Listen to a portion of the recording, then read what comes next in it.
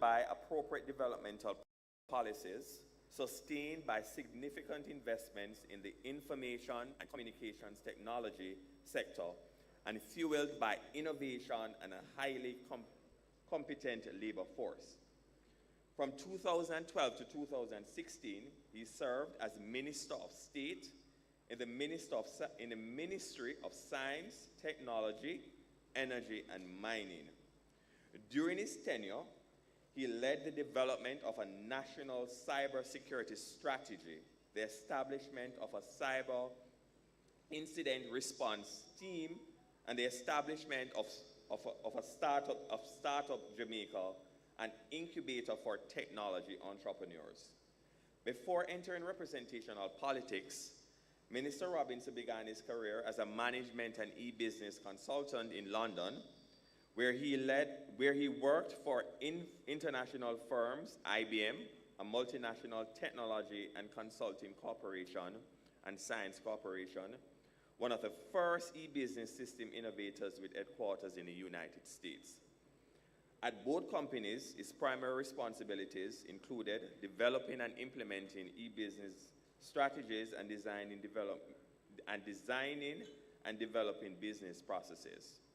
In 2001, Mr. Robinson was recruited by Jamaica's Trade and Investment Promotion Agency, JAMPRO, to manage the corporation's investment promotions portfolio. As manager for investment promotion, his main responsibilities included the design and execution of strategies to market Jamaica as an offshore location for ICT investment. A graduate of the Hope Valley Experimental Primary School and Campion College, Mr. Robinson earned his BSc in Management and Economics from the University of the West Indies, Mona. He also holds an MBA from the University of Illinois at Urbana-Champaign in the USA. Julian is married, has 2 children, is a cricket and track and field fan. I take this opportunity to welcome Mr. Robinson. Right. So just to kind of share the format for this morning, Mr. Robinson will give a presentation, and then I'll ask him a few questions, and then we'll take questions from the audience. Morning, ladies and gentlemen. And let me thank the JSE for having me here.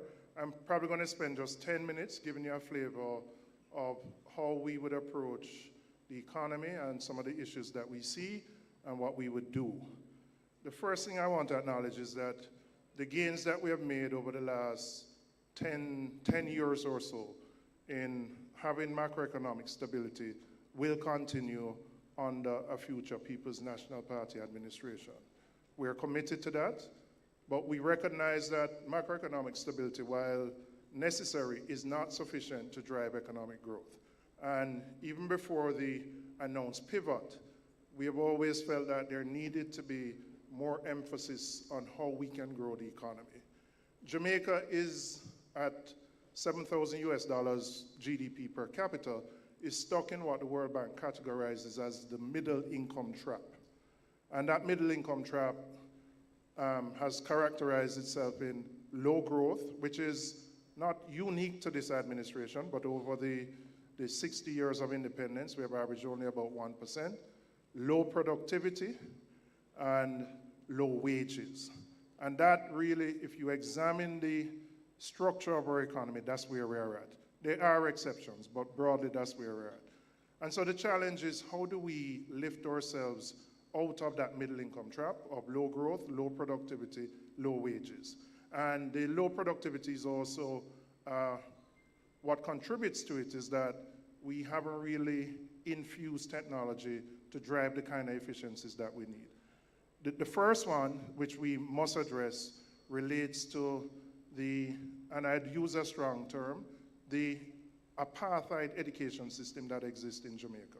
A strong term, but it really is what exists, which produces too many children who leave high school and they can't read and write. And the only fundamental way you can address that is by dealing with the basic and the primary school education, reforming that and focusing on 2 things, literacy and numeracy. while acknowledged we have an education transformation task force and they might be doing great work, I think we just have to narrow it down to those two things.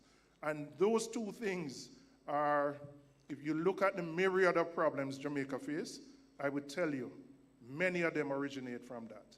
From the poor outcomes that start at the basic and primary school level. Just before we started, I have a son in grade 5 and a couple others here are doing PEP, and we were just talking about the pressure which not just the students, but the parents go through. And the reason for that pressure is we have 30,000 students trying to get into about 3,000 places.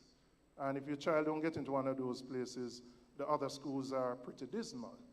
But the reality is that we need a national focus on literacy and numeracy at the basic and the primary school level. And I'm going to relate that to how we can deal with the state of our economy. The challenge with the economy is that we can't attract high-level investment because we simply don't have the quality of the labor force to do so. So in reading the introduction, I worked at JAMPRO 20 years ago. And I remember Infosys wanted to come here, and they asked us, can you find 500 software engineers? And I went to UTech, it was then called West Indies College. I couldn't find them. I don't know if we could right now, 20 years later. And so when we criticize the low value add of our BPO industry, the reason for that is we simply don't have the quality of people to attract higher level investment. And so we have to deal with that issue. While we can't fix everything in education, we must get our children to be able to read and write before they leave basic and primary school. That tackles one of the big issues. I then want to look at what are the industries that can drive this kind of growth that we need in Jamaica. And I come from a school saying, when you say the word industrial policy, people might say it's a bygone type of phrase. But I do believe you have to look at the industries that you have a competitive and comparative advantage in. And our location provides some of those industries. So for example, in logistics, and we are doing some things, but we are just scratching the surface in terms of the kinds of value-added industries that we can get out of our location. There is transshipment, there are cars, there are other things, but there's a whole lot of opportunities with manufacturing, not heavy-duty manufacturing, but manufacturing and assembly. In agriculture, I think there is a lot more that we can do. We should have as a target, and I know the minister is on the program, reducing our import bill by 10% every year. But to do so requires providing the access to funding and the technical assistance for the sector. And the funding is there. I saw Anthony from DBJ, but it used to be at DBJ, but it is simply too difficult for people to access. And we have to find a way to make it easier so that farmers can make that investment. And the government has to invest more. We're doing some of it in irrigation because there's no reason why we can't produce crops 12 months a year. We now depend on climate. The climate has changed. What used to be rainy seasons are now dry seasons, and that continues. So agriculture provides a tremendous opportunity. Why? Because you have a ready-made market. You have the tourism sector. You don't have to go out and look for that market. You have it here. It's a huge market. And if you were able to reduce your imports by 5 to 10% a year and have local farmers take that up, you would immediately see growth in the sector. So logistics presents a significant opportunity. Agriculture presents a significant opportunity. The creative and the cultural industries also do. And it's a difficult industry to organize because it's very informal and the players don't like to share how well they do, right? But if you look at what happened towards the end of December, what has happened even in January, you know, the concert at the stadium, which filled every single hotel room and Airbnb in Kingston, so much so that people stayed in Ocho Rios to come here.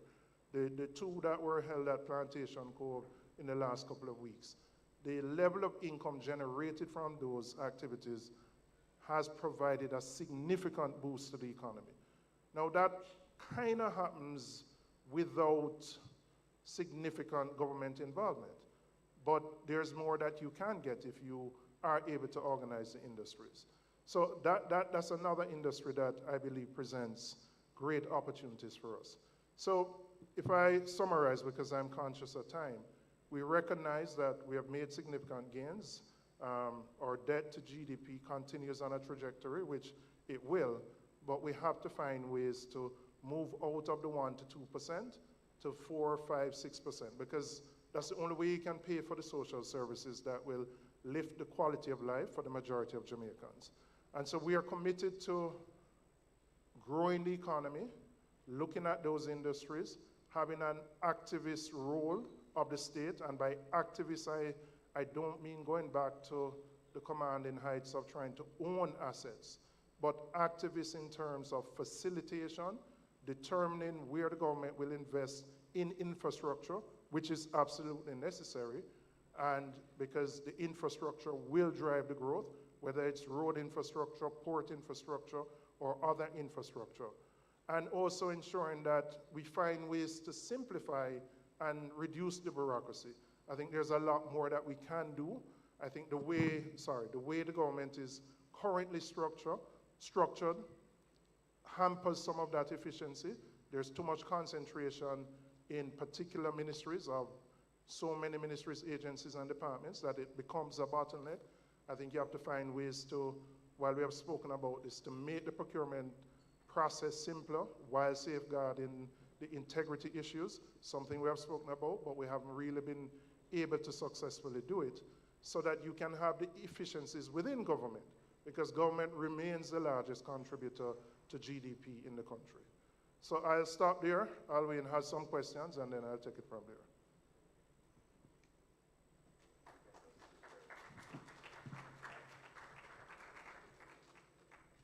Thank you so much.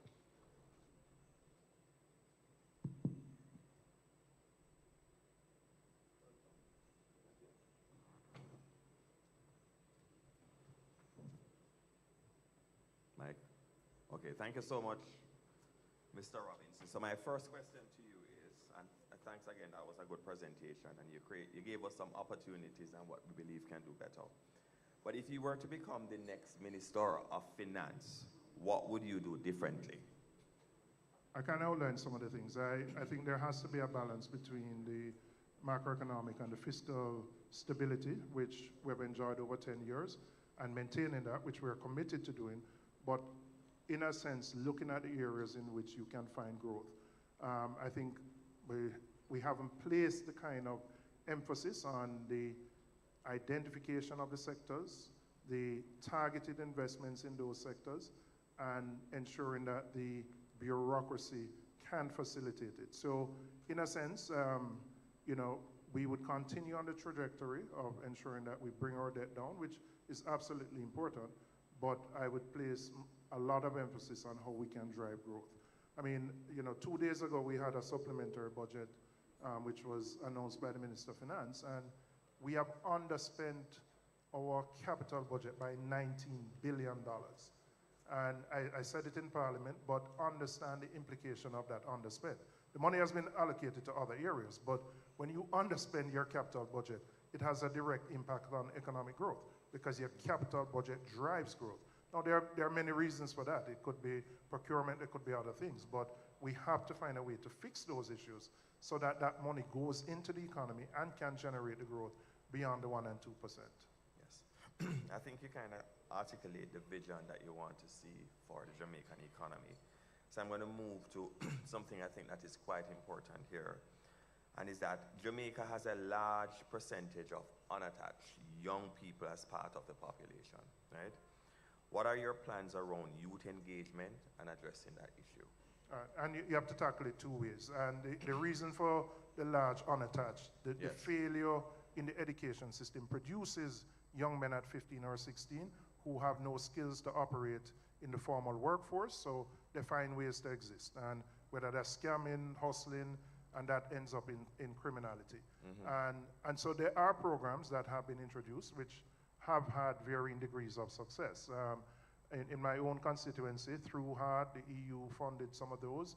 We had some short-term programs, 8-week programs, 2 weeks for what you might call the soft skills, where you teach people about dress, deportment, communication, interpersonal type skills, and then 5 to 6 weeks with some technical skills. So somebody leaves understanding, they won't be a mechanic, but they know how to do some basic things.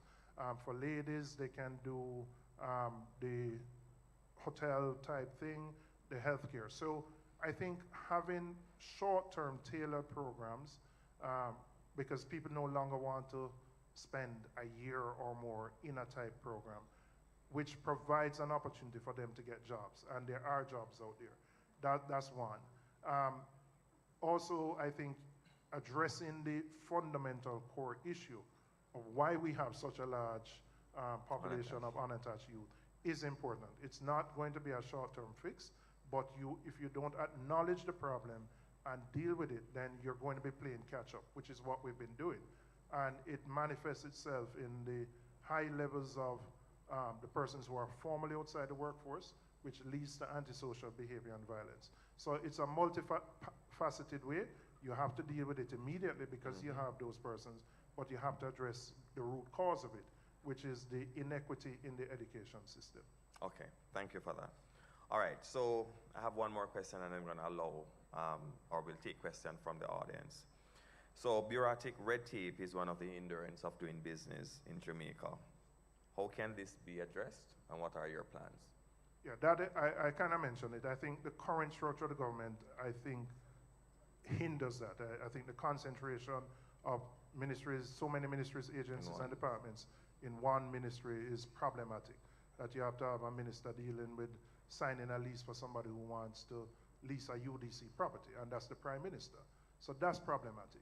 But I also think within the structure, there are problems with the procurement process, which I know the government has said they will address. I haven't heard what they plan to do, but you have to address that because that is a significant contributor to the underspend of your capital budget and the delays in getting projects through. I also think we have to look back at, a previous PMP administration had a development council which brought together multiple players within the public sector where you had a large project so that all the players could be on board so that you could facilitate smoother execution. I believe you need something akin to that to ensure that large projects can go through the pipeline pretty quickly. But I think we have to do more. I know the Prime Minister announced something recently. We have to see what that really manifests itself in. But I think there's more that must be done now so that government can become more efficient. And government is the largest contributor to the economy at this point in time. Thank you so much. All right, so at this point, we're going to just open the floor to take questions from the audience. And I see, go ahead. Thank you. There's a mic. Okay, go ahead. Thank you. Good presentation, Julian. Thank you very much. What's your thoughts on the development of a micro market? Of what, sorry? Micro market. You know, the Jamaica Stock Exchange Junior Market was started in 2009, and it is now legendary. What are your thoughts on a similar concept for the? I would absolutely support it because the majority of our businesses would not qualify for what is now the junior stock market. They are at a level below. Most of them don't have formal accounts, etc., and they would need the support. They all need access to capital. That's the biggest humbug for them. So to the extent that you could have a market, I don't know what the rules would be, maybe a little less stringent than what exists now. But absolutely, I would support that. That represents where the majority of entrepreneurs are in Jamaica right now. Thank you. Morning. Actually, that was a similar question I was asking because because we're talking about growth in micro market is approximately over 80% form over 80% of the economy. And we're talking about growth, but I'm not hearing a lot of what we're doing to support the micro industry. I think the difficulty is that there are programs in place, but they don't work. Right? As I say, I see Anthony, who used to be at DBJ. I mean, it bothered me when we would come to a budget period and we would have to, DBJ would be sending back money unspent. And the question is, how do we make it easier for those businesses to access funding? And I mean, obviously, a bank has to ensure you have sufficient collateral and you manage your risks so that you're not giving money away. But I mean, I think we have swung the pendulum too much on the other side to the extent that the majority of these companies just can't access it. And you know, these micro companies, they don't have access to the accountants, the lawyers to prepare themselves in a way that their books are up to date, etc. So it is a challenge, and I think we have to find ways while protecting public resources, obviously, to ensure that we can get to these micro businesses. And I've seen it. There are micro lending works in Jamaica. The rates may be oppressive, but I mean, there are many companies doing exceedingly well, which means there is a market demand for it. And so we have to find ways to make that kind of funding and the technical assistance. And importantly, the technical assistance. I think the technical assistance is even more important than the money. If you get good technical assistance, you can get access to the money. So you have to expand what JBDC does and some of the other agencies to support these micro entrepreneurs. Hi, morning. I have one question, Mr. Robinson. Here. So you mentioned a lot in your presentation that they underspend in the capital budget, right? The Spark program was announced. They said $2 billion was allocated to fix roads. Can you tell me why successive governments are committed to patching the roads every 2 to 3 months as opposed to investing in proper roads that can last you for a longer time? There are roads that have been paved with cement, like hard cement. We have examples of them, Fern Gully in the Bogwalk area and so on. And even when those areas are flooded to capacity, once the water runs off, the road is still intact. Now, successive governments have indicated that the reason for this is that the expenditure is too high. We can't invest in proper roads, it's too high. But has any assessment been done? You pave a road or patch it up every 2 to 3 months, as opposed to you build this road one time, it lasts you 10, 20 years. Are you saying that if the PNP were to be the next government, would you do anything differently in this regard? All right, so let me try and answer the question. In terms of the concrete roads, the capex upfront is significantly higher, but it lasts longer. Now, what the engineers have said in relation to the widespread use of concrete roads is that a lot of our sewage, water, and telecoms infrastructure runs beneath the road surfaces. And particularly for water, you have an aging pipe network of 50, 60 years, which is why NWC have to dig up the road all the time, much to the frustration of everybody. But it is much harder to deal with that on concrete roads than on the asphaltic roads. Now, there is a case for concrete roads in particular areas, particularly if where you have water. So I have one on Mountain View when you take that dip, because there's water that runs through it, and it makes more sense. So like places, and you've seen it in some of our fordings, in the one in Grandspen and now Benson. Wherever you have a consistent flow of water, concrete makes more sense. To the extent that you'll have it widespread, I don't think so, because of the issue I mentioned, which is that if NWC has to repair a road, much harder. Now, the question of why you patch versus why not just do resurfacing, it comes down to is dollars and cents. And I know you went and say, well, if we do it good one time. So for example, Spark allocates 150 million per constituency. If I take Old Hope Road, which is in my constituency, or Hope Road, if I did Hope Road from Halfway Tree all the way up to Papine, right, that alone might be the full 150 million, right? Which is needed because it's a heavily traversed road. But are going to come under significant pressure from everybody else who road won't get fixed. And that is always the challenge. We have a huge road network. I think we have to tighten up how we deal with contracting and procurement, because I think a lot of what actually gets spent on the ground is significantly different from the figure you hear at the top for a variety of reasons, which I won't get into. So I think how you deal with procurement, we would improve that and look at the areas in which concrete roads make sense. They're not practical everywhere, But in some areas, like parts of Junction, for example, they make more sense than the asphaltic concrete. Just in terms of that assessment, sorry, Alvin. Just in terms of the assessment, the patching every 2 to 3 months versus more fulsome fixing of the roads. Has that assessment been done in terms of what it costs the government to do? Again, I mean, NWA advises, remember, I'm not in government, but they advise the government on these things. I know it may not be as frequent as every 2 to 3 months, but I take your point. The reality is that we see roads which are fixed and they get dug up in a relatively short period of time. That also speaks to the quality of work being done. Sometimes it's the mall and other things are inferior, and you end up with that solution. I would say a big part of that problem is governance, and I don't want to go into it because I could, but we don't have time to go into it. But Yes. poor governance contributes significantly to that problem. Thank you. Thank you, sir. So, I want to ask you the same question that I asked the finance minister, and that has to do with the exchange rate. The finance minister said that we all know that it's the central bank that manages the finance rate.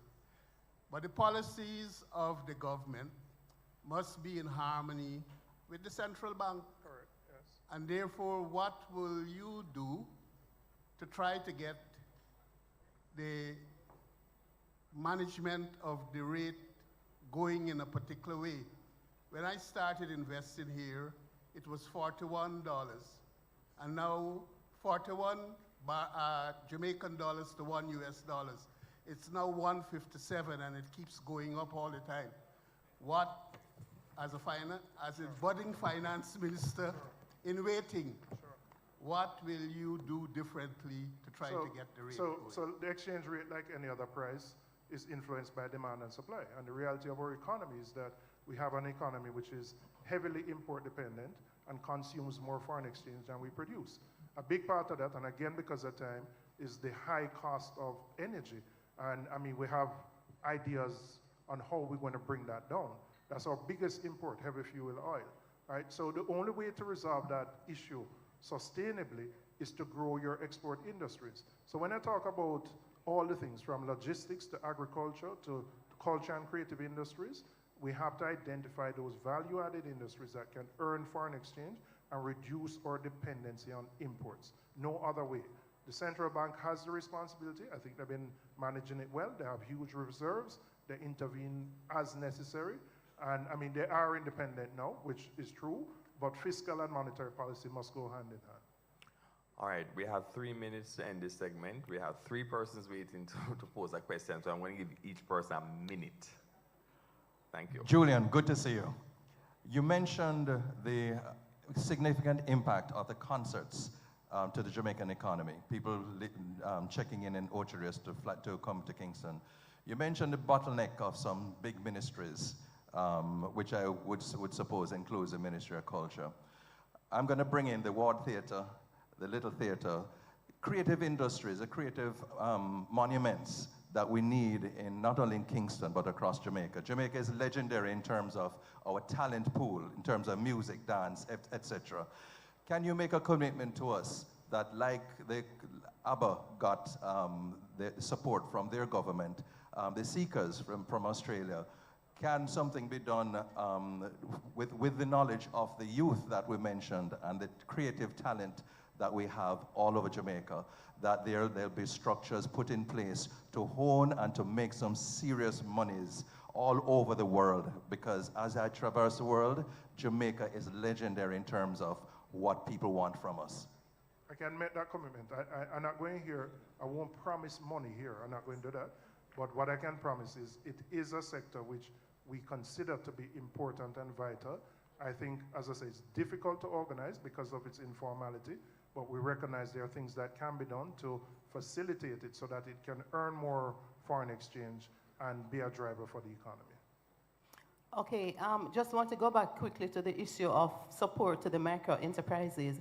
The government has an MSME and entrepreneurship policy with a good enough implementation plan, but oftentimes no budget allocation is made to the implementation plan. What is your view on government actually putting funds towards the implementation plan in these policies so that some of the very important structures that need to go in place for technical support and capacity building can be had?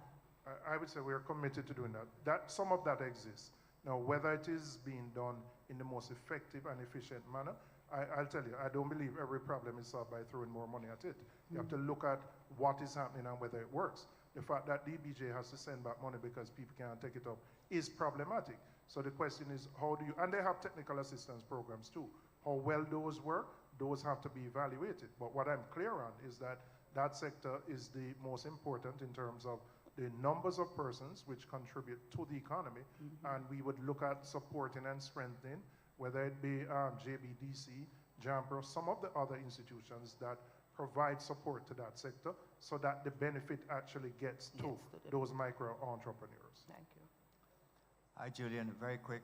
Energy, can you expand on your plans for energy in view of the JPS license issue? Well, I think we have to, the license expires in 2027. You have to start, or 2028, you have to start the negotiations, I think, in 2025. And there are things that would absolutely need to change, right? But I would say we have not done as well as a country in bringing more renewables onto the grid. I mean, the last time we went to the market, 2013, we had implementation in 2016. And RRP just came out in 2024, 8 years later. I won't go into why we are there, but you have to have, I would say every 2 or 3 years, you need to bring more renewables onto the grid.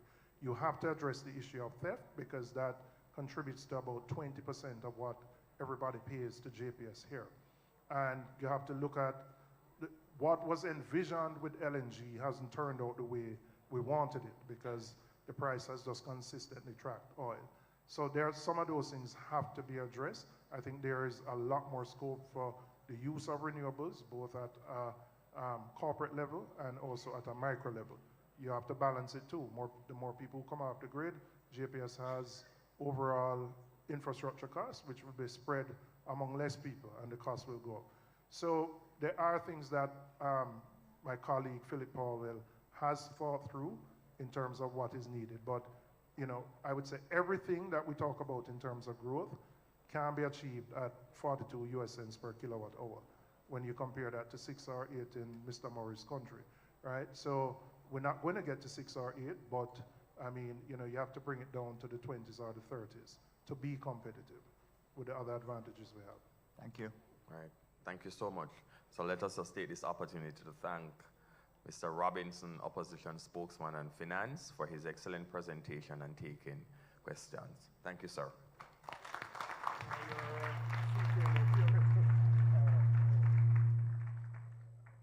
Thank you very much, Julian. I don't know how tight your schedule is, but I know that there are many other questions that may come to you. I know CBX is outside waiting to interview you. So hope you have a little time to spend with us.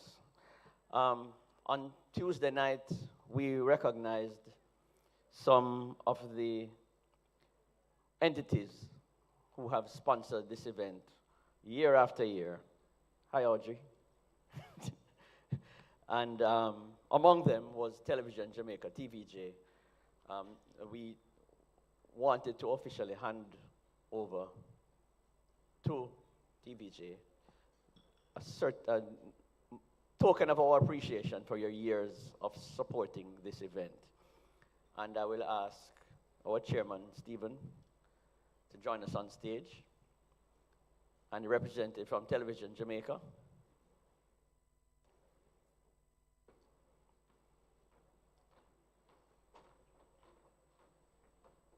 Who's from TVJ here?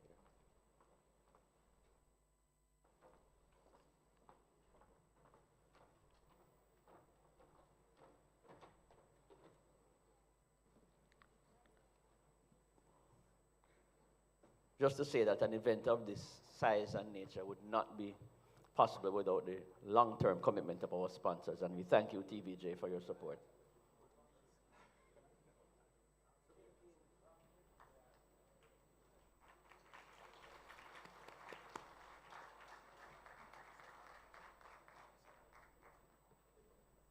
Thank you very much. All right, our next session, we speak about the company's outlook for 2025 and beyond, and we're going to have comments and opinions from some prominent chief executive officers. And I will ask our next moderator, Mr. Dashan Hendricks, no stranger to media, to join us on stage to walk us through this session. Please welcome Dashan.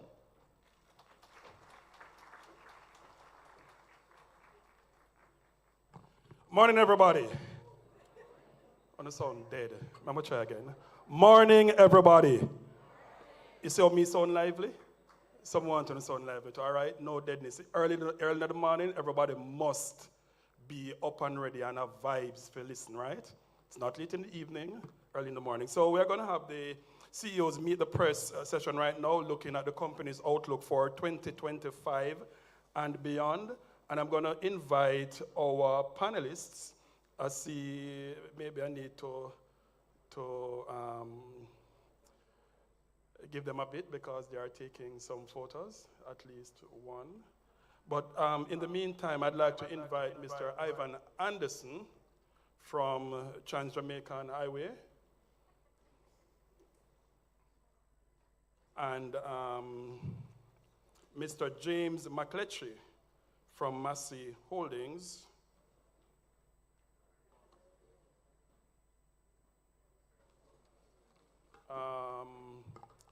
Mr. Robert Almeida, who is the CEO for the NCB Financial Group. He's online? Okay. And Mrs. Audrey Tugwell Henry, who is the President and CEO of Scotia Group Jamaica and the Senior Vice President for Caribbean, North, and the Central. So the order would be James McLetchie, Audrey Tugwell Henry, and Ivan. No, the Robert Almeida is online. So, yeah, you can just sit beside Audrey. I'll just sit in the last one.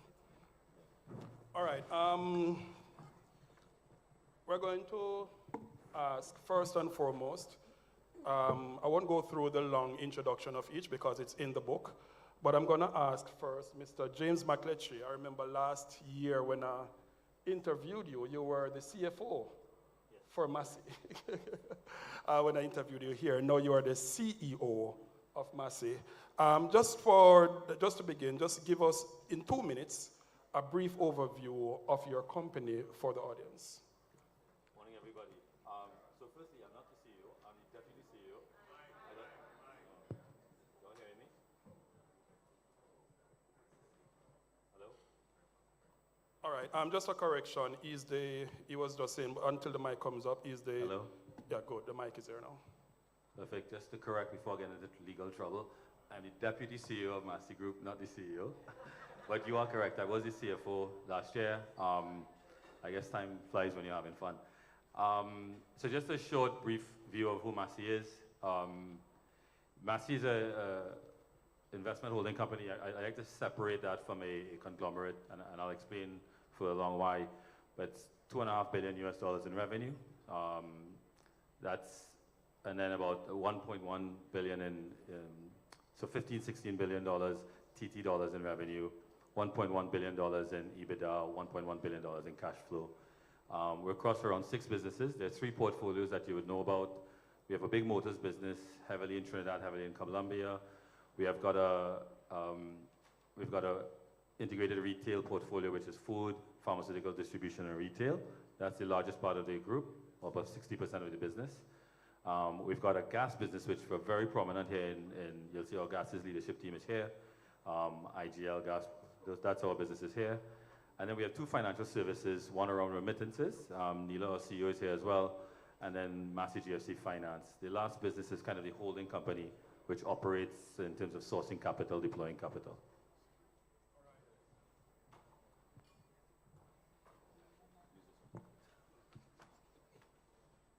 All right, I'll just go to Audrey and Ivan with the same question. Just tell us a bit about your business in 2 minutes, your company. Okay, so I'll go first. Good morning, everyone. I'm the CEO of Scotia Group.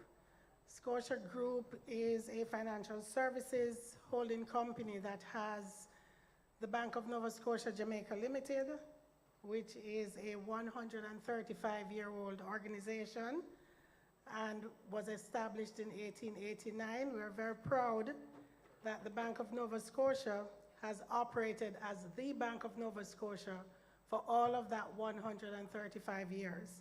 So we've had a very long history of doing banking in Jamaica. We also have Scotia Jamaica Life Insurance Company, which provides protection services, a very old entity, celebrated I think 25 years, Deborah. And then we have Scotia Investments Jamaica Limited, Scotia Jamaica Investments Limited, SIJL.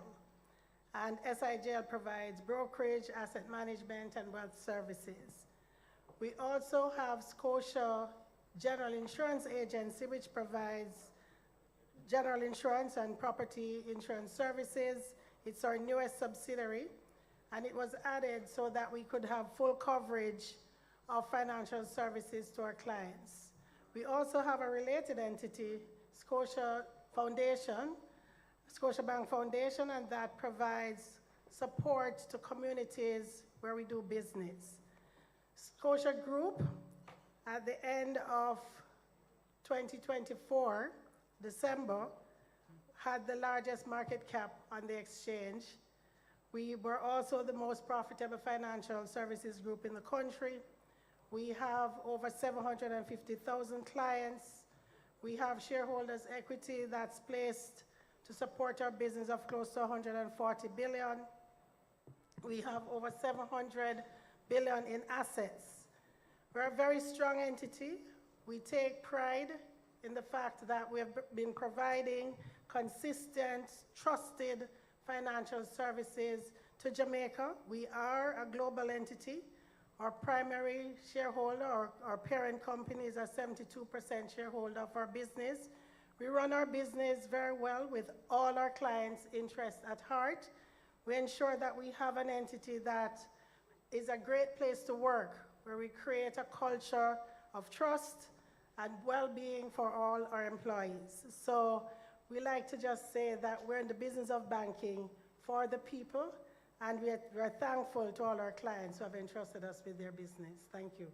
All right, before I go to Ivan, Robert Almeida is there with us online, and I just invite him. Robert, I haven't seen you since the start of the year, right?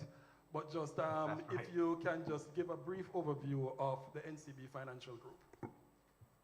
Sure, thanks, Dashan. Happy New Year. Thanks to you. So NCB Financial Group is one of the largest and most diversified financial groups in the Caribbean region. We're comprised of the NCB Banking Group, which is headquartered in Jamaica, the Guardian Insurance Group, which is headquartered in Trinidad and Tobago, and the Clarion Banking and Investment Group, which is headquartered in Bermuda. We operate across the region, providing banking, payments, capital markets, wealth management, general insurance, life insurance, health insurance, and pension solutions. And we tend to be number one or number two in the markets in which we operate.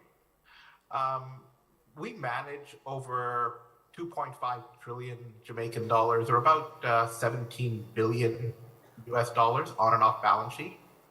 And to put that into the way I like to talk about it is, it means we source about 17 billion US dollars of capital that customers are looking to put to work.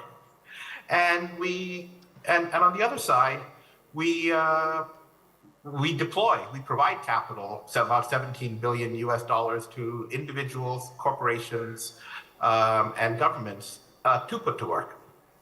In addition, we are about 5,000 employees, and we're purpose-driven about building a better Jamaica, building a better Trinidad, building a better Bermuda, building a better Dutch Caribbean, building a better Caribbean, by helping our clients create wealth. Thanks. All right, and Ivan Anderson from Trans-Jamaica Highway. Your 2 minutes to just, first and foremost, tell us about your business in 2 minutes, and then after that, we'll go to your vision for each of you for 2025 and beyond. All right, thanks, Dashan. Good morning, everyone. Anyone here who is not a shareholder of TJH?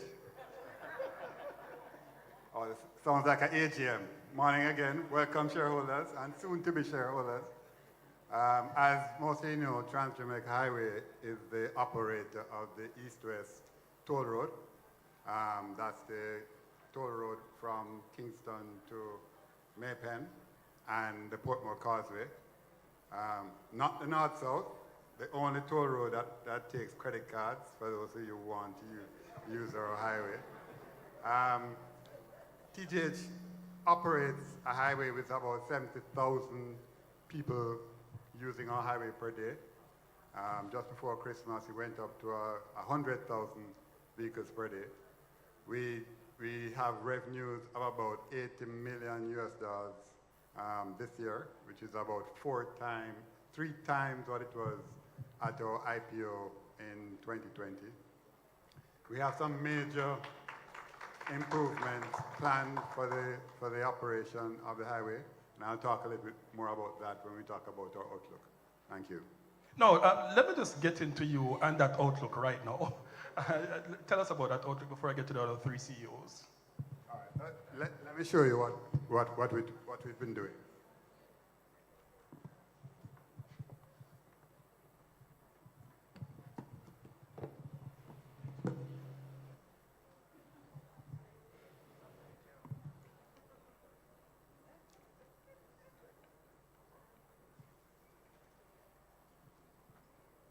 All right, while you get ready, Ivan, let's just get first with Audrey while he's set up.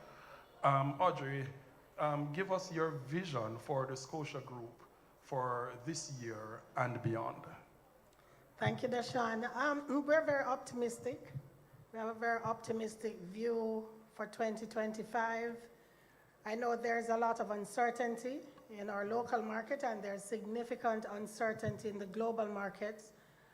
There are serious geopolitical tensions. There are very unusual trade conversations about aggressive tariffs, which we know can have colossally negative impact on markets and countries. We know we're a small developing country, so we're susceptible to what happens in the global economy. But notwithstanding some of the headwinds that we're seeing, we're very optimistic as a financial services group about 2025, and that's built on a few things. In the first instance, you know, Scotia Bank and Scotia Group has been around a long time, and we have weathered many different scenarios. We have consistently shown that we have the ability to navigate adverse conditions and to do well, and that's largely because of how we manage the business and the relationships we have with our clients. We're also very optimistic in the outlook for Jamaica because we have done well as a country in fiscal stability, and there are now conversations about growth. And as you know, we always say you cannot stop a Jamaican. So we're very optimistic about that. The final thing I would say, because I see you eyeing me, Dashan. No, I want to know what specifically Scotia. Okay, so I'm going to get specific to Scotia. We have a 5-year strategic plan. We just executed year 1 of that plan quite successfully. And that plan is focused on largely organic growth, looking at client primacy, deepening client relationships, making it very easy for our clients to do business with us, continuing to invest in making our business even more efficient.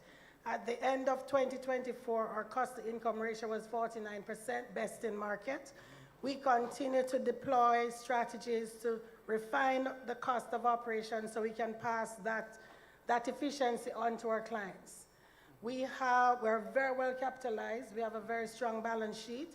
So we know that we can meet the growing needs of both commercial clients, small business clients and retail clients. So working with, the clients in the local market, we're very optimistic that in spite of some of the negative headwinds, we'll be able to navigate well. All right, Ivan, you ready now? Go ahead. So Ivan, your vision 2025 and beyond for Trans-Jamaica Highway. Thank you, Dashan. Morning again, everyone. So earlier this morning, we were talking about the potholes. So as you know, I don't have to say it, right? The toll road has no potholes. The East-West Highway has no potholes, so you don't have to worry about that. All right, so this morning I'm going to talk you through a few slides, just a few slides.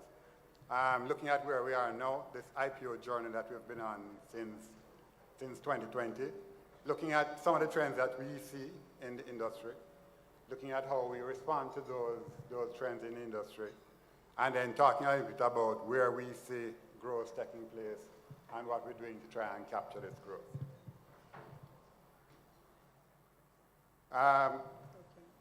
So where are we on this journey? So as most of you would know, TGH came to the market in 2020 with an IPO, where we purchased the assets of TGH from the French, who were owners and operators of TGH up until 2020.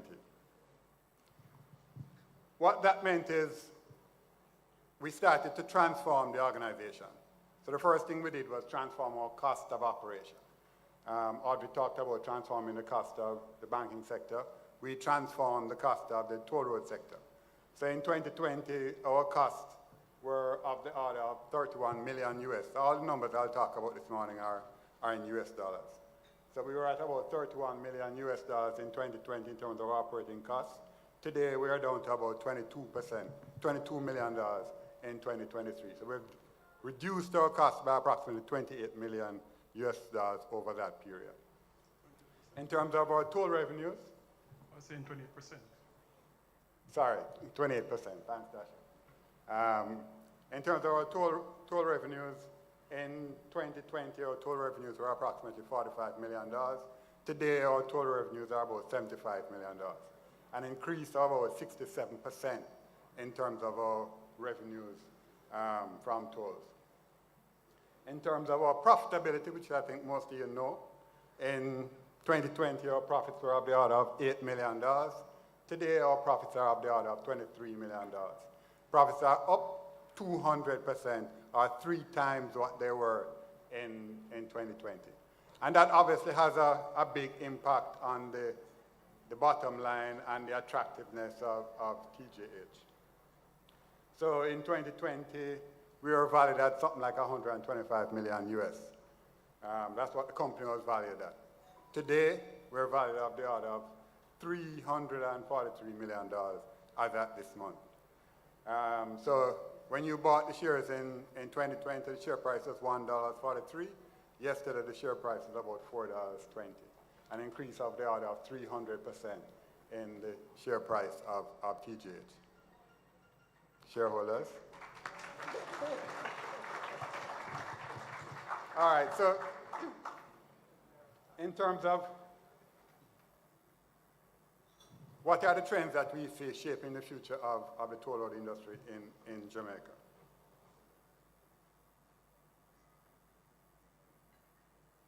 I'll talk about a few of them. Obviously, the growing demand for infrastructure due to the urbanization, especially around our capital city. So if you look what is happening, for example, in Portmore and the areas beside Portmore, with the rapid urbanization, growing developments in and around Portmore. We see 14,000 new units being built in the Bernard Lodge area. We see the developments taking place along Old Harbour Road, the new developments, Silverson, Jacaranda, Whitewater, all taking place. That is obviously driving demand, especially in these areas. We see the increased adoption of cashless and automated tolling systems along the highway. We see an increased focus on environmental, social, and governance compliance for the projects like ours and the way rating agencies treat projects like ours. We see an integration of smart technologies into the developments of highway. Julian talked about maintaining the roadways. But how can we anticipate where we're going to have potholes. Rather than waiting until the potholes appear, how can we anticipate when we are likely to have potholes and therefore be proactive to patch those areas prior to having the potholes? And that's some of the AI that we'll talk a little bit about in terms of what we're doing along the highway. In terms of our own strategic priorities, we're focusing on 4 main areas. Obviously, continuing to accelerate the adoption of cashless tolling systems and real-time traffic monitoring. Everybody who knows, as I said earlier, everybody who uses the highway knows that you can use your credit cards on the highway. You can use a credit card just for normal transactions, or you can use a credit card for topping up of your toll tax. This year, we also launched a partnership with MasterCard and NCD to further improve that technology. So right now, when you go to the toll plaza, you hand the toll teller your credit card. She enters the information in terms of what the toll is. She waits for the authorization to come back. She tears off the receipt. She gives you a copy, and then she opens the barrier. But what would happen if you just drove up to the toll plaza? The toll system was talking to the credit card system. The toll system passed the information to the credit card system as to how much your toll is. You simply tapped on a receiver, the toll barrier opened, and you went through. So that's what we're doing this year. So by the end of the year, we'll have transformed the way people pay tolls along the highway. We're obviously also building more resilience into the highway network. Julian talked earlier about the roadways. How can we build resilience into the roadways? How can we ensure that climate change, the designs and the impacts of climate change are actually also incorporated into the design of the roadway? So that's part of what we're also doing. And obviously, we're also enhancing the user experience. Today, we talked about using the credit card to top up. So when we had our IPO, when you wanted to buy a tag, for example, most of you know how you did it. You came out to your car, visited the office during 9 to 5, came out to your car, went into the office, gave them all kind of documentation. We know how that is. You know, your driver's license, registration, et cetera, et cetera, et cetera. Today, you drive up to the toll teller, ask her for a tag, and she issues the tag, and you're on your way. 3 years ago, we had to know what kind of vehicle you were driving before we gave you a tag. Yes, I know most of you don't know. You actually can go to the toll teller and ask her for a tag, and she will give you one. How do you top up? Again, back in the day, in order to top up, you had to go to the office, or you had to do it between 9 a.m. and 5 p.m. Today, you can top up anytime, 24 hours a day. You can also set your app to top up for you. You don't have to remember to top up. Your app will constantly monitor your tag balance. Once it drops to a threshold that you think is the minimum you need, it will top up by itself, no longer having to worry about when to top up or if you have topped up. And finally, today we're actually piloting what you call WhatsApp top-ups. Those of you who go to Kentucky know you can buy a Kentucky through WhatsApp. Sorry for the plug for Kentucky. But you can do the same thing with the T-tag. Driving along, you want to check your balance? Go on to WhatsApp, check your balance. You want to top up your account? Go on to your WhatsApp and top up your account. Right now we're piloting that, and that should be in place within the next few weeks. Finally, talking about some opportunities. As I said earlier, Last year, we had about 70,000 vehicles per day average on the highway. During the Christmas period, we had 100,000 vehicles on the highway. So that week before Christmas, we had 100,000 vehicles along the highway. And what we're doing a number of things to begin to handle that increase in traffic. So we're increasing the size of a number of our toll plazas. So right now, if you drive along the highway, you'll see expansion work taking place at Vineyards to allow for more people to be able to use the highway. We're adding new lanes at Vineyards. At Freetown, we're adding new ramps to get onto the highway. As you know, we've also been negotiating with the government of Jamaica. Just wrap up it. All right, sorry.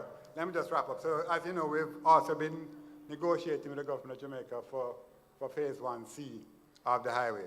And we expect that that will come online within the next few weeks or so. So thank you very much. If you need a toll tag, just talk to me after. If you need to buy some shares, we can organize that for you as well. Thank you very much. All right. Thanks, Ivan. A pretty comprehensive. I know you're going to get more questions when we get to the question and answer, which we want to get to after I get to James and Robert. Your outlook for Massey, what are you seeing in the vision that you're looking at for growth of Massey going forward? Yeah, so just to give context, let me convert it back to Jamaican dollars. We are just about 360 billion in revenue. Our goal is by 2030 to be about 560 billion in revenue for the group. I think I mentioned yesterday that it is not past us that we understand our shareholders feed into the pension, to our pensioners, right? 600,000 pensioners rely on our dividends. So growth is extremely focused on hard currency growth, mobile currency growth. So to answer your question just quickly, one is our growth is going to be, I think about 40% of it will be organic, but over the next couple of years, 60% of it will be inorganic, primarily probably in markets like the US, hard currency markets, so we can repatriate some of that hard currency back here. Which areas are looking at to going in the US? Still retail? Retail is a clear and obvious one. I think coming out of our strategic process in March or April, I think we'll define specifically what markets on the other portfolios. Yeah. The two other things I would say is that you'll see us pushing heavily on increased transparency on investor engagement, more akin to what you'd see in international markets. And that leads to my third point, which is, I think, more active participation in the market. I know my lawyers are always looking at us, so I'll be careful what I say, but even participation in Jamaica. Jamaica is an extremely important market for us. That's why we are here. So we're looking at some things to how do we participate more actively in the capital markets here in Jamaica and more broadly. Robert, NCB Financial Group, you have at the envy of the task of turning it around in the last year and so. What are you looking at in terms of growth for the group in 2025 and beyond? Thanks. So, as I listened to my colleagues on and their comments, I thought I don't want to repeat what everybody else has said. So it's amazing how similar thinking can be. Without repeating it, let me just pick out a couple of things. One is we assembled over the last number of years. NCB Financial Group assembled this platform, kind of an unrivaled platform of banking, insurance, financial services across the region.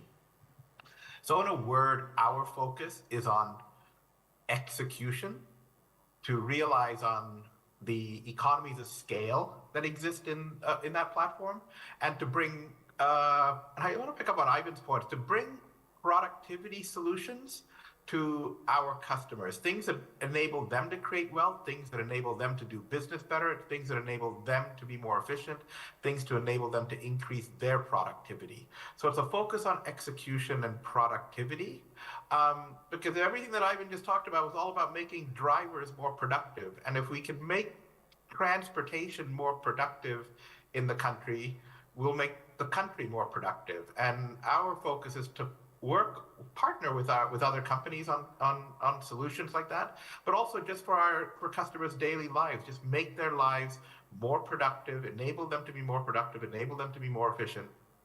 by leveraging this platform that we've assembled for banking, protection, and wealth creation. So it's really, in a word, it's a focus on execution. All right, this question is both to Audrey and Robert. Banks have billions of dollars on their balance sheet. Both of you mentioned it. What are you doing? You all said that you're trying to grow mostly organic.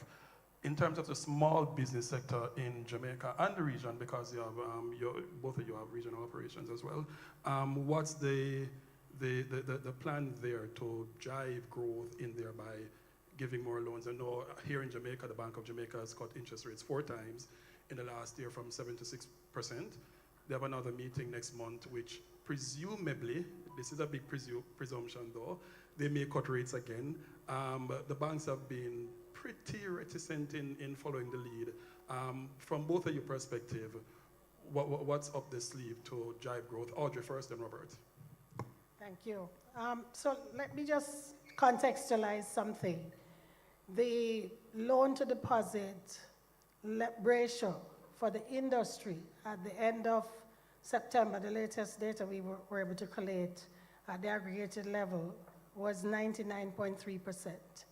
So I think we need to debunk the myth that we just hold deposits and we don't lend. So, and that was coming down from 2022 when it was 100.4% loan to deposit ratio. So I would say that certainly my organization has been lending at a tremendously fast pace in the last 2 years. That is one, in meeting demand, and two, because we understand what the market needs and we have been applying that. So that's one thing. The second thing that I would say is, in terms of interest rates, we really need to make sure that the market understands that there's no 100% correlation between the policy rate and the rate that banks lend at in the market. The central bank has deployed several measures to manage inflation over the last 2 years. And 2 of the measures they have not touched, they have not looked at. We think about open market operations, that has basically doubled in the last 2 years. And we think of the increase that occurred in the reserve requirement ratio for banks, which is 6% of all the deposits that we take, that's been held at the central bank at 0, and 14% of reserve requirement for foreign currency. That's also held at 0. So there are other factors that impact rates in the market that need to be elevated. Since the time is short, I'll just also use my comments to speak about the cost of banking in Jamaica and what the government of Jamaica and the central bank, there are other measures that they can do to take down the cost of doing business for banks. To start, banks pay 33.33% in tax on their business. Other corporate entities pay 25%. Banks pay an asset tax on total assets held, which is a disincentive to growth, but banks are growing anyway. And the government of Jamaica had implemented a temporary measure to institute an asset tax on banks, and they have not removed that. And that creates a burden on the Jamaican public because it is a burden that the banks are bearing. The other thing is that every single banking service attracts GCT. And so if the government of Jamaica is interested in taking down the cost to the consumers, those are all things that are within their control to help to make banking services and interest rates lower for consumers and businesses.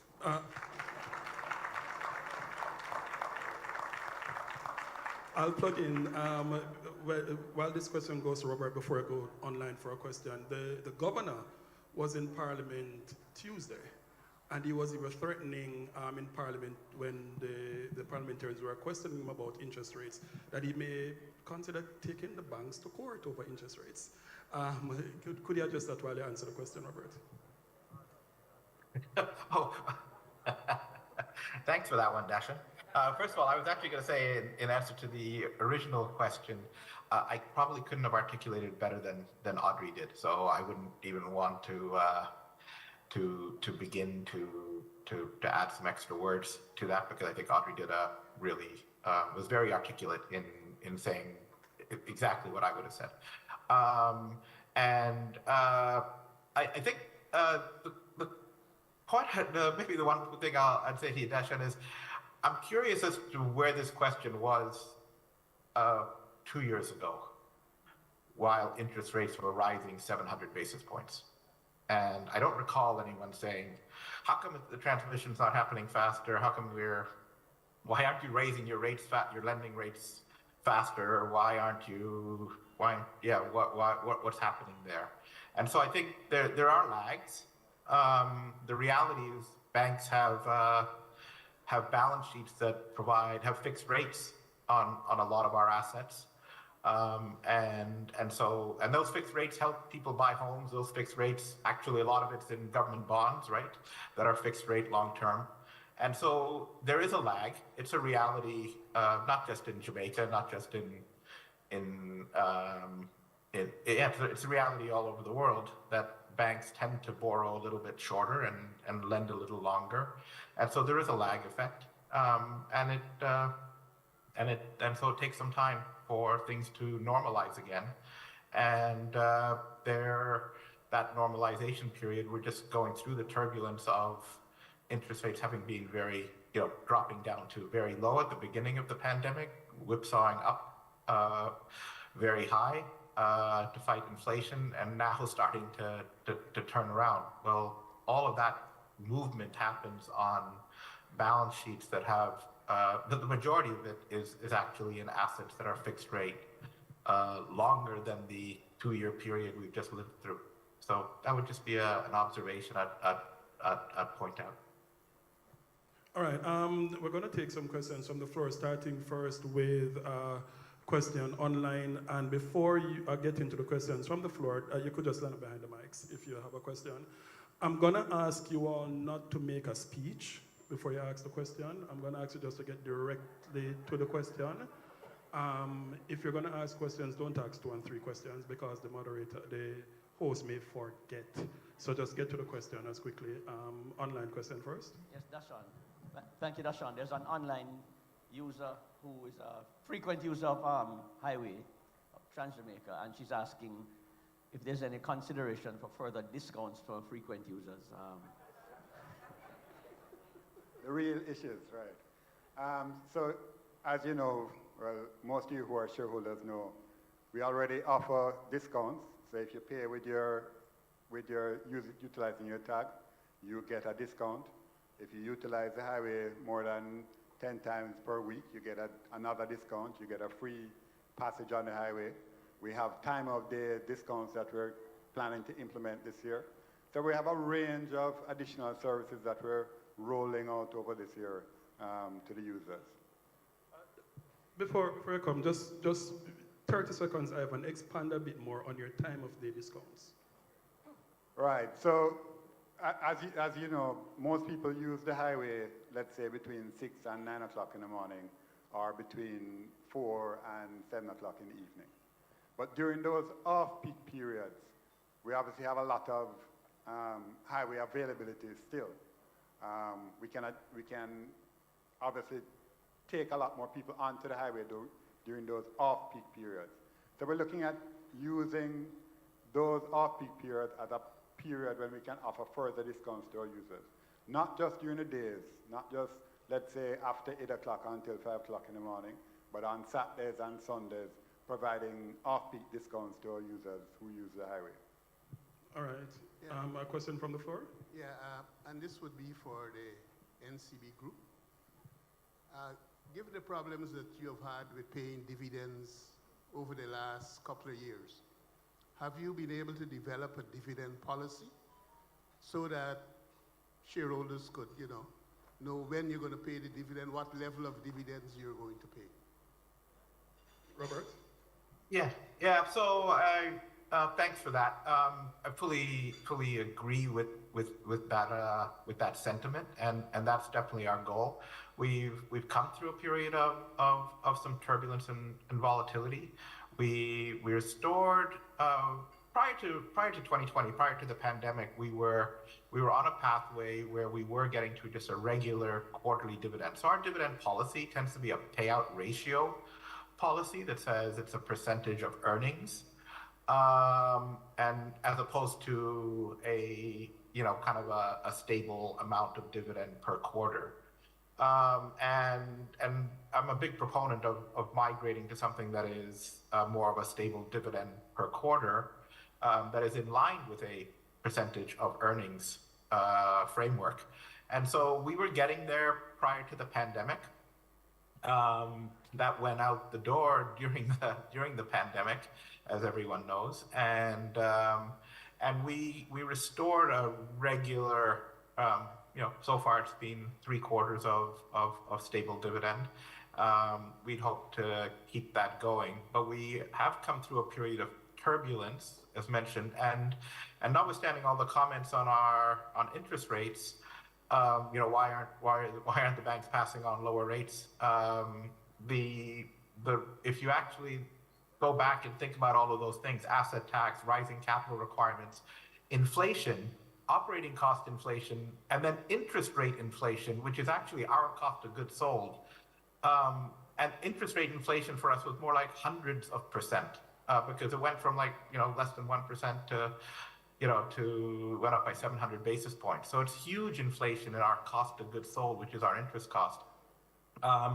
So we've gone through a very turbulent period, and so our earnings have been volatile, and so the dividend has been volatile. But I'd say to you, our goal is definitely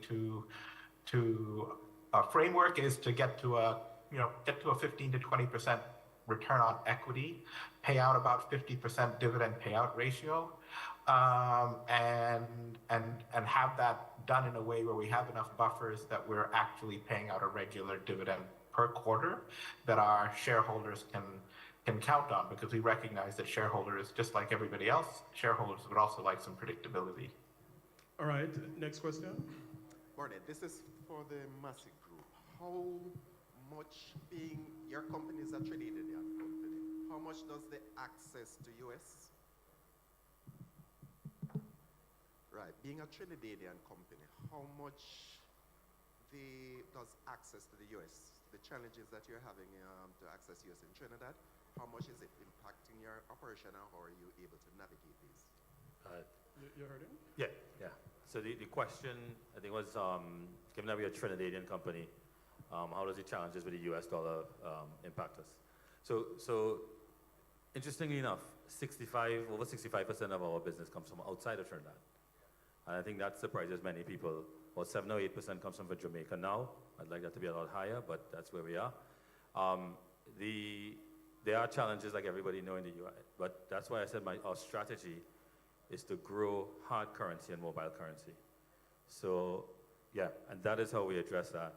And when I said, just to define what mobile currency means, it may not be US dollars, but once we can move the currency around economically to pay dividends, that's the optimum. That's how we think about it. So, and our entire growth strategy is focused to make sure that our currency exposure is long-term, quite resilient and protected, because ultimately our shareholders have to be paid. Keith. For the Massey Group also, can you expand on the countries that you're focusing on, not just Jamaica, but regionally? And can you expand on the businesses that you're targeting? Obviously retail, but you have other business lines. Yeah, so essentially the expansion, I'd separate it into two things. We have spaces where we have organic expansion. So I'd say Barbados is important to us, Jamaica, all organic expansion. Obviously Guyana is a major market for us as well, and that market is growing extensively. So our distribution and retail business, our gas business, and our motors business is a major priority there. As it gets back to that resilience of currency, for now the US is our IRP, so our retail and distribution business growth is going to be there. But I think coming out of March and April, we may actually look even more of what the US and other markets with hard currency could do for us. I'll be remiss to ignore our financial services. We are digitizing those businesses. We believe those businesses are tied to the underlying 3 other portfolios.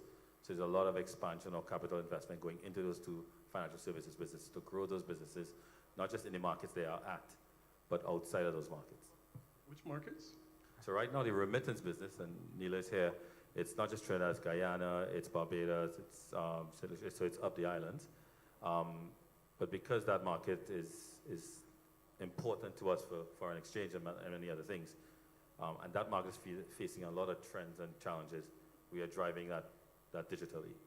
We have another bank in Trinidad, GFC, which supports our motors business and other businesses. We believe that that model can be replicated in other markets as well. All right, you have another question, Keith? Well, if you're going to give me the opportunity, Robert is here.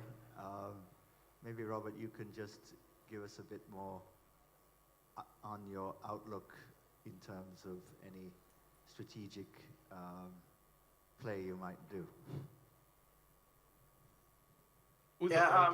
Thank you. Yeah, like I said, our focus is, having spent a number of years on expansion. Expansion by acquisition, expansion geographically, expansion by product line, business line, expansion in investment and innovation, from the digital wallet type solutions and all the various payment solutions, as well as investments in e-insurance and digital insurance.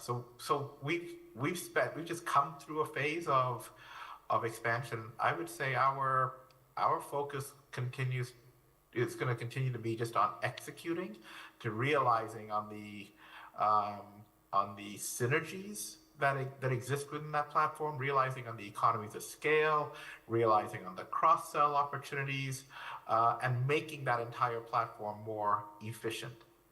Again, in a word, it's efficiency. In a word, it's productivity.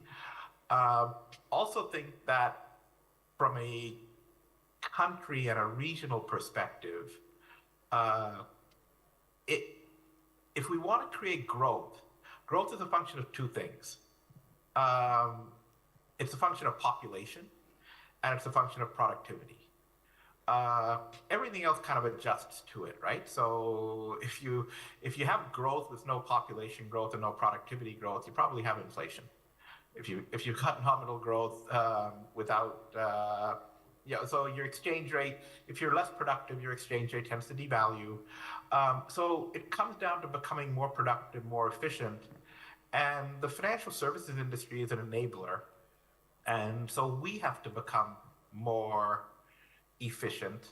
And if we can become more efficient and be more efficient, we can help all of our customers be more productive, more efficient, more resilient, have better protection, all of those things. So yes, our number one focus is just productivity and efficiency, all with a customer focus.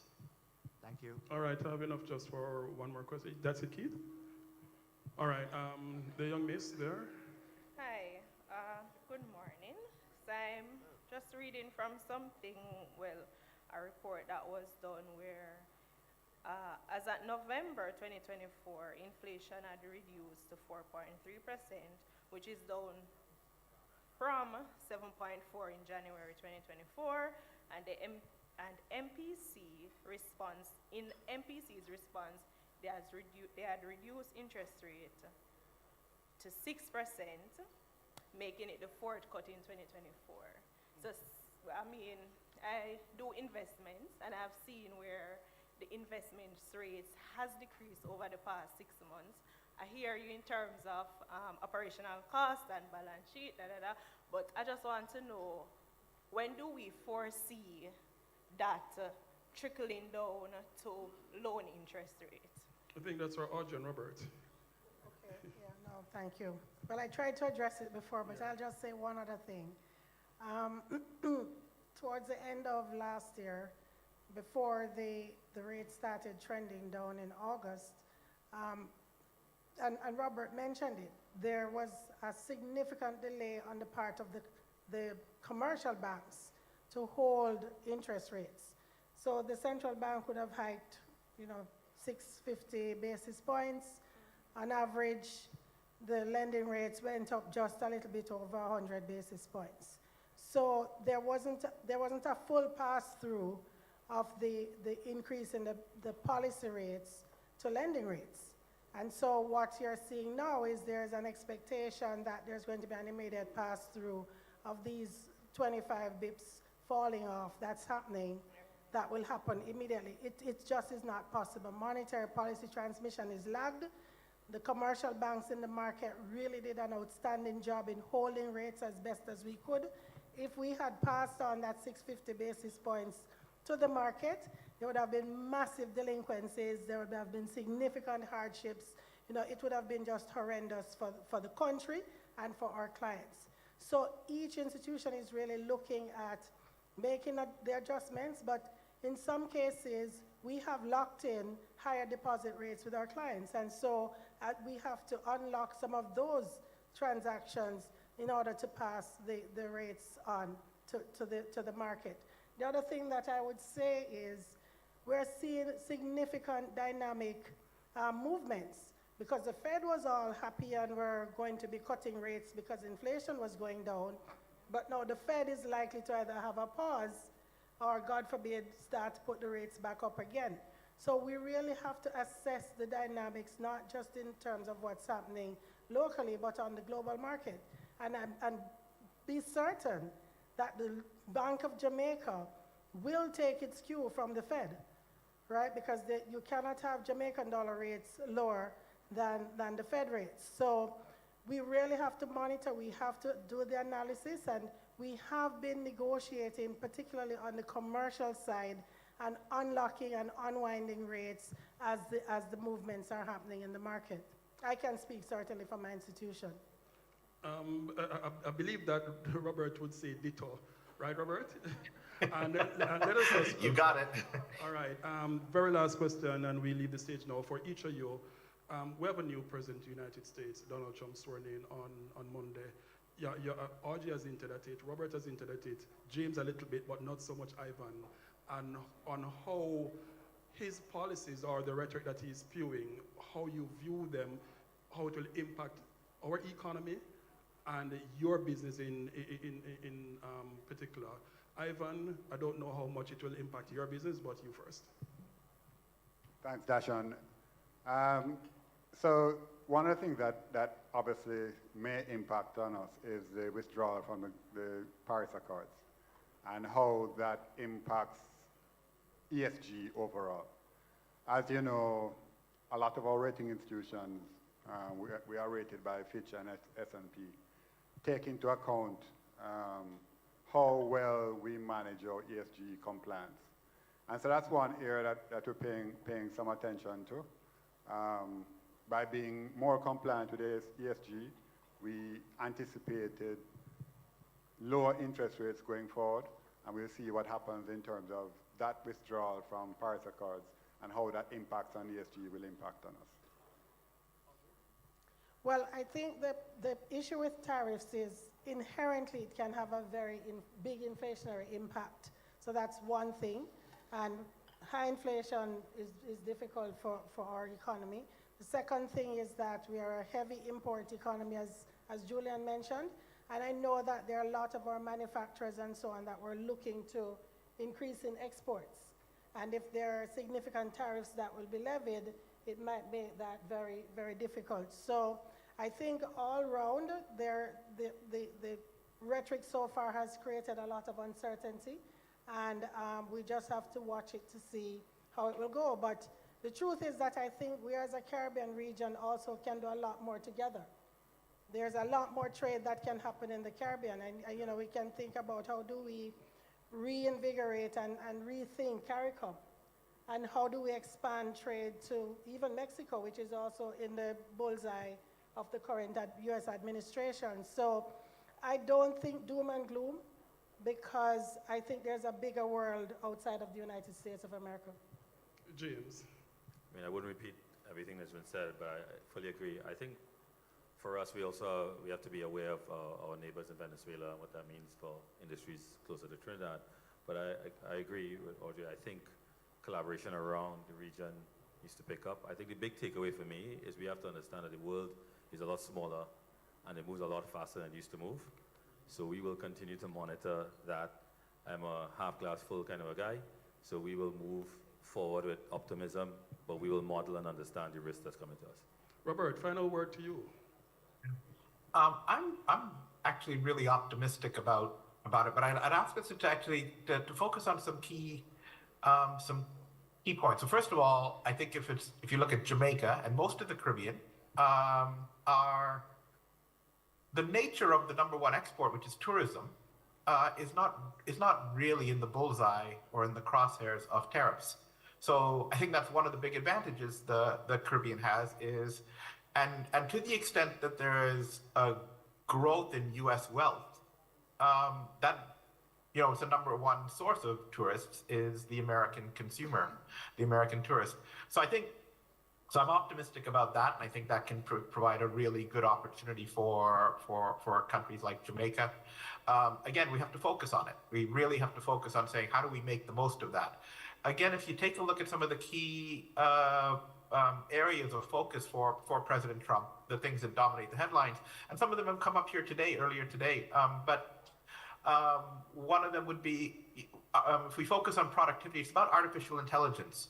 There's going to be a big push on AI, and AI can also be leveraged. So there's one, you can be a producer of AI, but you can be a user of AI. And as a user of AI, it presents a tremendous opportunity for a country like Jamaica, like the other islands, where access to people, access to skilled people is limited.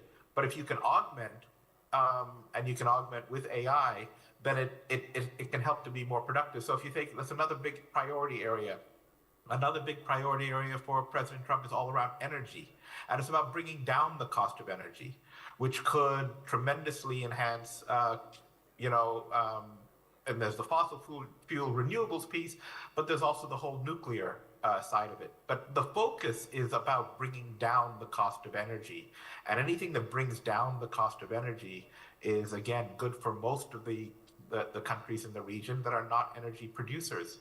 And so when you look at those types of major trends and areas that have been a big area of focus in President Trump's comments, I'm optimistic, but I think we have to think about those. We have to think about how we capitalize on them and how we, to a great extent, actually seize on the opportunity of not being in the crosshairs of the potentially negative things that are on the agenda.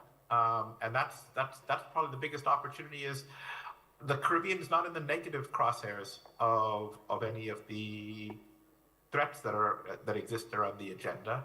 And so there's a real opportunity for the Caribbean to capitalize on the opportunities. All right, ladies and gentlemen, you have heard from the CEOs this morning. James McCletchy, the Deputy CEO for Massive Holdings. Audrey Tugwell-Henry, who is the President and CEO of the Scotia Group, Jamaica and North and Central Caribbean. Ivan Anderson, who is the CEO for Trans-Jamaican Group, Trans-Jamaican Highway, am I getting a new name, right? And Robert Almeida, who is the CEO for the NCB Financial Group. They'll be hanging around. Another time is short for us to get everything in, but you can reach out to them for any other question you want to. Thank you all. Thank you. Bye. Thank you very much, CEOs and Deputy CEOs. Thank you, Dashan, for an excellent session. We noticed that AI has come up in 2 presentations yesterday. Robert mentioned AI again. So clearly, the moral of the story is the areas to invest in: AI, energy, tourism, and transportation. That's what we have gotten so far today. So thank you, CEOs, once again. Just a quick plug, the Jamaica Stock Exchange eCampus will be holding a CEO forum on March the 20th. March is a little bit way off, but we will be hosting a CEO seminar, which will allow us opportunity to interact and continue to learn from our CEOs. Thank you very much. Okay, we're now going to take a breakfast break, short break. Refresh yourselves, network a little bit, and we'll be back by 11:05.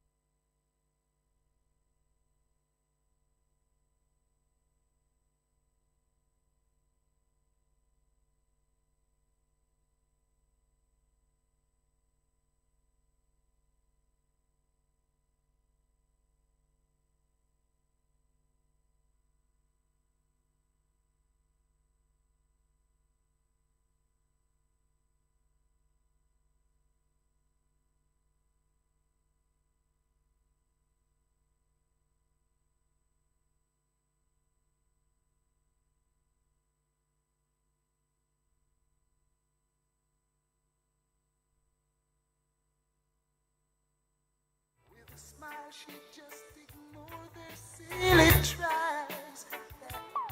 She just love this groovy little thing we got going. And it will last as long as her heart's are beating. The woman just love this groovy little thing we got going. And it will last as long as her heart's are beating.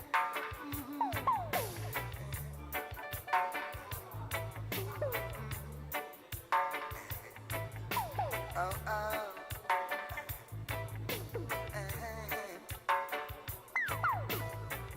Many did try but couldn't steal my honey, yeah. Many did try but couldn't get to love. Some fool did try to trick her with this money, yeah. Turn around and wonder what she is made of. I guess she just loved this groovy little thing we got going. And it will last as long as her heart's are beating. The woman just loved this groovy little thing we got going. And it will last as long as her heart's are beating. I think that you just love this groovy little thing we got going. And it will last as long as her heart's are beating. The woman just loves this groovy little thing she has for her. Woman just lasts as long as... I've had a lot of big dreams. I've made a lot of bad moves. I know you could walk away, but you never do. I've met a lot of cold hearts. I've learned to smile and deceive. I know I'm hard to be around, but you never leave. I'm not easy to understand, but you hold out your hand. And you say you love me just as I am. You always treat me the best that you can. You say you want me, need me, love me, baby, just as I am. Just as I am. I've made a lot of heartaches. I've found a lot of closed doors. When all the others have turned away, you love me more. You love me more. Girl, I'm not easy to understand, but you hold out your hand. And you say you love me just as I am. You always treat me the best that you can. You say you want me, need me, love me, baby, just as I am. Just as I am. So in love with you. All I wanna do is love you right, right through and through. My whole life long. Whoa, come closer, baby. I need you near me, and over time, just let me love you. My whole life long. Hey, boy, you got me high, floating off the ground. I bet I love I never found. I'm so drunk off your love, so fill me up and pour me another round.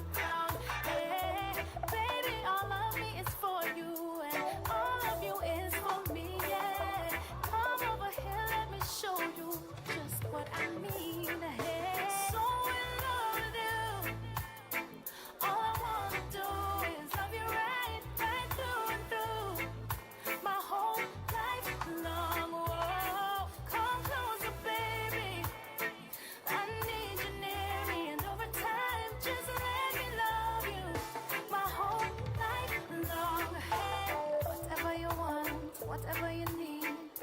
and finding me. I fulfill all your wishes with my kisses. Be your fantasy, hey, hey. Baby, I will be a soldier. My loving will protect you. And even when we get older, I'll never let go, no, no, no. So in love with you. All I wanna do is love you right, right through and through. My whole life long. Whoa, come closer, baby. I need you near me, and over time, just let me love you. My whole life long. If I take one step to you, you step to me. This could be amazing. And if we give this half a try, who knows, baby? This could be amazing. No, I don't wanna waste no more time. Don't wanna wait in your line. I'm making my statement clear, laying my cards out on the table. Tell me if you're ready and able.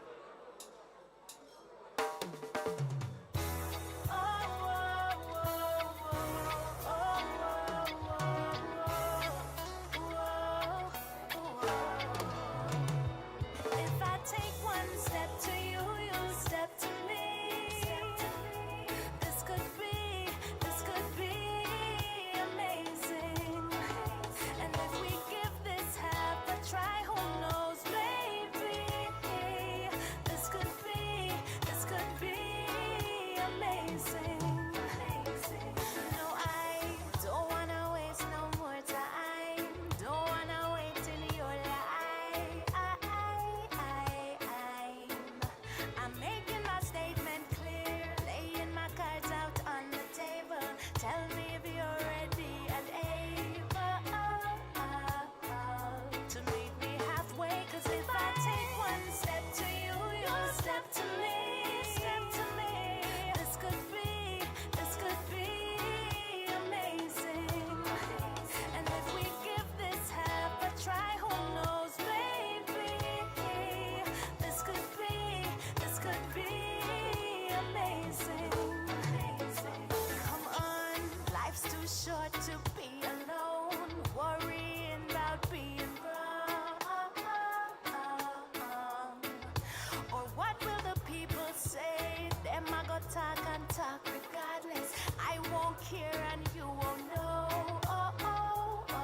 Tis moving right along. If I take one step to you, you step to me. This could be amazing. And if we give this half a try, who knows, baby? This could be amazing. I'm not gonna wish on a star. Not gonna follow no rainbow, no. I wanna be just where you are. But I'll never know if I never go, no. If I take one step to you, you step to me. This could be amazing. So amazing. And if we give this half a try, who knows, baby? This could be amazing. So amazing.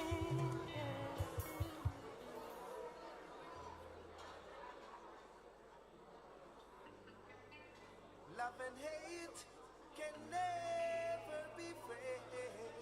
Oh no, oh no. Here I come with love and not hatred. Surely goodness and mercy shall follow I all the days of my life. Envy no one, no wish to be with no evil man. For there'll come the day when you'll be whipped by the feathers and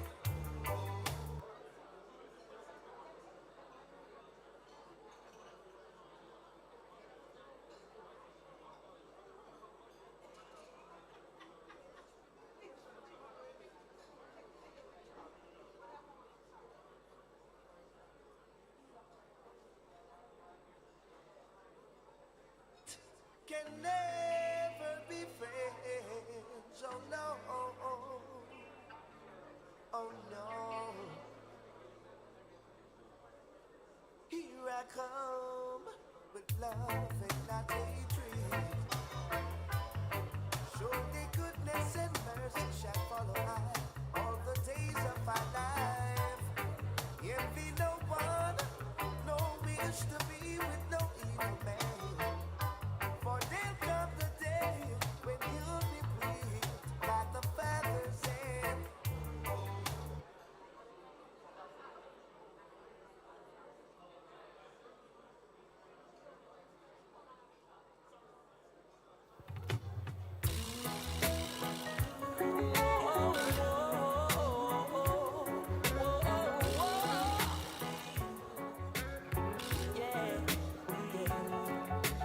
I grew up in a place called La Vega, Spanish town rocking, over prison over.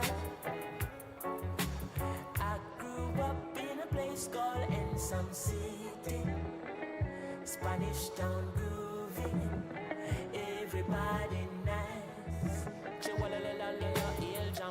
Spanish town, me born, that's where me come from. From me looking at my face, you see a De La Vegan. Well, I say Max and Glazer, Anti-Federation. Strictly roots and culture play per nice station. Yo, yeah, me letting all you, them and all the money promoter. We are doing this, the dance done, I'm ready. Spain town original. I'm in neighbor string cut over Spanish town hospital. To me, mama name, Nana Spanish town original. I'm a papa name, Kaneka Spanish town original. I'm a granny name, Peggy Spanish town original. Them call her sticker cause she don't normal. For your grandson, Chronic such a field marshal. If I dance at school, we are the principal. And now we are the real microphone officials. Give them a new style. A Sperling in a me goodies, I'm well physical. Well, I'm offering Papa Chronic microphone official. Me read me Bible every day, and some well biblical. I meditate in the morning, some well spiritual. I said original Chronics representing from prison oval. Live and direct, hear me now. I grew up in a place called De La Vega. De La Vega. Spanish town rocking. Over prison over. Yeah. I grew up in a place called Ensom City. Spanish town grooving. Everybody nice. Yes.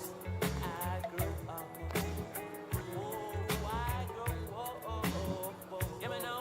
Well, me say uptown, posse beggar rock and come in. Me say downtown, posse beggar rock and come in. Me say tell Maxine, Paulette and Pauline, and I tell them Papa Chronics him they up on the scene.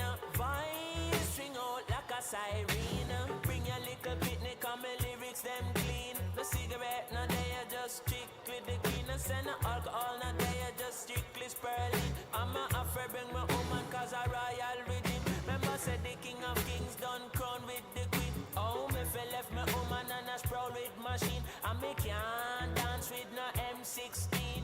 Can't wait.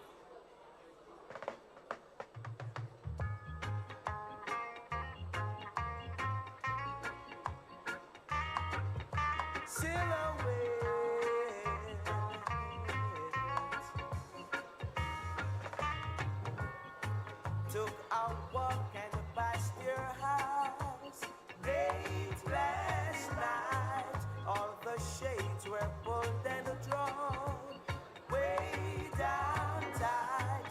From within the dim light past the silhouette on the shade. Oh, what a lovely couple they make. Silhouette, silhouette, silhouette. Silhouette,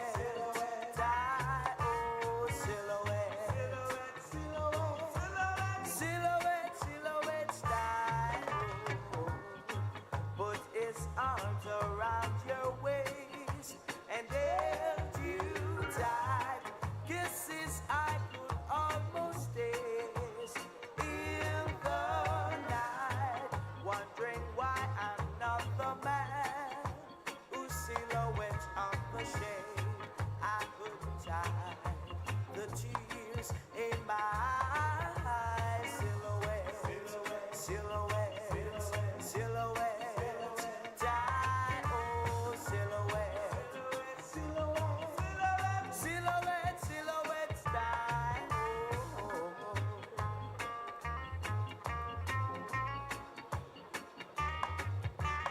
it's true. Oh yeah. Lost control and rang your bell. I was sore.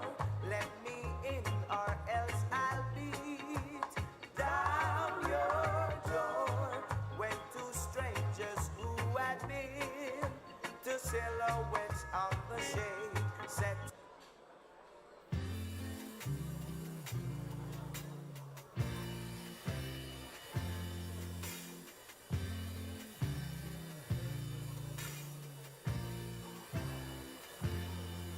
you sheltered me from harm, kept me warm, kept me warm. You gave my life to me, set me free, set me free. Ladies and gentlemen, please take your seats. We'll resume in 4 minutes, 11:10. Thank you.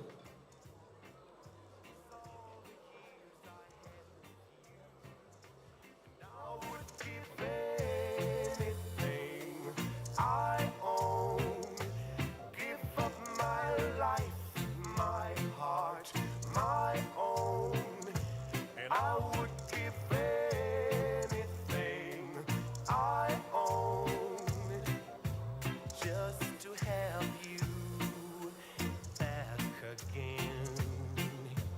Is there someone you know that won't let you go, and taking it all for granted? You may lose them one day, someone takes them away, and you don't hear a word they say. And I would give anything I own, give up my life, my heart, my own, and I would give anything I own just to have you back again, just to talk to you words again.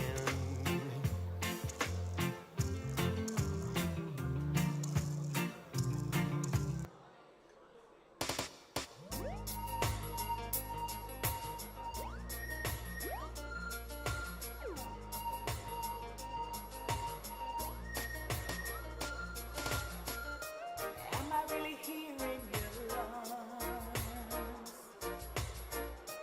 Just like I dreamed it would be. I feel like we're frozen in time. You're the only one I could see. Hey, I've looked all my life for you. Now you're here. Hey, I've spent all my life with you, all my life.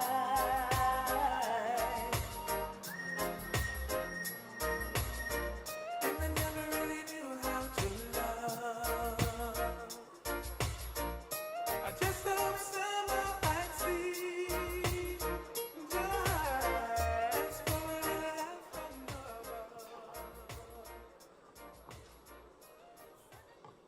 Thank you very much, ladies and gentlemen. We're about to resume. Please take your seats. Happy to see a full room again this morning.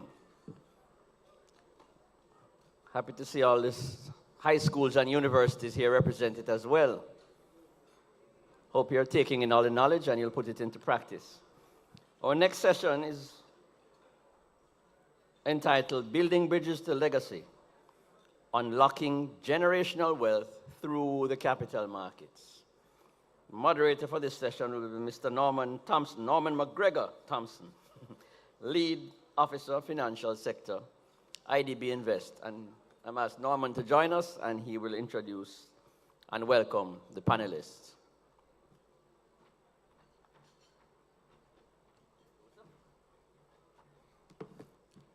Good morning, everyone. Let's try that again. Good morning, everyone. I trust you're nicely refreshed for this very informative session. It has truly been a great conference and very informative and engaging. Really have to commend the Jamaica Stock Exchange and its leadership, the entire staff, but in particular, the leadership of Jamaica Stock Exchange and the planning committee. Let's give them a round of applause, everybody. Good. I'm certain many persons have been eagerly awaiting this segment of the conference, the fact that it has to deal with wealth, and not just wealth, but building generational wealth. Generational wealth is quite topical, and understanding it early can redound to significant benefits for the current and future generations. Not only is it a safety net for future generations, but it allows for a good start for children and enabling them and other family members to pursue their goals, possibly start a business, buy homes, invest in opportunities that might not have been otherwise possible. Overall, generational wealth can help break cycles that have existed for many generations, and of course contribute to long-term financial stability within families. This morning, as we develop and dig deeper into this topic, we have a very knowledgeable panel to share with you this morning. And I'm going to be inviting the members of the panel to come up as I call your names. Ms. Therese Kettle, Senior Vice President, Investment Banking, Burrito Investments Limited. Ms. Mishka McLeod, or that's Mrs. Mishka McLeod-Hines, Vice President, Capital Markets, Sagicor Investments, Jamaica.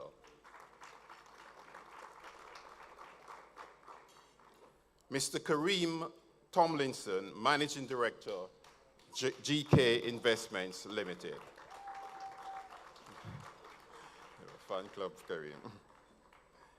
And Mr. John Kim, CEO and Chief Investment Officer, Reckoner Capital Management Limited. Ladies and gentlemen, this is John's first time to Jamaica. Let him feel a bit more welcome and feel a warm Jamaican welcome.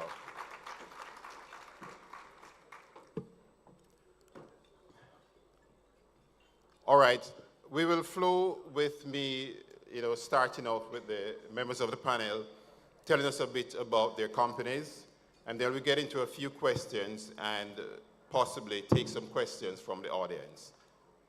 So I'll start off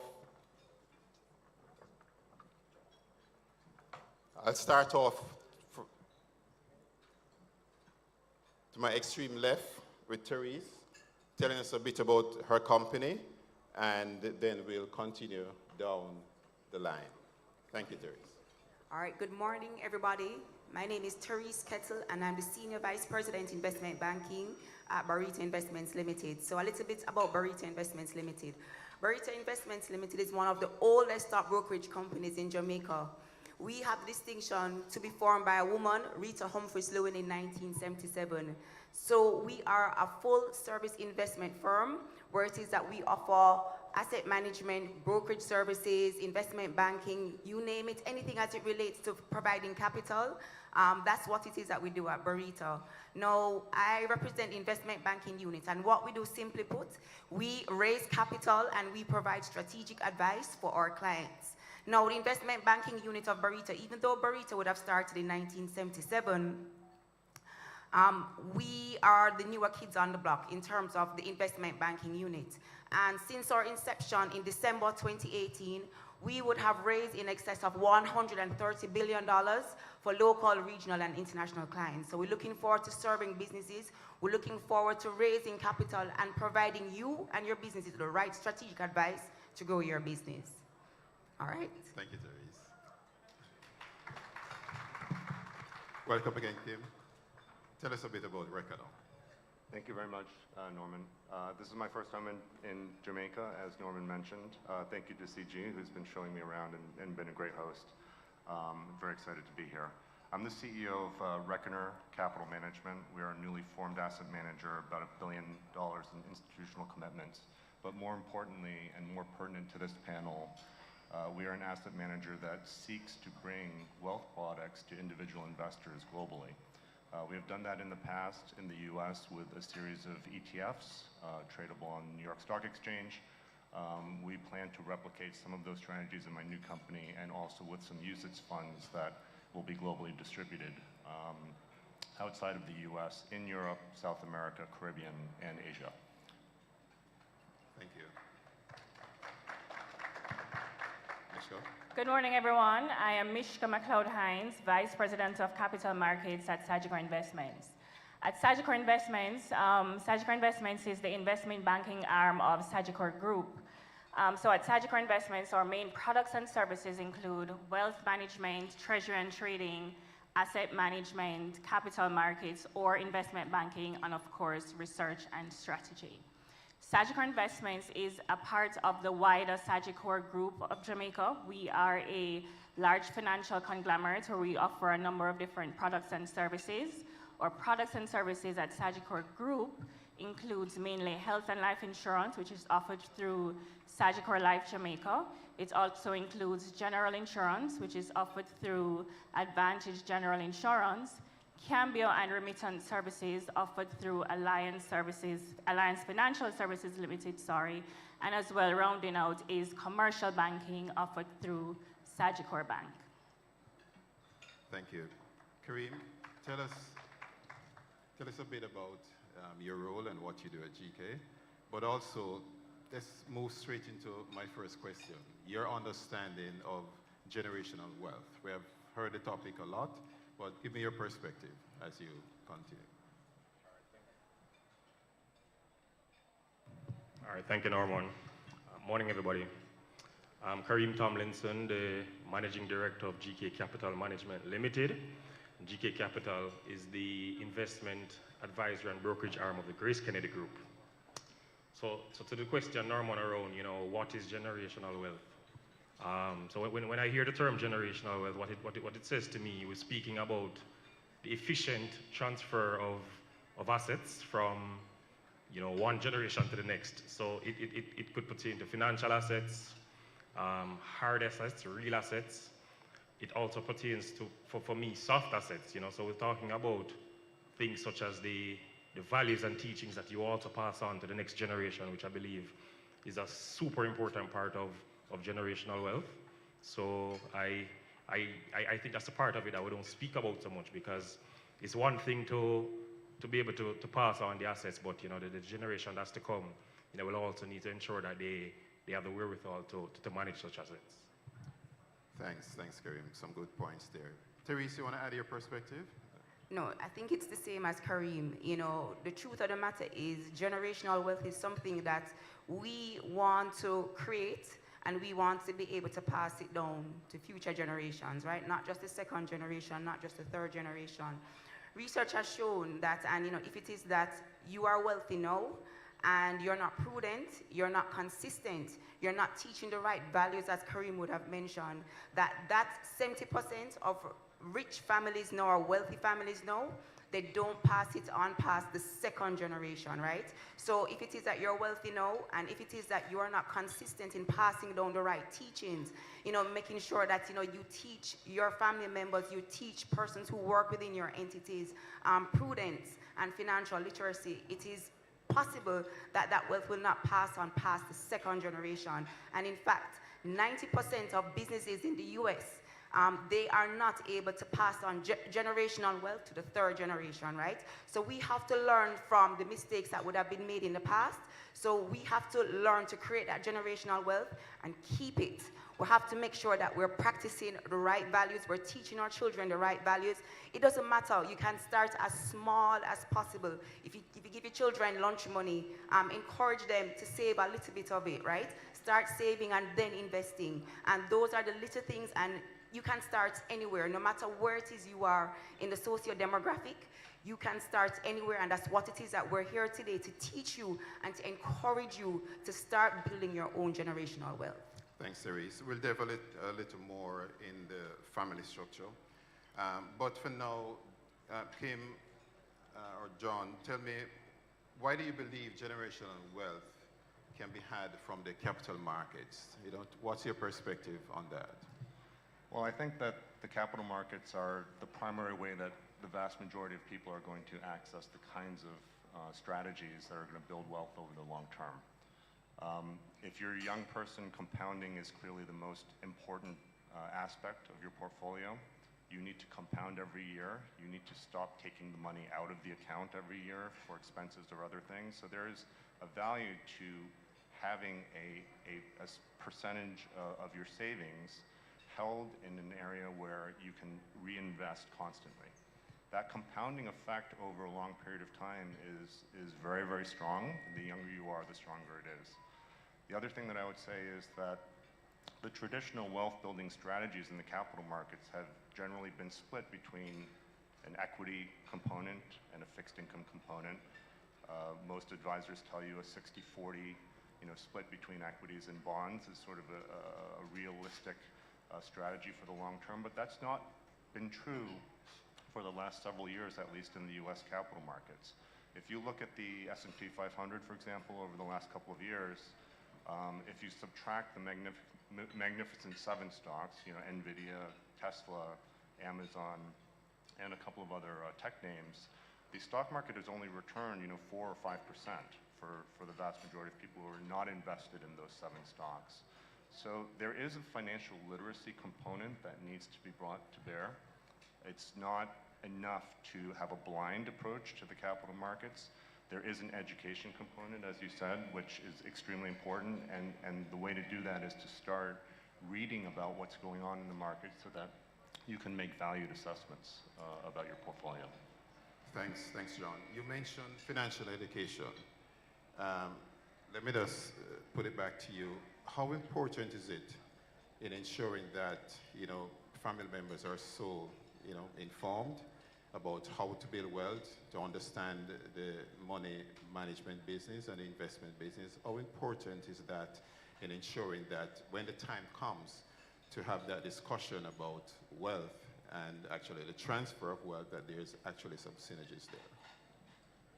I think it's extremely important to have a basic knowledge. I don't think everyone needs to become an expert. Okay. You don't need to spend your whole life learning this. This is a profession for many people, but for most people who are just seeking to build their portfolios, they're not going to have the time or the incentive to necessarily become an expert on rates, right, or on capital flows, et cetera. I think what's more important is to gain a basic knowledge of financial literacy such that you can approach the markets with some confidence and make some decisions for yourself. Yeah, sounds good. Thank you. Michelle, we know poor decisions can, wipe out your wealth and actually push you back, on the investment toilet pole. But tell us, your thoughts around how would someone manage, their decision-making process, and what suggestions would you make to them if they're not as au fait in investing? Who should they talk to? How should they go about doing it? Okay, so I think thus far we would have understood how important generational wealth is. But it doesn't just start naturally. You do have to start from somewhere. Everybody's investment journey starts from the very beginning. As my panelist said, you really don't need to know everything at the beginning. So my suggestion would be to talk to a financial advisor. You go and you sit down, you have a discussion with the financial advisor. The financial advisor speaks about, what your risk is, what your risk tolerance is. Are you aggressive? Are you moderate? Are you conservative? They will then find out what your needs and objectives are. So, we're not just, investing to create wealth. So, sometimes there may be opportunities that we want to do, and the investment advisor needs to find out what that is. So they do a lot of deep dive in terms of understanding what your needs are, what your risk tolerance is. After they would have done that and got a very good understanding of what your objectives are, they will then craft a portfolio that suits you. And that portfolio may be a mix of different types of debt instruments or different types of, equity. the mix that you get will really depend on your risk tolerance. So you may have, as you've said, if it is that you're younger, there's, compounding interest that you can benefit from. So your portfolio may be more heavily weighted towards equities and stocks, versus if it is that you are a little bit older, it may be more weighted towards bonds or safer instruments. So really the first thing to do is to have a sit down and talk to an investment advisor. Another thing that's important is consistency. So you really need to be consistent in terms of what you're doing. You need to have a budget. A lot of us don't budget, we kind of just spend, but investing or pulling money out of our salary is really supposed to be the first thing that we do. We need to be consistent in terms of what we do. So first speak to an advisor, then we have to be consistent. Another thing that we need to do is to just follow the market trends. So a lot of us may invest, we may jump in and out of some investments because the market is not flat. There are ups and there's downs. It's really not wise to do that, so you really do need to, while you have to rebalance your portfolio, it's just not wise to be jumping in and out. So you do need to be consistent and know what your goals are. The last thing that I would mention is it's not good to be overspending. So sometimes we may see something that we want and we may purchase it impulsively. It's not something that we should be doing. So it's talk to an investment advisor, be consistent, and then you'll see those steady returns that usually results in generational wealth. Thank you, Michelle. Kareem, normally persons would be thinking about planning for retirement, putting something down, so when those golden years pop up, they can deal with it. Are you seeing persons, taking an evolutionary trend from just not just looking at retirement, but actually looking at building wealth, and not just wealth, but wealth that they can pass on to generations? Are you seeing that trend? And as you answer, just tell me what demographics are you seeing being more interested in this aspect? Yeah, sure. So Norman, I think, yes, I'm seeing that trend, but I would say I don't think we're seeing it enough. A lot of the younger generation that we're seeing now, they think very near term, So I believe there's still work for us to do as a brokerage community, as advisors, to be able to instill a much more long-term strategic investment horizon viewpoint across to some of these younger persons. And so I think there's still ways to go, right? So one of the things that the panelists touched on as well was, and it came out, education. That has to be a big part of it, it's coming right across, Right. And education the education has to be specific to the assets you inherit as well. So if you're inheriting financial assets, then, again, you don't need to be an expert, but you need to have a basic understanding. So you need to equip yourself with information about understanding how the assets that you've inherited, generate value, how they create wealth. What we also see is that a lot of the biggest asset that some generations inherit is the family business. Yes. Right. Education in that forum looks a lot different, right? So the generation that's passing on the wealth has a responsibility of getting the younger generation involved at an early age. One of the things we see here, and I'm sure it's the same right across the panel, we're seeing a number of businesses where the family businesses, good, strong businesses built up over many, many years, and the generation that, it would be want to be passed on to zero interest. Zero interest. So I believe that's something that we need to kind of work on as well, because the alternatives that they're choosing really aren't as attractive as, taking the foundation that would have been built from your parents and being able to help to grow it and, hopefully pass it on to their kids. Thanks. Therese, just picking up on where Kareem ended, how important is it, do you believe, it is to pass on that knowledge and the history, along with the inheritance, not just handing over, but ensuring that those who are going to receive it have an understanding and a comfort level as to what it took to have reached where that investor is? So I think that passing on the knowledge is just as important or more important than the actual wealth itself, right? So if it is that you have wealth and you don't know what to do with it, then at the end of the day, you're not going to be in a position to grow that wealth. So, you know, we think it's very important that we start to have open conversations as early as possible with our family members, with our children, you know, with our brothers and sisters. And the thing is that in Jamaica, we are very cagey about our finances. We're very cagey, we don't like to talk about it, but I think that is a culture shift that is well needed in our society to be a little bit more open. That is one of the ways that we're going to be able to create that generational wealth, right? It's very important that we continue to have those conversations because, as I said before, imagine my parents would have, let's say my parents are wealthy. You know, 70% of people who are wealthy right now, it will not pass the second generation. So for me, if I'm not well educated, if I don't know what is happening, if I'm not financially literate, I'm not going to understand how it is to either run the business or how it is that I'm going to be investing the stocks, the bonds, the managed funds that I have in my portfolio, right? So it's very important that we have those open dialogue from your child starts to get money. It is very important that we have those conversations with our children, no matter how small they are. From they start doing any type of addition, any type of multiplication, subtraction, start having the conversations with money. And we know that children love money, right? So I think it's very important that, you know, we pass that on. It's very important for them to understand. It's very important for us as a brokerage community to continue the financial literacy. I think we need to be doing a lot more than we're doing now. And at Barita, I think what it is that we try to do as very best as possible is to try to keep it simple so that everybody, no matter where it is that you are in terms of your educational background, you understand and you can get a good grasp of money. Thanks, Cerise. I'm going to keep with that line a bit. John, tell me, I know timing is important in having those conversations. Tell me the pros and cons there might be in kind of disclosing your wealth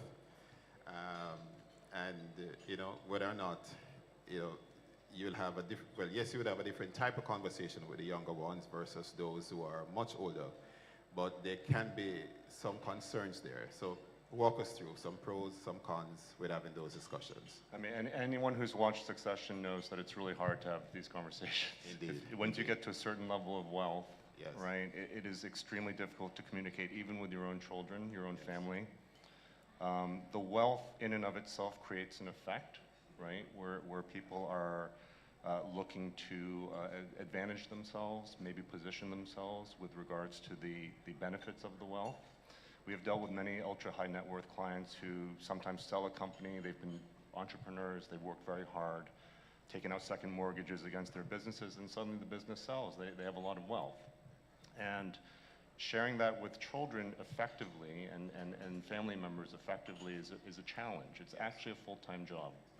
You need to discuss, you need to educate, and you need to form the right legal structures and financial structures to make sure that the wealth is distributed properly and has the kind of protections in it that don't allow someone to run off and buy a Ferrari and forget about the long-term effect, right, of these decisions. So it is a very complex situation, too complex perhaps to cover here, but you know, it is one of those decision-making processes that requires a lot of thought. Thanks.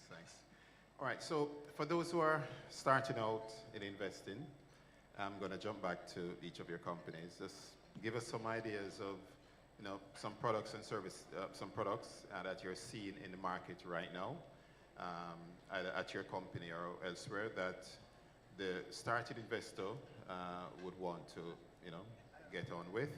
And for those who are already seasoned investors, some trends that you're seeing that they might want to take a look at.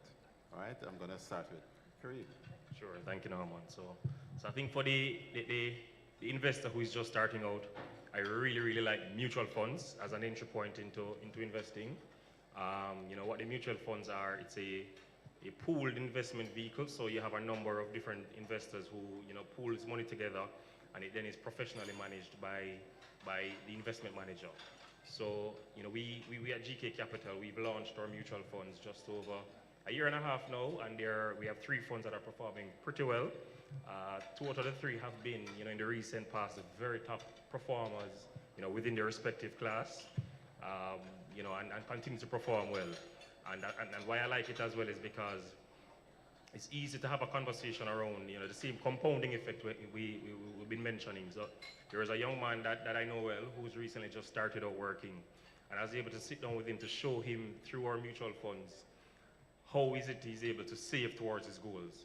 You know, so we talk about compounding and we think we know it, but we really don't know it, right? So when you see the effect, it's quite profound. So, you know, we ran through an exercise with this young man I'm telling you about. If you save $10,000 every month, you invest it in our, you know, mutual fund, and, you know, we're looking at the growth and income fund at the time.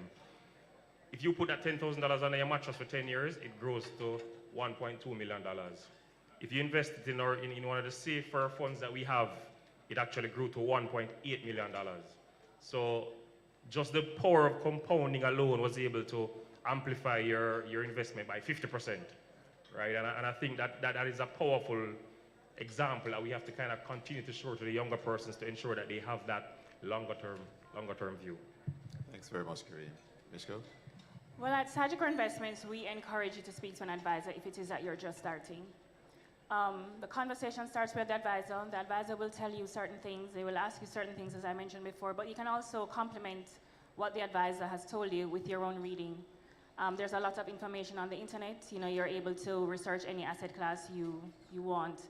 But at Sagicor Investments, depending on what your investment horizon is and depending on what your risk tolerance is, then, you know, we will determine what those are and then give you suggestions in terms of a portfolio. As Kareem would have mentioned, we do have unit trusts as well, and that is usually for the investor that's a little bit more passive, that's not very active, and they would like somebody to manage their funds.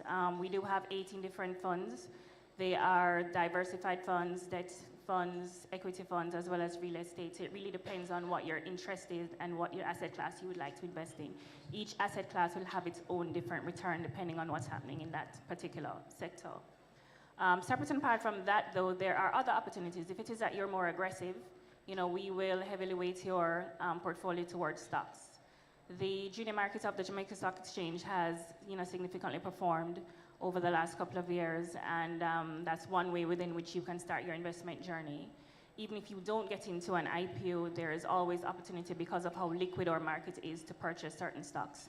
So we do have research that guides the investment advice that we give, and, you know, that's also, you know, free and accessible to our investors.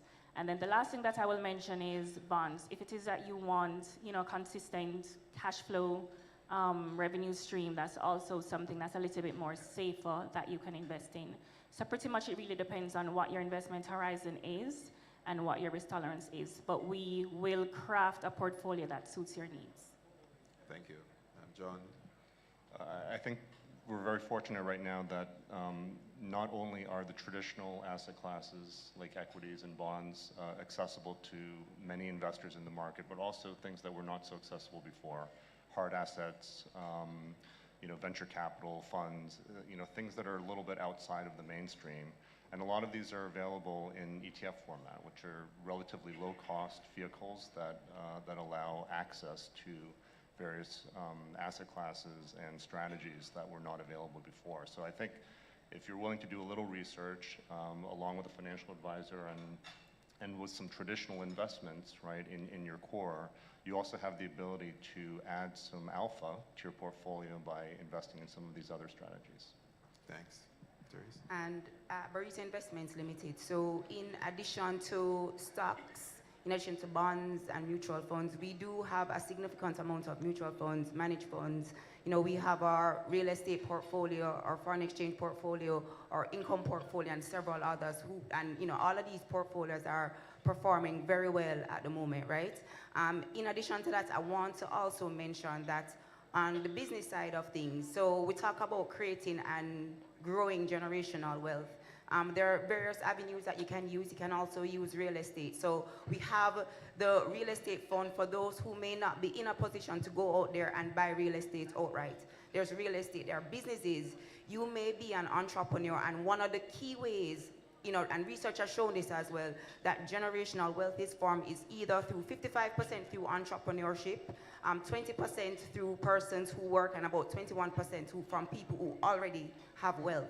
So from a business perspective, on the investment banking side, what we do, we raise capital and we provide strategic advice to those businesses who want to, let's say, for example, you are a private entity, and you may not necessarily have proper succession planning in place, and you may already have a management team, and I'm talking about from the family side of things, right? You may have a management team who would have worked with you, and you may want to give them an opportunity to earn a piece or purchase a piece of that entity. We provide advice, and you can either decide to either keep that company private, or you can decide to list that company, right? That can be a part of your overall exit strategy in the first instance. You may not necessarily want to exit fully, but you may want to be able to get quoted shares, right? And it is always easier to value and sell. It's always more liquid, and that's how it is that we can actually use the capital markets for businesses, for them to transition and grow generational wealth for themselves. So on the investment banking side, we arrange funding for clients. We do IPOs, we do APOs, we do preference shares, anything along the capital structure, anything as it relates to equity financing, anything at all private, public, and on the debt side, private and public again. If it is that you want to maintain a certain, or you don't want to dilute your equity in the company, you can always do bonds and any other type of debt instrument. So we offer a myriad of services that will really and truly help you and your businesses to grow your generational wealth. Thank you, Therese. And just want to invite the audience, to indicate at the mics that are placed there. If there are any questions, you can just queue up, and we'll be taking a few of them in a few minutes. All right, so I know having built up your wealth and, you're liking what you've done. Tell me, and Therese, I'm going to stay with you a bit. Tell me your view on whether or not being a bit more philanthropic is also of importance, and whether or not that's something you would certainly want to pass on to the family members, as you have those discussions about, transition of wealth and building your legacy. Yeah, so I'm so happy that you raised that point, because at the end of the day, you cannot grow by yourself, right? It is very important that everybody takes into consideration the society in which they operate, and there's no better way than to give back. And I think a lot of the large entities out there, locally, regionally, and internationally, they create foundations, or they have set aside a certain aspect of their wealth to give back, to help to build the communities that help to build them, right? It does a lot from the perspective that you're really ensuring that you are giving back and creating a whole person, a whole family. You're not just focusing on yourself and you being wealthy, but you're focusing on how it is that you can help others in your society to be wealthy. So we do have foundations. I believe everybody here on the panel may have a foundation or may have a side of their business that focuses on giving back. And in order for you to be wealthy, you can't do it on your own. No man is an island, and therefore it's very important that you take into consideration the society and ensure that you support them in order for them too to grow their wealth. Thank you. Kareem, you want to add your perspective on that as well? Sure. So Norman, I think that question speaks to the heart of the point we had raised before around the values and the teachings that you pass on. So I believe it's important to start to share those type of values with your children from a very early age, exposing them to, if you're fortunate enough to have wealth and be able to live comfortably, then I think you also have a duty to expose your children to how other persons are living as well that may not be in as fortunate a position as you. And it really comes down to the old adage that you want to treat your brother like you don't want him to treat you as well. So these are just the qualities that I believe we need to ingrain in our children from very early. And exposure, I believe, is the best way for us to go about that. Thanks. John, you operate in different markets. Tell us, what are you seeing? A person's keen on philanthropy and passing on that knowledge?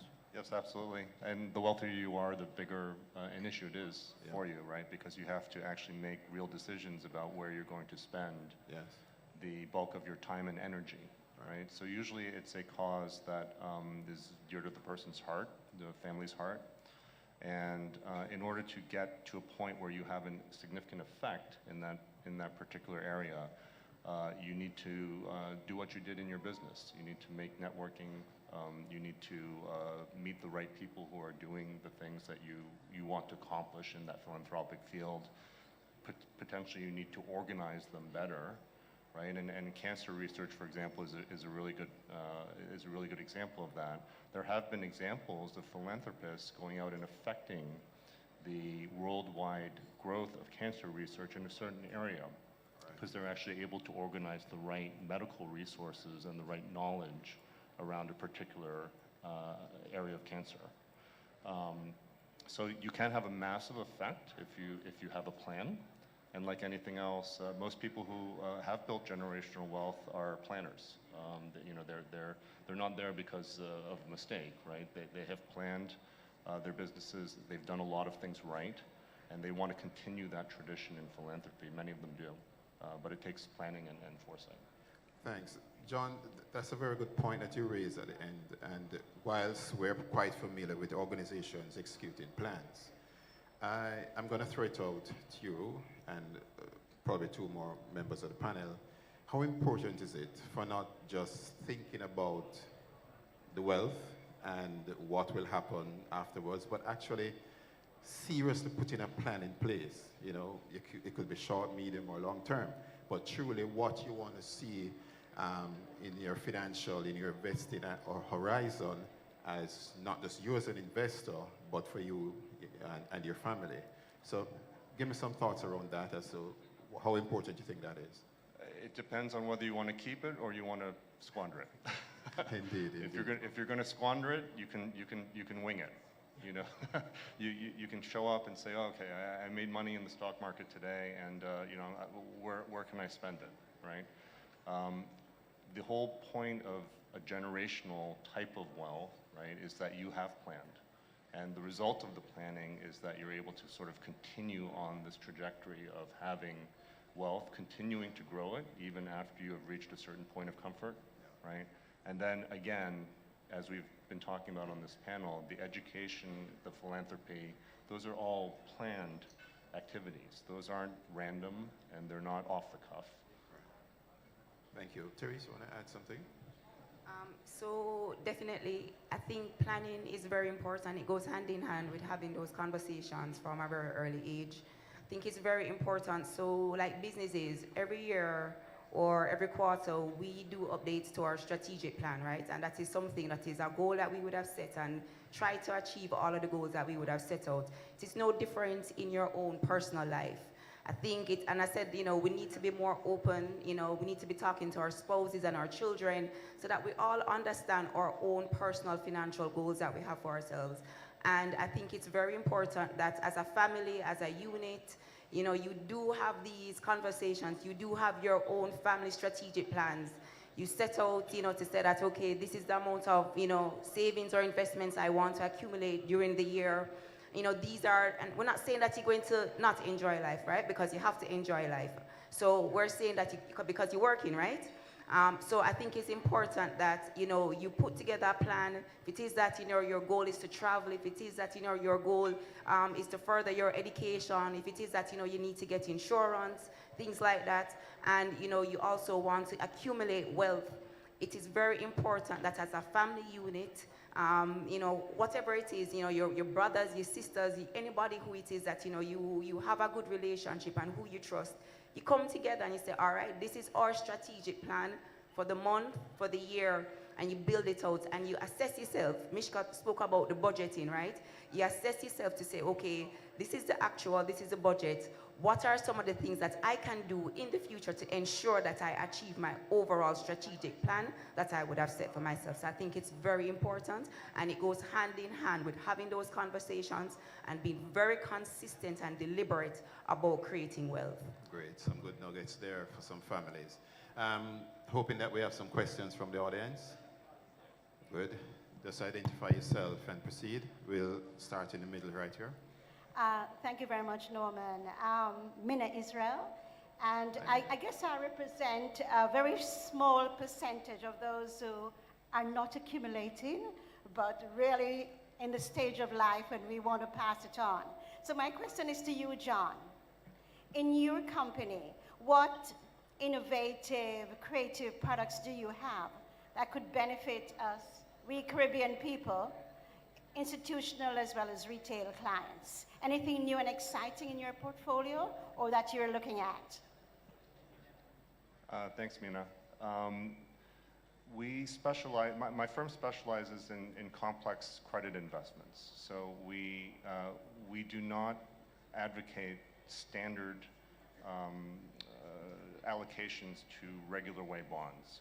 And in our environment, especially where the markets are today with the advent of a new administration in the US, et cetera, we expect volatility to go up quite a bit in the markets. It is quite benign now, absurdly benign. If you look at all the metrics in the markets, the level of complacency is quite high.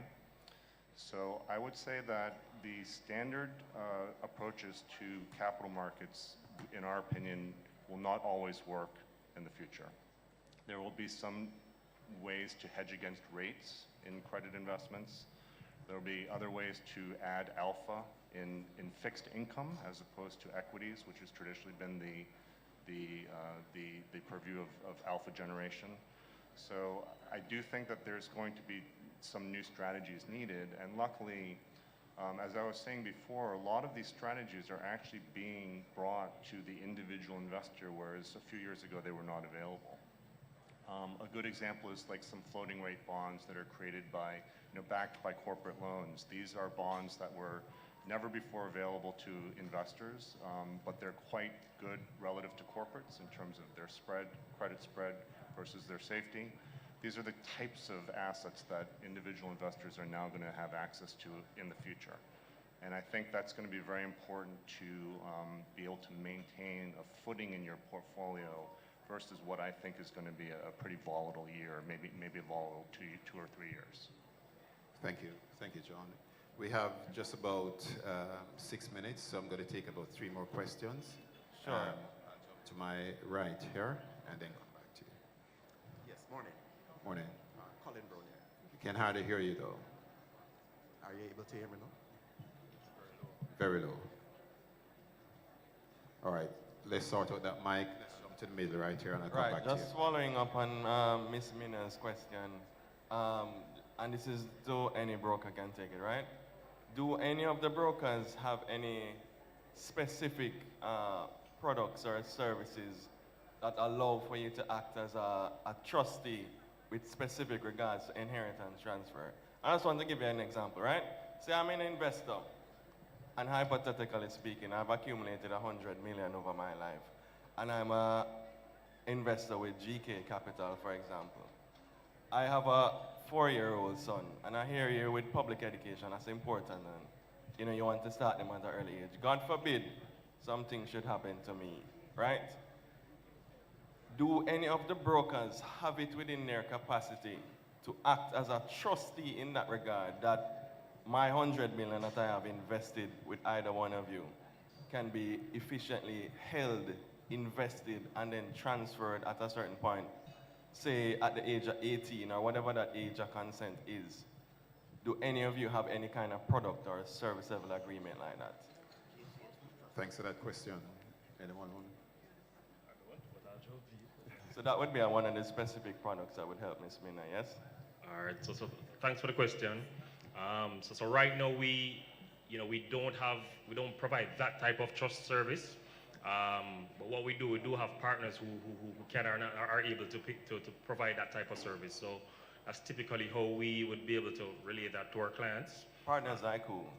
So there are partners that are not necessarily domiciled here in Jamaica that provide those type of trust services for estate planning purposes that we would utilize in such an instance.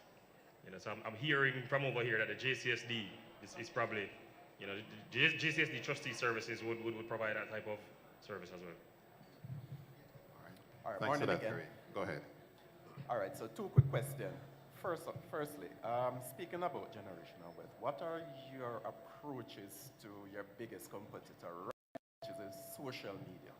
Because when the younger persons go on social media and they're seeing persons saying, oh, I did this, I make $1 million in a year. How do you convince these persons now to say that, okay, this is really not the way to go? How do you now convince them to say, okay, you have to invest small amount and build that $1 million in 10 years? The other question is, what are your view now with the new, well, not so new president, pushing cryptocurrency, going back into the cryptocurrency? Thank you. John, I think the latter question, were you clear on the question? About crypto? Okay.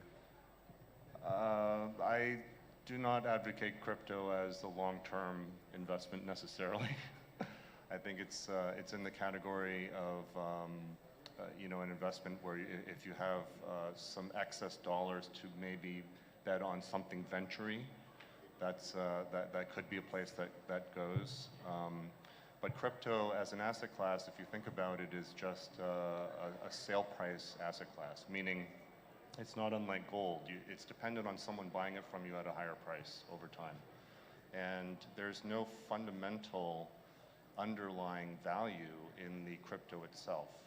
The relative value to, for example, the dollar or the Jamaican dollar is entirely structural.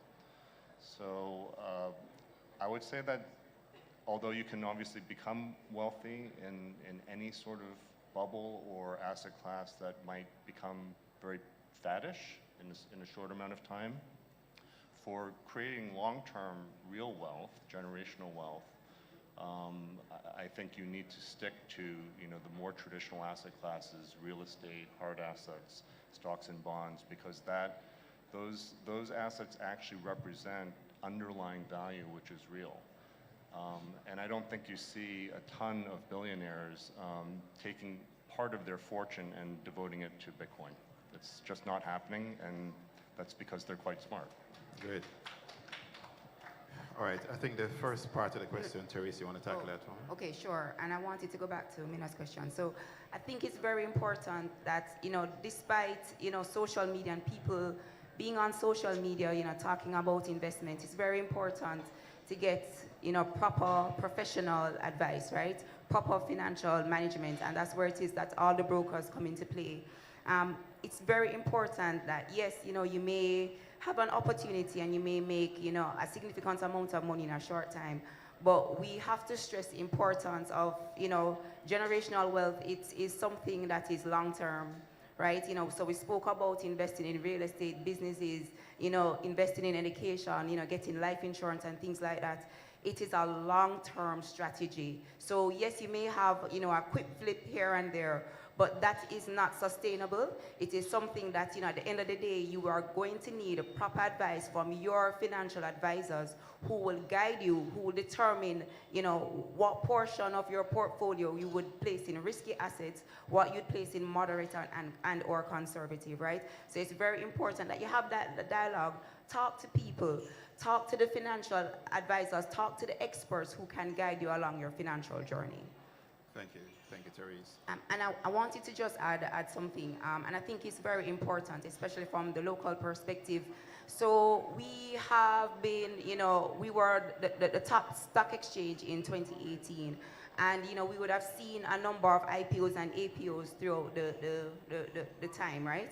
And this creates a lot of investment opportunities for everybody.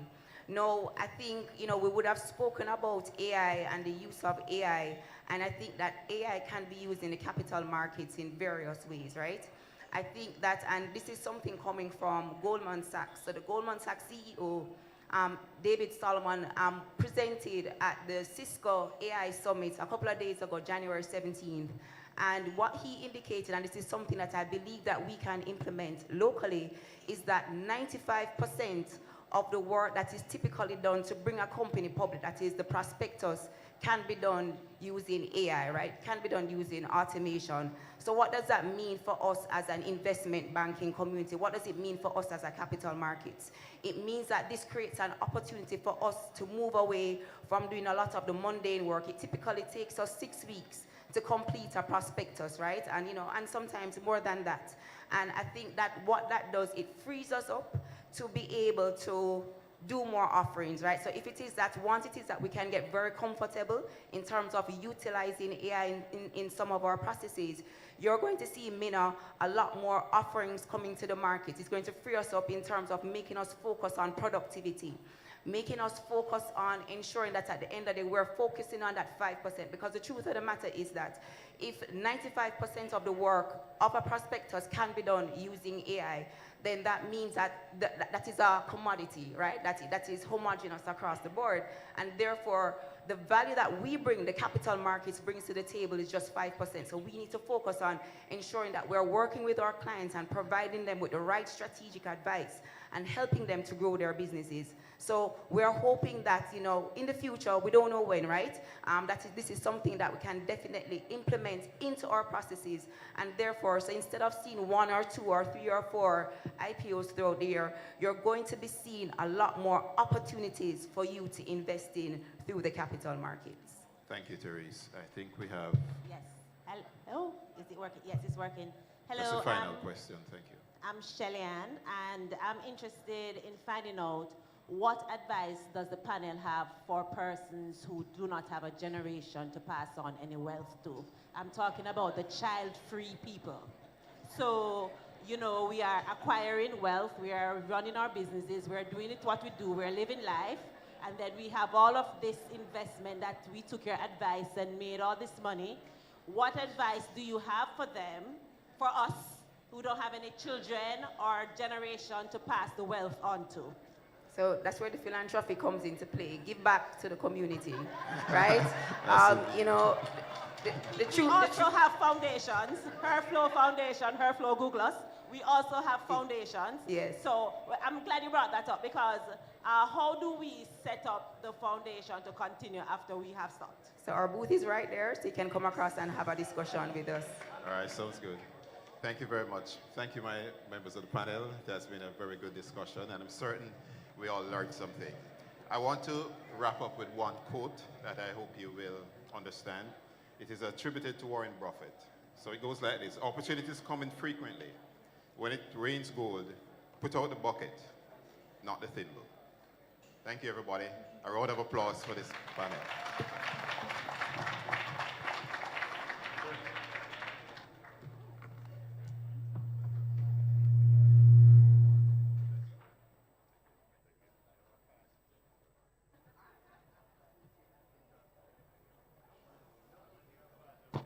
Good job, guys. Thank you very much.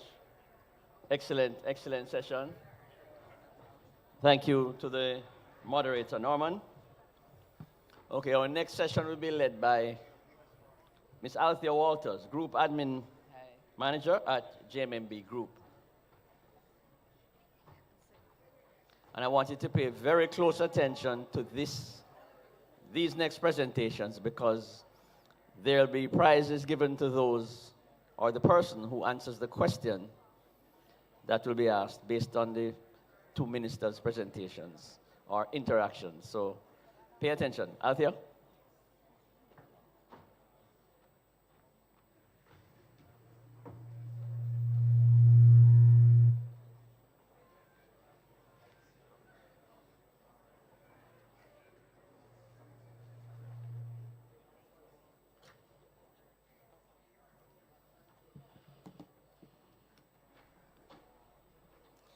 Good morning. I think we're still at morning, right? So, good afternoon.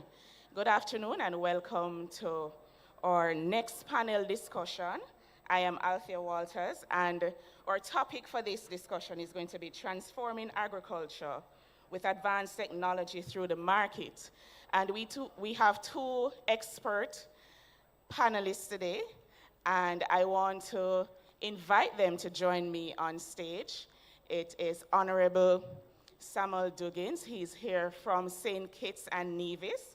He is the Minister of Agriculture, Fisheries, Marine Resources, Entrepreneurship, Cooperatives, and Creative. Please make him welcome.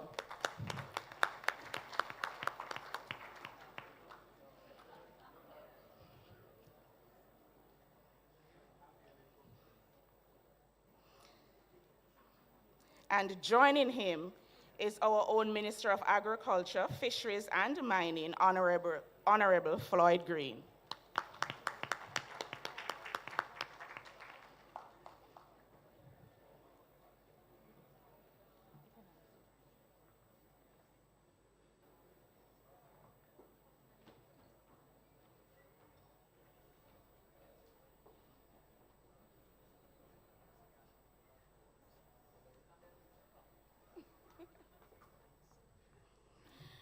All right, thank you very much. So today our experts will be bringing us into conversations about trends in the technology space as it relates to agriculture. We're going to be talking about innovation, best practices, and the advancements in this area. But before we go to the panel part of the discussion, both ministers will be sharing with us brief presentations on the topic. And first, I'm going to invite Honorable Minister Duggins to join us. He's going to share with us, and then followed by Minister Green. Please make them welcome.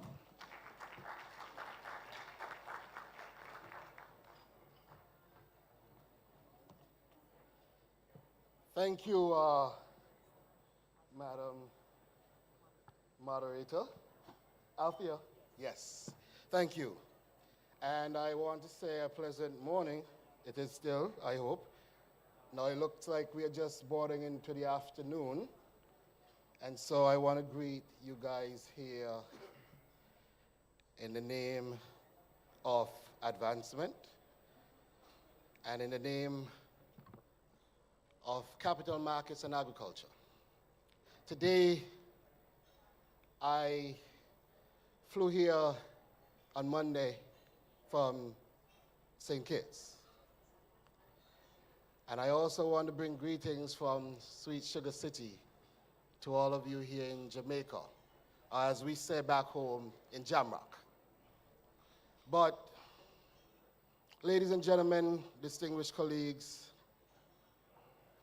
guests all, I want to tell you that it is indeed an honor for me. Because as I stand here today, I stand to greet you at a pivotal point as it relates to both the capital markets and agriculture. Now, these two sectors, we may say that they are distinctly different. However, if we really put it together, we recognize that there is a shared destiny in terms of each sector. When we really look at it, both sectors serve as lifelines for humanity. Agriculture is nourishing the bodies of our people. Capital markets fueling economic innovation. And yet, as we sit and stand here, both of these sectors are facing pressing challenges. Challenges that demand bold action, challenges that demand innovative policies, challenges that demand a future-focused vision. And today, briefly, I wish to outline a few transformative avenues in 4 parts, each rooted in the principle that by leveraging advanced technologies, sustainable practices, and a visionary investment strategy, we can revolutionize these sectors and shape a future that has shared prosperity for all of our people. We can indeed create generational wealth. And the first part that I want to talk about is that intersection between the markets and growth. You see, it's said that capital is the lifeblood of innovation, and innovation is a seed of progress. My friends, the influence of the capital markets on economic growth hinges predominantly on the liquidity of these markets, right? Including the size. But despite the overwhelming evidence of the power of these capital markets to inform, fund, and govern, still we find that participation remains alarmingly lower than desired. Why is this? The answer lies, I believe, in perception and access. Too often, and too many of our people, view these markets as arenas for the privileged few, rather than seeing them as dynamic engines of shared prosperity. Imagine if we expanded participation, empowering small farmers, agri-tech investors, and rural entrepreneurs to tap into capital markets. Because it's by democratizing access and boosting liquidity, we could transform these markets into inclusive platforms that fuel sustainable growth. I want to take this time to commend the Jamaica Stock Exchange, because I believe these initiatives, like this conference, have been a successful step. And we see that this conference has inspired other gatherings like it. Trinidad has inspired gatherings in Guyana. I also believe that a junior market is another step in the right direction, fostering growth and innovation. But the true measure of that success will lie in ensuring that these efforts go well beyond the rooms of these gatherings, impacting the lives of yam farmers up in Trelawney, impacting the lives of farmers in St. Elizabeth, impacting the lives of farmers in Old Road St. Kitts, and impacting the lives of farming families down in Berbice in Guyana. We must ensure that these initiatives create meaningful change exactly where it matters most, in those families that feel like they don't have room to participate in capital markets. That is important. But allow me briefly to go on to another part that I want to talk about, which is popular these days, talking about the climate crisis and agri-tech innovation. It is our obligation to focus on sustainability. It's not just an option. And as climate change intensifies, my friends, agriculture sits at the crossroads of peril and possibility. You see, this sector accounts for 2/3 of global emissions, yes. However, this sector holds the key to a sustainable future, undoubtedly. You see, food and agricultural companies are under pressure these days to adopt cleaner, more efficient practices. And this, my friends, is the area where agri-tech shines as a beacon of hope. You see, wherever there is a challenge, there is an opportunity that lies await. And in our country, we launched a program recently which we call our Drought Resilience Irrigation Project. And we affectionately call it DRIP. And this project equipped over 700 farmers with irrigation equipment and training techniques. And for us, it's not just a mere means of solving water scarcity. What it is, in our vision, is a bold step towards a future of precision agriculture. Because we believe by enhancing the ability to determine what is needed, when it is needed, and in the right amounts that it is needed, projects like our DRIP program will revolutionize resource management, making sure that we handle agriculture with pinpoint accuracy. And with the inclusion of AI, the future of this is limitless.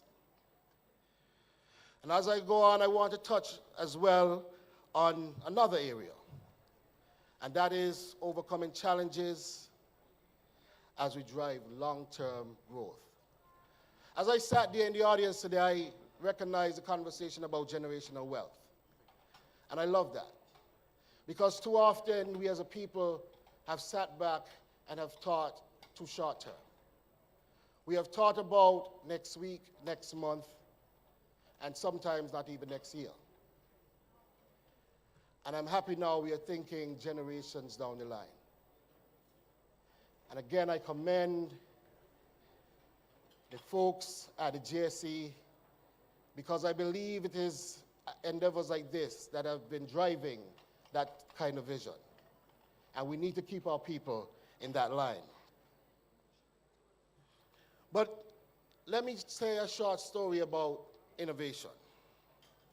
I read an article yesterday which surprised me, where my good friend, Mr. Green, spoke on blockchain advancement in agriculture. And it surprised me because we have in St. Kitts and Nevis, through our Cannabis Commission, been developing the same idea, recognizing that the difficulties that we face in instituting a proper industry would be around the banking system, would be around traceability, would be around ensuring the quality of our product for export. Recognizing now that the legislations internationally are changing rapidly, certainly not in our favor, we have to recognize that we need to adapt and change and embrace these technologies. Now I know these technologies serve to change the way capital markets operate. But let me say to you, the tide is coming and we all need to get on it right on the crescent before it crashes. And so, to all of you here, let us look to the future. Let us remain vigilant in terms of what is emerging as trends. Because it is also said that the future depends on what we do in the present. And right now, if we don't embrace what is happening, we stand to be left behind. Just before I wrap up, let me tell a quick story on some other advancements we are doing in St. Kitts and Nevis. We recognize, and I don't know if it's the same here, in St. Kitts and Nevis, Saturday morning was our market time. Folks would wake up early, go to the public market, get their fruits and vegetables, get ready for the week. That has slowly been changing in St. Kitts and Nevis.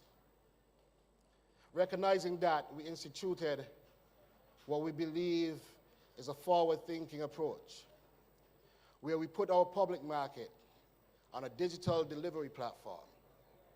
And so now, you can stay in the comfort of your own home or office with a few taps on our app, order your tomatoes, order your yams, order your avocados or your oranges or your lemons, and maybe in the middle of cooking, and you recognize that you're out of that, it can be on its way to your home before your pot is finished.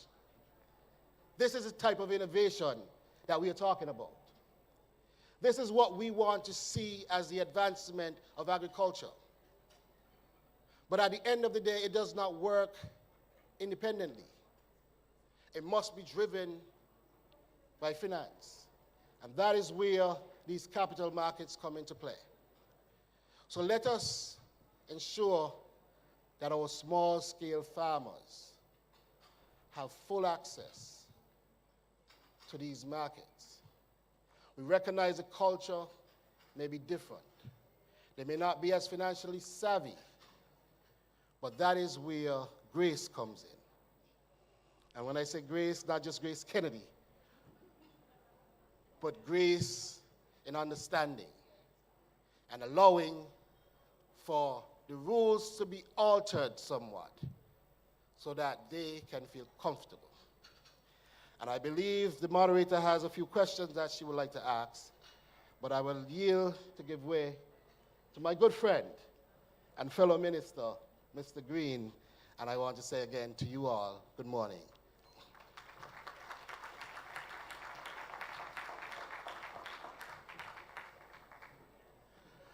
All right, can we give Minister Duggins another big round of applause?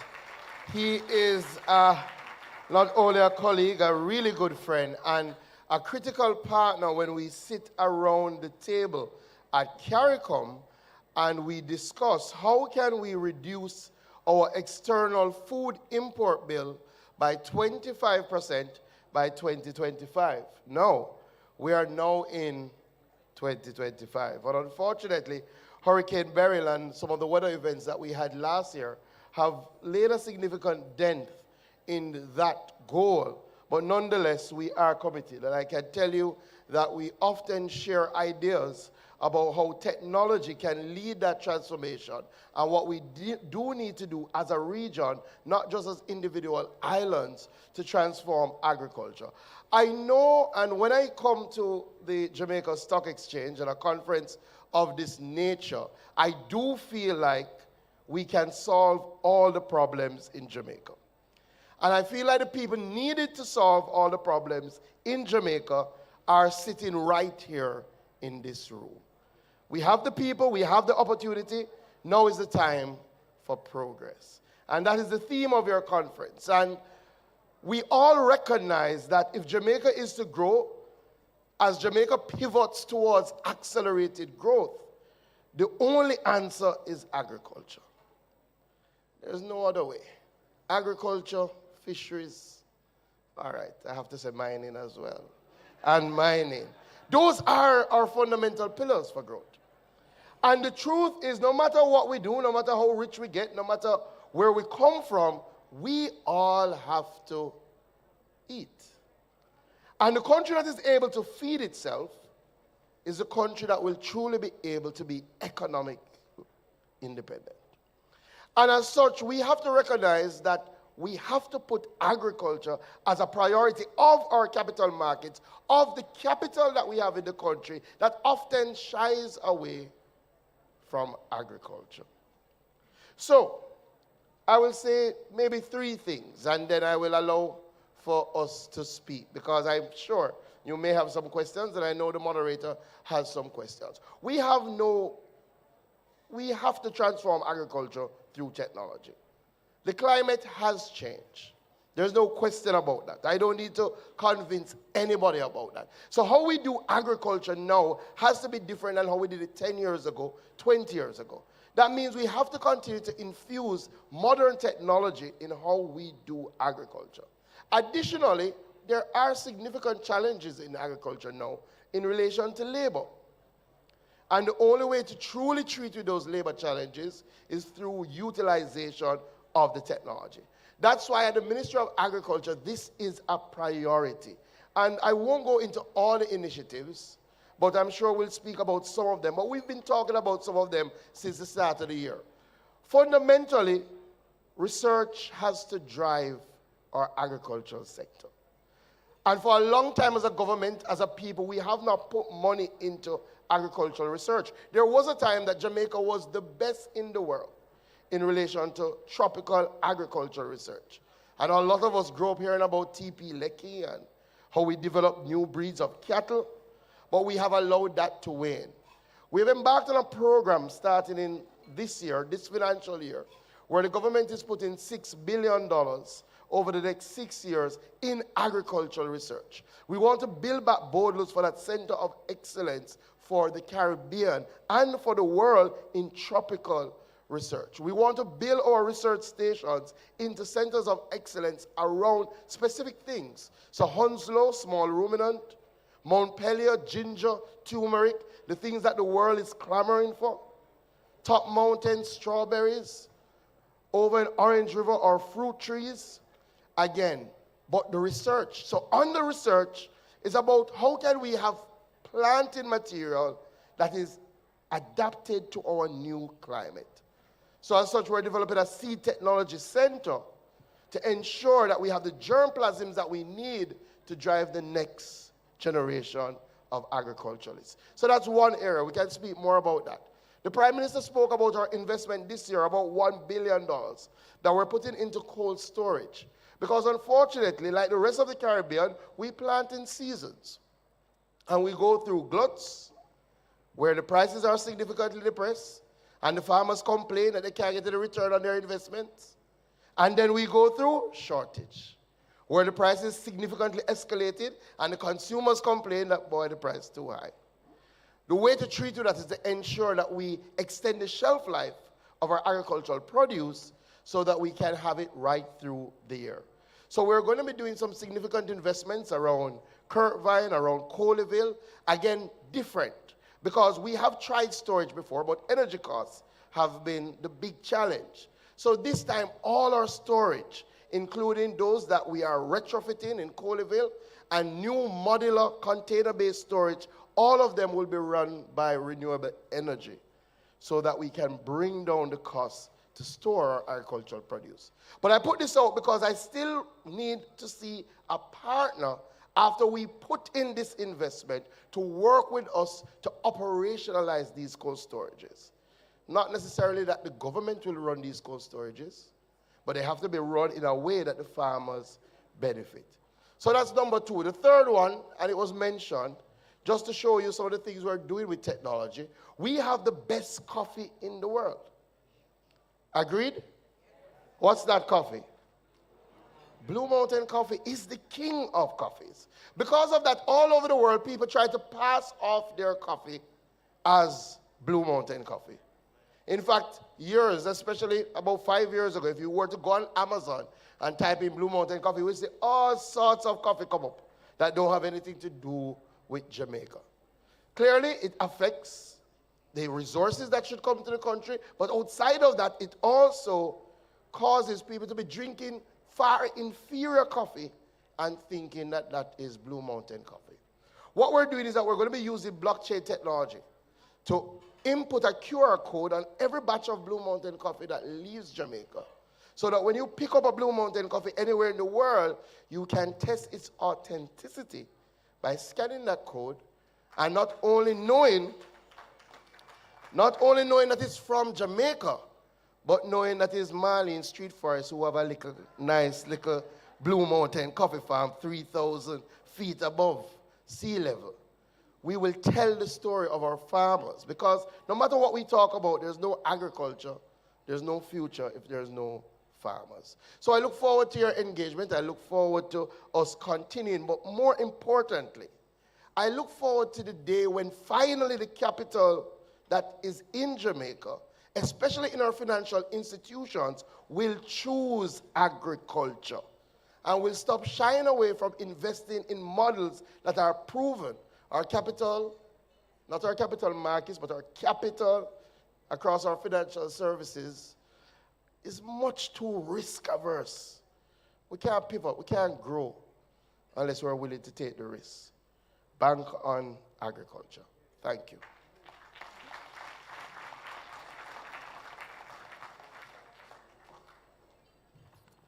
Thank you very much, both ministers. You did a wonderful job, and I do believe that they need a better round of applause, because from the first presentation, I realized that you were holding back on the applause for Minister Duggins. So please go ahead. When he talked about his drip and the things that he was implementing, and we are so happy to hear about the advancement of the work that is also being done in our very own country, Jamaica. So thank you again, Minister Green. A round of applause again. I'm going to stay here because I realized my mic wasn't working at the time. So just a few questions, and then we'll also leave some time for the audience to ask their questions. And both ministers, you shared that agriculture is the only way. It's the way for the future. And we talk about sustainable advancement. And I want to pose a question. I'll start with Minister Duggins so that Minister Green can catch his breath. How can the government, your own government, work with private sector partners to help to develop and deploy these technology to support sustainable advancement in the area of agriculture? Yes, I do believe that from a government standpoint, our government should really be seen as facilitators, where we put policies in place and we support where there is the absence of strong business presence, a lot of these areas. Now, the truth is, this should be private sector driven. Our private sector should be the one stepping up to the plate, because let's really face it, outside of the vulnerabilities of agriculture, when it comes to the profitability, it's unquestionable. Yes. And if we could drive a strong private sector presence in these areas, supported by government policy, supported by the government institution in whichever way we can, we believe that the private sector and the business community can really lead on research, lead on the tech development, because the creative energies lie there. And if we could harness that and support it with the government properly, I believe we have magic that could yield fruits well into the future. Great, excellent. Thank you so much. Minister Green, in the same area, just wanted to know if there has been any advancement in the discussions between private sector and the government as it relates to the area of technology and advancing in the agricultural area. Yeah, thankfully, yes. Thankfully, yes, and I just want to join with Minister Duggins. I do believe that the government has to be the facilitator, but what we really need to see in agriculture right across the region is significant private sector-led investment. For a long time, we viewed agriculture as almost like a government-led activity, which it cannot. Agriculture is for profit. It's a business, right? And yes, people do it out of passion and love, but they have to make a profit to sustain themselves. So we are seeing some movement.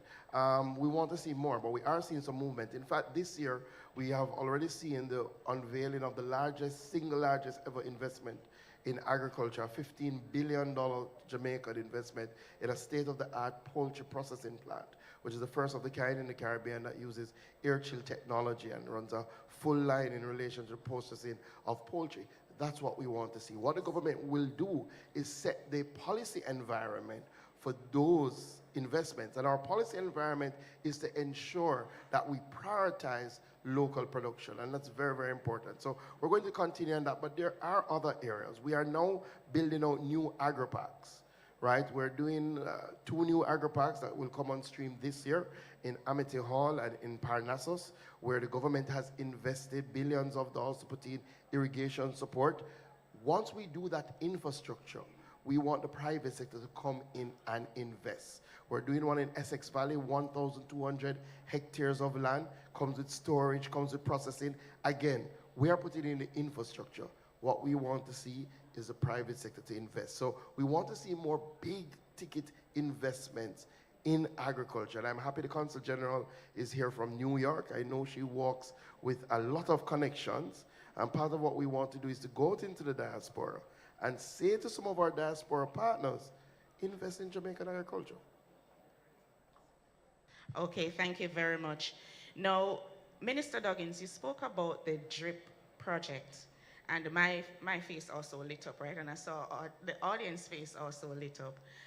Tell us about how easy, sometimes we have difficulty in implementing programs, and so tell us if there were any challenges that we can learn from this if we were supposed to implement such a project in Jamaica as well. Yes, indeed. Well, in our context, and allow me to contextualize the situation. St. Kitts and Nevis, we are Twin Island state of 50,000 persons in total. And so as we speak about implementation, we have to contextualize that Jamaica is going to be quite different with a population of, I think, 3 million, yes. And so in our sense, our farming community is just around 1,000. And so we were able, from a government standpoint, to really incentivize our farmers, and we got over 700 farmers onto the program, where we donated these equipment to these farmers and really set them off for them to move forward. However, the challenges you spoke on, I am looking at is the idea of people not becoming complacent and entitled. So the line between assistance and complacency, I think, has to be clearly observed, because you want your farmers to be productive individuals and not sitting back waiting just for government support. And I think that's one of the greatest challenges that we may have to face. All right, excellent. Thank you so much. I don't know if you wanted to add to it, but I have a question. You can ask. No, I just want to say, and just to highlight, and Minister Duggins would tell you, when he presented the DRIP at one of our regional meetings, I saw him outside and I said, I'm going to take that and put it in my sectoral presentation because clearly we've been doing things of that nature, but how he packaged it, I thought it was very, very good. And in fact, coming from that, we actually do have a program that we're rolling out 2,000 drip packages this year. So thank you, Sir Doggins. All right, that's how we leverage each other in the Caribbean, right? So thank you very much. So Minister Doggins also spoke about access to small farmers as we're looking to advance technology. Minister Green, what has that been like in Jamaica, and are there any lessons from it, and what is your plan going forward? Yeah, so that across the region is probably the biggest challenge. You know, it's a number of our bigger farmers, a number of our bigger companies in farming are able to access the technology. What we have to do is to ensure that our small farmers, which make up 90% of our agricultural sector, can access that technology. So part of what we've been doing is using our extension services to ensure that they are trained in the technology so that they can then roll that out to our farmers. And it spans everything. We're now training drone pilots, right, at our case and our extension services, because the reality is that things like land clearance, things like fertilization, we're going to have to move from this one man walking around for 2 days to a drone coming in and doing it in 15 minutes, right? And again, these are opportunities for private sector, right? We are training some just so that our extension services will have the know-how, but ideally what I'm looking to do is to partner with private sector companies to drive this. We do have a project now that we're doing with the FAO where we're trying to get into small farms and put in smart devices that will tell the temperature of the soil, that will send off a notification using the phone that the farmer knows that he needs to water now, instead of having to wait, go out. So we are doing a number of those things in our small farms to get our farmers up to speed. And the last one I'll say, you know, we don't speak about soil health a lot, right? But one of the things that we have to do in transforming agriculture is to ensure that our farmers appreciate soil health and have ways in which they can measure so that they plan their nutrition regimes from a data-driven perspective. We're rolling out a great program now with the Organic Association to help our farmers learn about soil health, composting, organics. So it's work in progress. All right, excellent. I have one last question for both of you as we move to any questions from the audience, and also we have a giveaway question and answer. So Minister Doggins, we do say that agriculture is the way, right? It's an important pillar.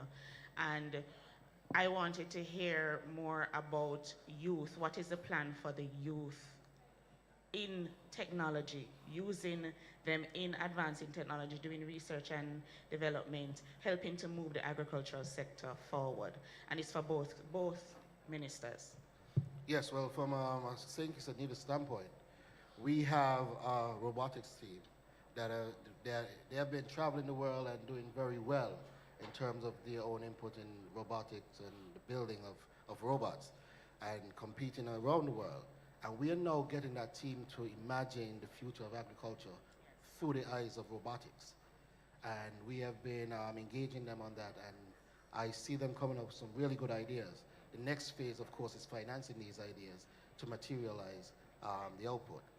But beyond that, I also think there's a room for young people as it relates to the promotion of agriculture. Correct. And interestingly enough, I had my media team look at a video that Floyd did. You both are studying each other, I realize. Indeed. And I said to them that for our 25 by 25 thrust, we'll let all the different crops that we've identified, a young person would lead on each crop as more or less a mascot to ensure that that message permeates and penetrates that demographic, and that the youth will become more vested in agriculture and drive the sector from a youth vision. Yes. Thank you. Excellent. Minister Green? Yeah, so just to say that clearly training is big, right? So we're trying to infuse training in technology in agriculture, especially through Ebony Park and especially through our coding programs. In fact, most of you might not know, but we do have a RADA app, Extension Services app. You can go on your phone now, whether iPhone or Android, and download the RADA app. If you think you're a good backyard farmer, we have all that information that you need for your backyard farm. But one of the things that we saw coming out of the coding program was some young people coming to meet with me to say, we've looked at your app, we can make it better, right? And that's what we want to see more of. So we've been training our youth to look at agriculture from a technology standpoint. The last thing is different ways of agriculture. So now we're looking at vertical farming, and we're trying to introduce some of those things into our schools. Hydroponics, right? Again, smart systems that are protected agriculture systems. So I think the future of agriculture is clearly in technology, but importantly, the youth love technology. So the future of agriculture is in youth. Yes, excellent. Thank you very much, Minister Duggins, Minister Green. And please, ladies and gentlemen, give them a round of applause. They have been great panelists. And I see that we have probably 3 questions, and I'm going to move to that microphone.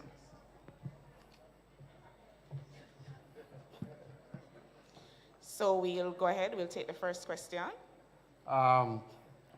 Minister Green, my name is Anthony Shaw. One of the big issues affecting farming, I suspect the majority of Jamaica's farming is from small farmers. Is that true? So one of the big issues affecting small farmers is access to financing. And the issue with finance, you mentioned about getting the private sector involved. Agriculture is a risky undertaking.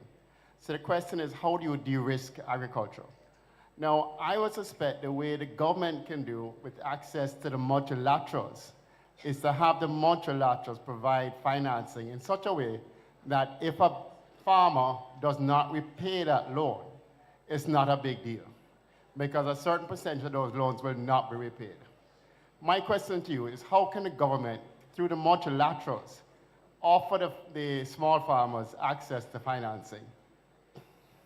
Yeah, so we're doing a couple of things, and I'm happy how you phrase it. The multilaterals have to help us to play a role, because again, you know, if you have capital with no cost to us, then it's easier for you to utilize that. So we are doing, for example, in our new agro park, we're doing a matching grant scheme, not a loan, a matching grant scheme where we match the grants of the small farmers when they go into the enterprise. Part of what we are also looking to do is how can we release a pool of funds, right, that we can have the farmers access. The challenge that we have is that normally when we on-lend, we still have to go through our financial sector. Correct. Our financial sector has significantly high interest rates for people in agriculture. One, they would say because of the risk. Two, I would say because they haven't worked with us to ensure that we can properly assess the risk. So part of what we're doing through the Agri-Invest Corporation is to put in a model where we can work with our financial sector. Firstly, work with the farmers so that they have better business plans, work with the farmers. So let me tell you in real terms. So we're doing a Ginger project now, and what we've done is brought the financial sector to the table, brought the agro-processors to the table, ensure that agro-processors are issuing contracts to the farmers, use those contracts now to say to the financial sector, this is what they're going to make, this is how you will get back your money, provide some service. What we're going to do on the flip end, and the Prime Minister will speak about this when they address the budget, is the government now come to the table with a source of funds to say we can take from this. So it is work in progress. Okay. Thank you very much, Minister. I didn't realize that we had more than 3 questions. We have 6 questions, so we're going to go quickly. So in front of me, lady in green, you can go ahead. Colin Smith, to call it J.S. Smith and Associates. Welcome to Jamaica, Minister Duggins. Thank you. Honorable Minister, your passion is infectious. I love what you're doing in agriculture. Now, the Honorable Mayor Motley of Barbados came here a few years ago, and she talked about the CARICOM region. We are stronger together. What are we doing to make use of these relationships that we have across CARICOM so that we can get into wider markets to become really competitive? First question. The second point, I do consultancy and training, and I was called in by a hotel to train all of their staff. I hired 2 consultants from Case. One of the consultants operates an agro-farm, and he was able to stay in Ocherios and adjust the nutrients in his farm in Portland. What are we doing about using AI in agriculture? Yeah, so to the last point, it is happening. It's happening actually a lot more than we probably talk about, right? And part of what I'm going to be doing this year is telling some of those stories, right? And also we do have local people, young people who've developed AI models for agriculture. In fact, I would have met with some of them, and part of what we're trying to do, and Mr. Duggan spoke about, is how do we get them now to get the financing to roll those things out in a big way. So definitely AI is factoring much, much more into agriculture. We have a number of protected agricultures that are using those AI models, and we're going to see more of that. Clearly, we're trying to get there through starting with our app, and then our extension services will have to provide that bridge to the very small farmer who can't afford it, right? And that's the model that we're working on. In relation to CARICOM, and I'm sure Minister Duggins may want to say something about it, we do have a strong ministerial task force that meets around the 25 by 25 and looking into our regional markets. And I think we have made good progress. There are still some challenges. You know, by now I think we should have had a standardized system in relation to poultry so that everybody knows that poultry across the region is safe, so that the poultry can move easily instead of each time you have to do a sort of risk assessment. So we're trying to treat with some of those issues. We've developed that, and I think the heads will take that on. But just to let you know, we are seeing increased access. We are seeing increased access in Barbados, in Trinidad, around our poultry lines, around pork. We're making good progress. We're making good progress. All right, thank you for that, Minister. To my left. Minister Green, Derek Tulloch. I just want to find out what is being done to resuscitate the citrus industry, because there's a significant shortage of citrus, both lime or oranges. And two, if you can give an update as to the irrigation program in St. Elizabeth, because thanks. Yeah, so citrus. Unfortunately, we suffered from something called citrus greening that wiped out the vast majority of our citrus crops. So it was disease-based. Unfortunately, a number of those wonderful orchards have fallen into ruin. So we're on a program to build that back. What's that program? So first we had to do research, right? So we developed some greenhouses at Bodles that focus significantly on looking at what varieties are more resistant to the citrus greening. We've come up with a couple of varieties now, and we've started rolling them out. So in fact, this year we launched our citrus revitalization program. It's being done in collaboration with the Jamaica Bauxite Institute. I think we've already distributed about 4,000 citrus plants in Manchester using former bauxite lands to replant citrus. We just had a meeting yesterday about lime and rolling out a lime program, because again, we do think we have a variety now that can stand up well. So what you will see over the next 5 years is a massive rebuild of our citrus sector, and hopefully a rebuild in a way that it can withstand the citrus greening. In relation to irrigation for St. Elizabeth, we are about to embark on our biggest ever irrigation project. And I love that for the last few years, every irrigation project is now the biggest ever, right? So we started with Amity Hall and Parnassus, which is about 700 hectares. We did Essex Valley, we're doing Essex Valley now, which is 1,200 hectares. Pedro Plains will be 3,000 hectares of land. And the good thing is land that's already in production, some of it, with the best farmers in the world. So we're going to take water from the Black River and use it to irrigate the plains. We've already done the feasibility. We've already done the cadastral mapping. We're going to be issuing some titles. We've done the demand study. What we want to do is to break ground for that project this year. It will take about 5 years. It will be done in phases. So after 3 years, the first set of farmers will be able to reap the benefits, and then we will move on. So that is work in progress. All right, thank you very much. For the remaining questions, it's one question per person. We're over time, and I'm just requesting 5 minutes so we can close off. So to my right. Sure. Good afternoon. Rain Sibley's here from Jacana Therapeutics. The government is acting as a facilitator while the private sector takes the lead in developing brands like Jacana Wellness, 100% organic botanicals. We're talking about cannabis. This includes advocacy efforts, reshaping the narrative, and offering thought leadership on the medicinal and therapeutic aspects of cannabis. How is the government supporting the ongoing growth of this industry? I'd love to hear from both ministers, if I may.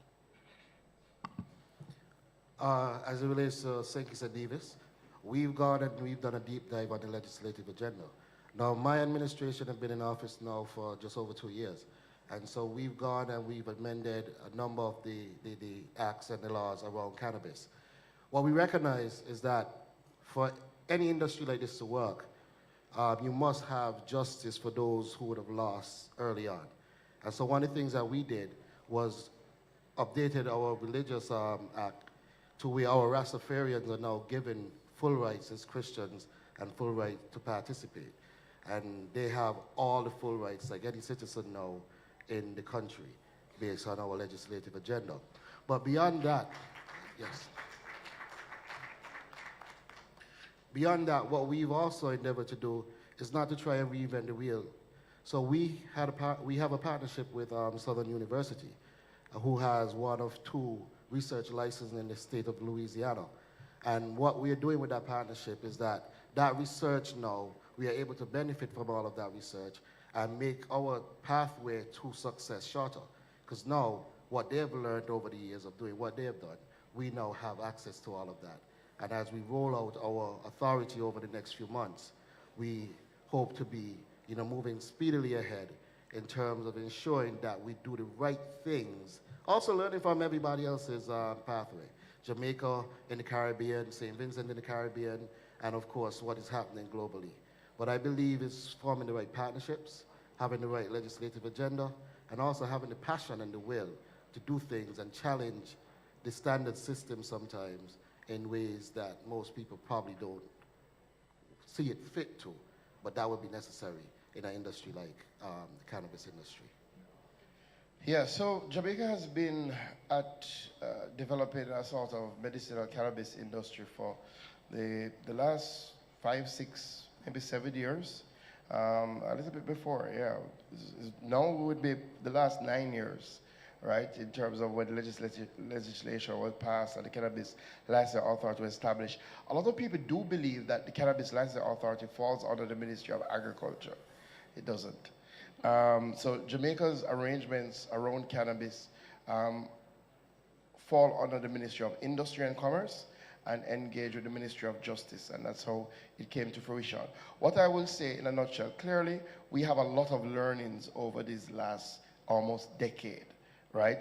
The minister has indicated, as Minister Hill, that they are conducting a significant review of the cannabis sector. One, to ensure real incorporation of the small cannabis farmer in what we do, and that is critical. We have had models, alternative development models that were embarked on. There are learnings from that. I think now is the time to incorporate those in a new legislation, a revised legislation. I think the world has also come a far way, and I think there are opportunities that we have not yet taken full advantage of, that now is the time. And I think, as the Prime Minister says, let's pivot towards growth. I think this can be a big, big part of the growth agenda. Thank you very much. We'll go to my left, and then we'll finish on the right. Good afternoon. My name is Clive Beckford. Several international trade policies that are being implemented in overseas markets like the EU and UK have resulted in requirements for exporters from Jamaica to provide proof of their agricultural practices, deforestation, their labor practices, and so on. And recently, several small exporters, there have been some incidents where custom agencies have seized their goods or tried to block goods that they were exporting before, demanding proof that their labor practices, the ingredients in their products, they are coming from agricultural lands that have been regulated, and they're actually not using any unsustainable practices. And in those incidents, the exporters, they were caught off guard, and they were actually unable to provide any proof. It does speak to the need to have more regulation and more engagement of small farmers and exporters. as an example, castor oil, we see a castor oil on Amazon and so on, and cosmetics. We have to prove that these things are coming where the source is and that the practices are compliant. What have you seen, Minister Huggins, or done, or looking to do in Safe Kids? And Minister Green, what are we doing in this regard? Yes, thank you for that question. Interestingly, I think unbeknownst to each other, we are actually doing exactly the same thing. We are, and Minister Green spoke on it more in depth than probably I did when I spoke, but the blockchain, NFT, and in our case, cryptocurrency, we are using the series of digital platforms and the NFT, you're familiar, right? Yes, because in that way, you can now have full traceability. You can understand exactly where the seed was planted, how it was developed, the story behind it, the entire ethos of the farmer and the community, all the way through to the product and distribution down to consumption. And we believe with that and coupling that with digital currency, it will provide the right platform for us to navigate the challenging world out there as these legislation continue to evolve. Because today the changes that we see are there, but what will be there tomorrow? Where will they go tomorrow? And we want to stay probably a few steps ahead. I probably let Minister Green speak more on that. Yeah, so a couple of things. We haven't had any reports thus far of any exporters having a challenge accessing the markets, but clearly this is something that we've seen on the horizon. So when I spoke about our drive to utilize the technology to ensure traceability, clearly I spoke about it from a revenue protection perspective, but also to fulfill some of these requirements. Right, so the EUDR, which extension has been granted for it, but nonetheless, where the world is going now, even without the EU doing the regulations, people are more concerned about traceability, where their food comes from, and what practices have been utilized. So we have to use the technology at our disposal to ensure that when they have those questions, we can answer those questions. The good news is that if we infuse the technology in what we're doing, we can answer those questions, right? Because for a long time, a number of our farmers, and especially because we still do have a large amount of small farmers, and the practices that they use oftentimes align with the environment, we can answer a lot of those questions. So what we've been doing, we've been working with the technology providers, we've been training our farmers, we've had a long history of good agricultural practices training, because there's always been something that we have to prove to access a market. So a number of our small farmers have gone through those processes. We're also building out all our storage to incorporate whatever new requirements are out there. Castor, we can talk about that, but we're working with UAE to do a whole standard around Jamaican castor. If you don't know, Jamaica has the best castor oil in the entire world and the highest priced castor oil in the entire world, Jamaica Black Castor. So we still have the same challenges with knockoffs. So we're going to use the technology to do the traceability. All right, thank you. So we literally have just 1 minute for both the question will be short. and the answer. I have a whole preamble. Okay. Just really quickly, lots of investment in agriculture. Happy to hear it. What are we doing to help the farmers with predator larceny, since a lot of them have done all the work and lose their crops really quickly? Yeah, big question, and I'll answer in about 3 minutes, I'll try. So one, we have increased the fines. One of the things that people complain about for a long time is that when people are caught in predator larceny, they get a little tap on the wrist. It used to be a maximum fine of $250,000, maximum time in jail of 6 months. We've moved that from $250,000 to $3 million, from 6 months to 3 years. So that's one thing. But in order for you to access the fines or the time in prison, we have to be able to catch you. Right? So part of what we're doing is building out with the JCF1 predator larceny units across the country. Right? We already have 8 of them, so that when a farmer goes to report predator larceny, they don't have to join the regular queue. They can go and talk to the person in charge of predator larceny. But the last element, and the police force is going to transform that into a division of the force that deals with agricultural crime. And I want to really commend Commissioner Blake on taking that big, bold step. And you will see that be built out this year. We've already now started the third aspect, more boots on the ground, right? So we are recruiting now agricultural wardens who are police. They will be trained as police officers. They will have the powers of police, but they will be tasked with treating with agricultural crime. We plan to deploy 300 over the next 3 years. We've already started recruitment. In fact, about 162 people have already qualified. We plan to start training this quarter and roll out our first agricultural wardens this year. And we're going to start with the areas where we are seeing significant agricultural crime. I had said the last one, but last one, we have to cut out the markets. So I've been kind of sending a message that we're going to get a lot more serious on looking in the market spaces, our abattoirs, those who say they're butchers. You're going to have to tell us where your meat come from, right? And if you can't tell us, then you're going to be in problems. So we've sent a lot of those messages. We're going to be serious about it this year. All right, thank you. Round of applause for both ministers. Robust and insightful discussions. And now I hand over to Mr. Ellis. Thank you very much. 2 quick presentations. Thank you to young, energetic, enthusiastic ministers. Thank you very much for your participation. Very quickly, on Tuesday night, we honored some of our stalwart sponsors. One is C&W Business, and I will ask the representative from C&W Business to come forward to receive your recognition for your years of support of this event. And I'll ask Chairman Stephen Whittingham, please to hand over this token of our appreciation to the representative from C&W Business.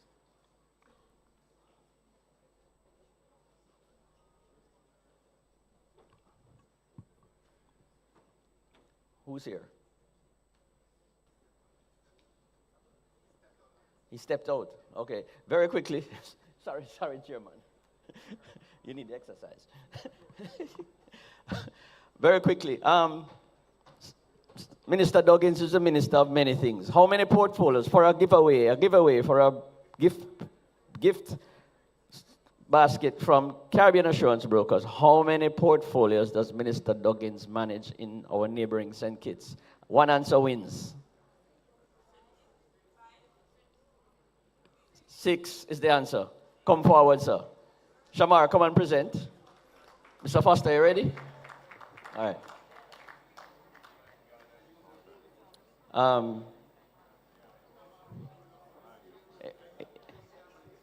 Lead right here, quickly.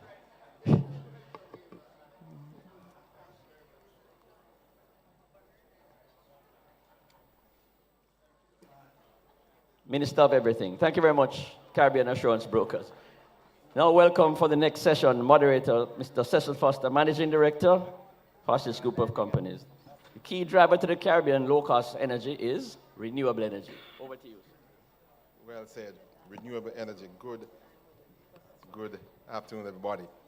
The key driver to Caribbean's low energy cost, we are positing that it is solar energy. Just a little bit about Fosrich. In 2017, December, we joined the Jamaica Stock Exchange, became listed on the Jamaica Junior Stock Market. Over the years, we have become an integrated company where we are a company that distributes electrical products, lighting products, and we have moved into industrial electrical and also moved into manufacturing.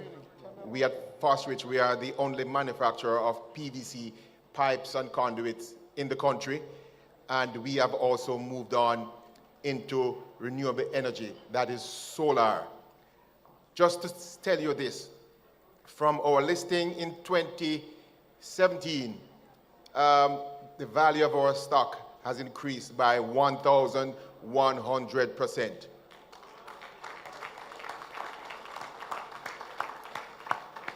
We intend to forge partnerships in the country and outside of the country that will drive more value for our valued shareholders.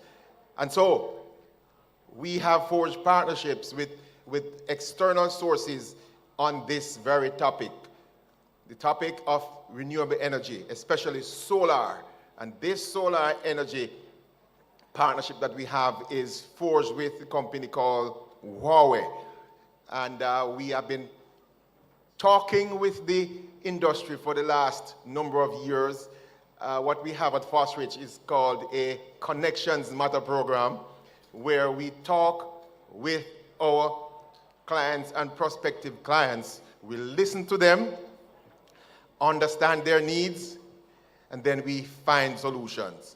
Now, what we have found is that they are telling us that they need to go solar. And my friend from JPS, we are partners in this energy providing business. They want to go solar. And then what we have found out is that the equipment to make solar possible, because as you know, the sun is not going to let us down most times. Most days it is shining at 32 degrees of temperature in the country, or 34 or 36 degrees. And therefore, the sun is available. The equipment that we use to harness the sun to create the power that we need have now come to a point where it's a no-brainer.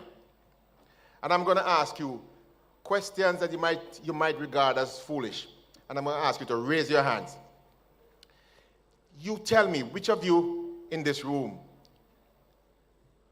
if you have a smartphone, just raise your hand. So foolish. The question is so foolish, okay? The next one, if you have a laptop, raise your hand. Are you afraid of doing that? If you have a refrigerator at home, raise your hand. Okay. Let's go. If you have a light bulb at home, raise your hand, Stephen. Do you know what all of these things have in common? What do you call it? They all use energy. Therefore, how many of us use energy every day? All of us. The decision to make the change is our decision. So let me say this. One thing they don't tell you about these equipment is that they are energy gougers. If you see the speed at which your smartphone moves and your laptop moves, you'll be frightened sometimes. They use more energy than you can think. Therefore, we who are a part of building a modern economy must find ways to build a system that's going to make the energy that we use be produced at the least possible cost. So there is where we are. We have sat in this place for a number of years. We have seen the problem, and we have decided that, okay, we are going to put this solution to you. So today, at the end, in the next few minutes, we are going to be launching the next step to this solution that can drive low-cost energy across Jamaica and the Caribbean. So we have said at first that we have the sun, and we have said the next step was that the equipment is available at the most economic price right now we can think of. And therefore, I'll tell you the other solution that we have to work with you on to help you as a Jamaican set of people, a Jamaican economy, to grow and develop and become world beaters. The next item on this program is a video. When you see the products that we are showing you that are available in Fosrich, then you will understand that we are serious about energy production and energy conservation. And then after that, we'll have two persons join us here for a conversation. So could you now roll the video for us, and then we will take you to the next step after the video.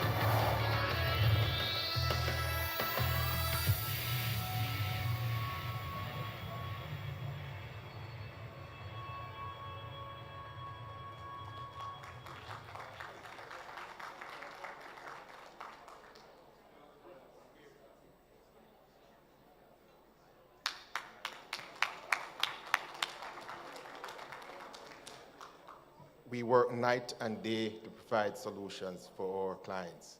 I'm going to invite two members of my team, Mr. Hector Mendoza, an engineer par excellence, and Mr. Stefan Holness, and they will be here to share the next few minutes with me. Stefan will give you just a little more information on how we can do it for you at Fosrich, and then we will take some questions from you afterwards. You can take a seat, and Stefan, it's all yours.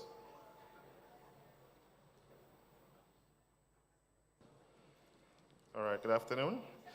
So we'll quickly speak about the key driver to low-cost energy. As was mentioned, it's renewable energy.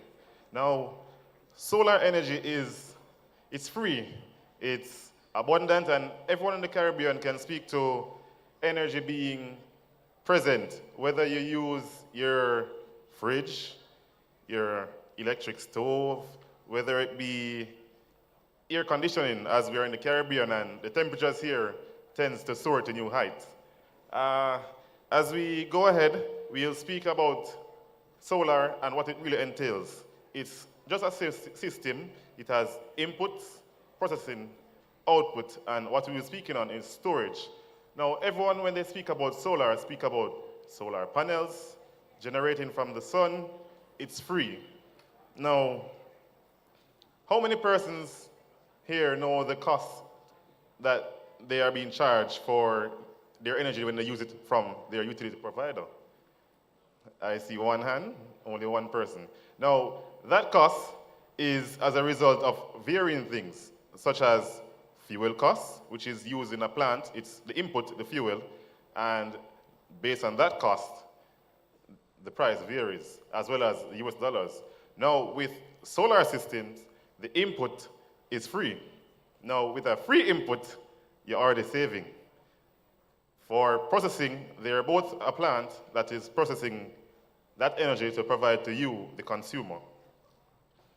What we'll be speaking on is the cost savings. Now, the cost savings we generate is from the low cost of energy due to what we call freeness. Now, everyone loves freeness, right? Everyone here sounds a bit hungry. I know it's just before lunch, but everyone here loves freeness? Or let's put it this way, low cost, more benefits? Okay, now you're with me. So solar provides low cost and more benefits. So low cost for maintenance, low cost in operation, and low cost in lifetime.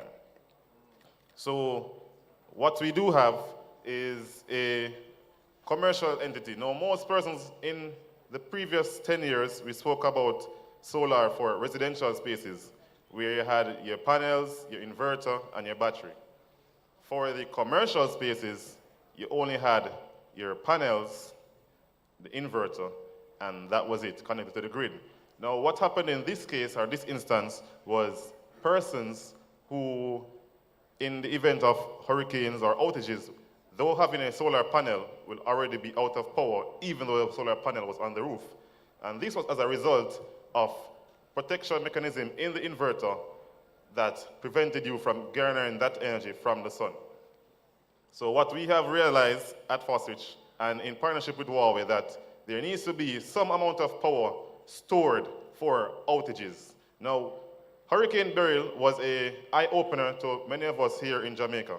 And this eye-opener led to a demand for solar and more so storage.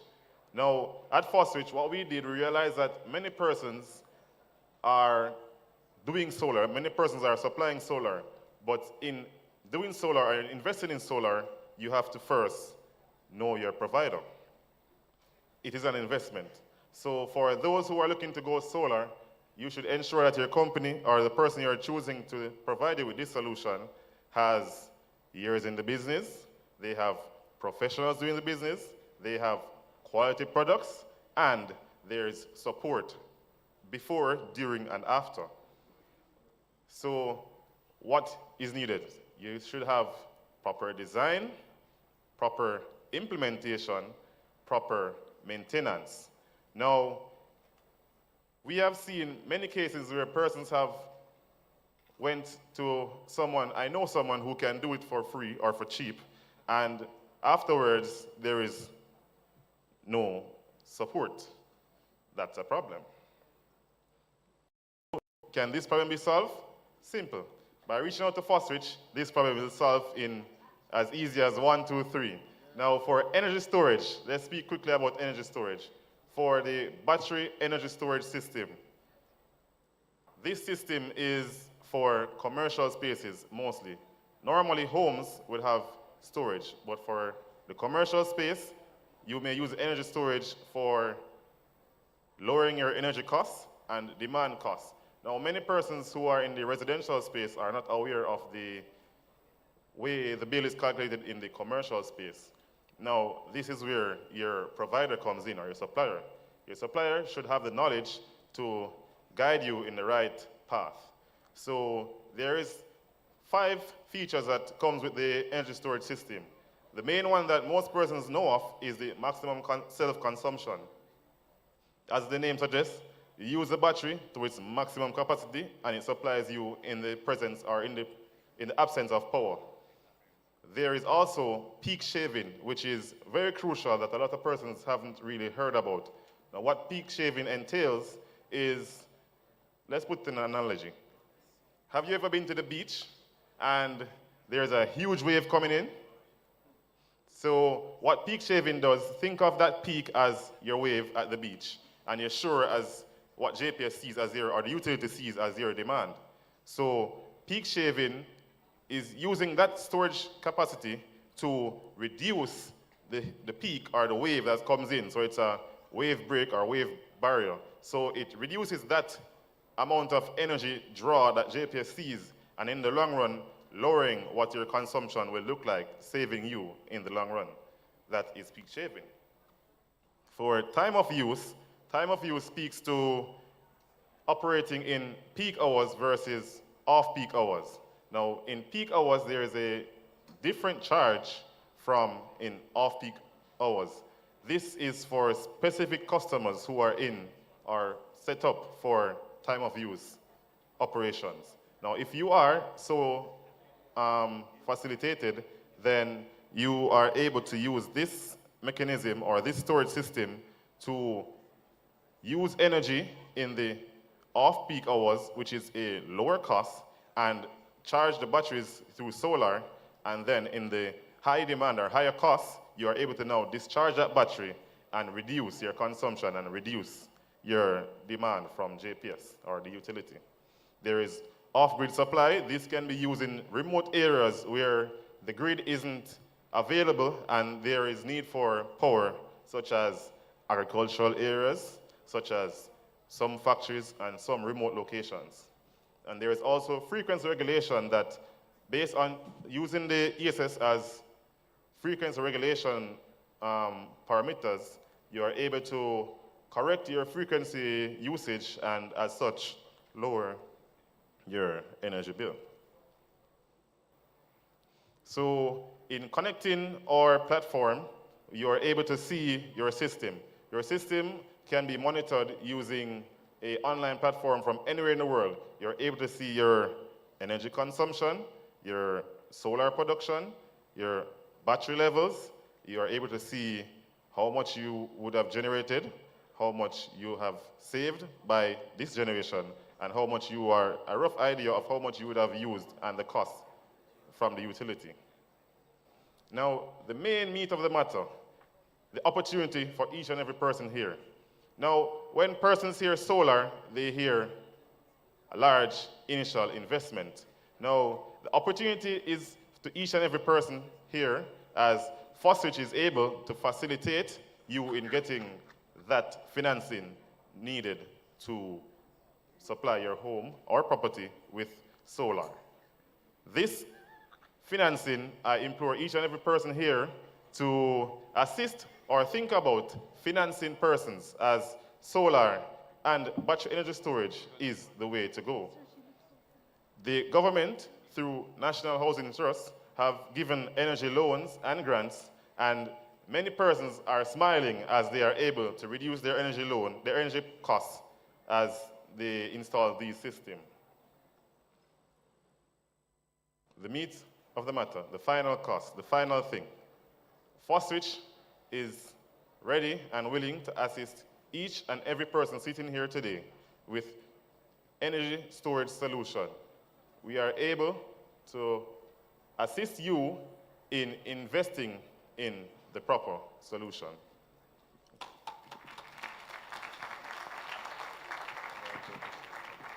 So you have heard it. And it's your time to say something. You have a question or two you want to ask these two persons. They are experts. And after the question and answer, we will be, I didn't tell you before, but now you know, we're going to be giving away 2 gifts, 2 baskets.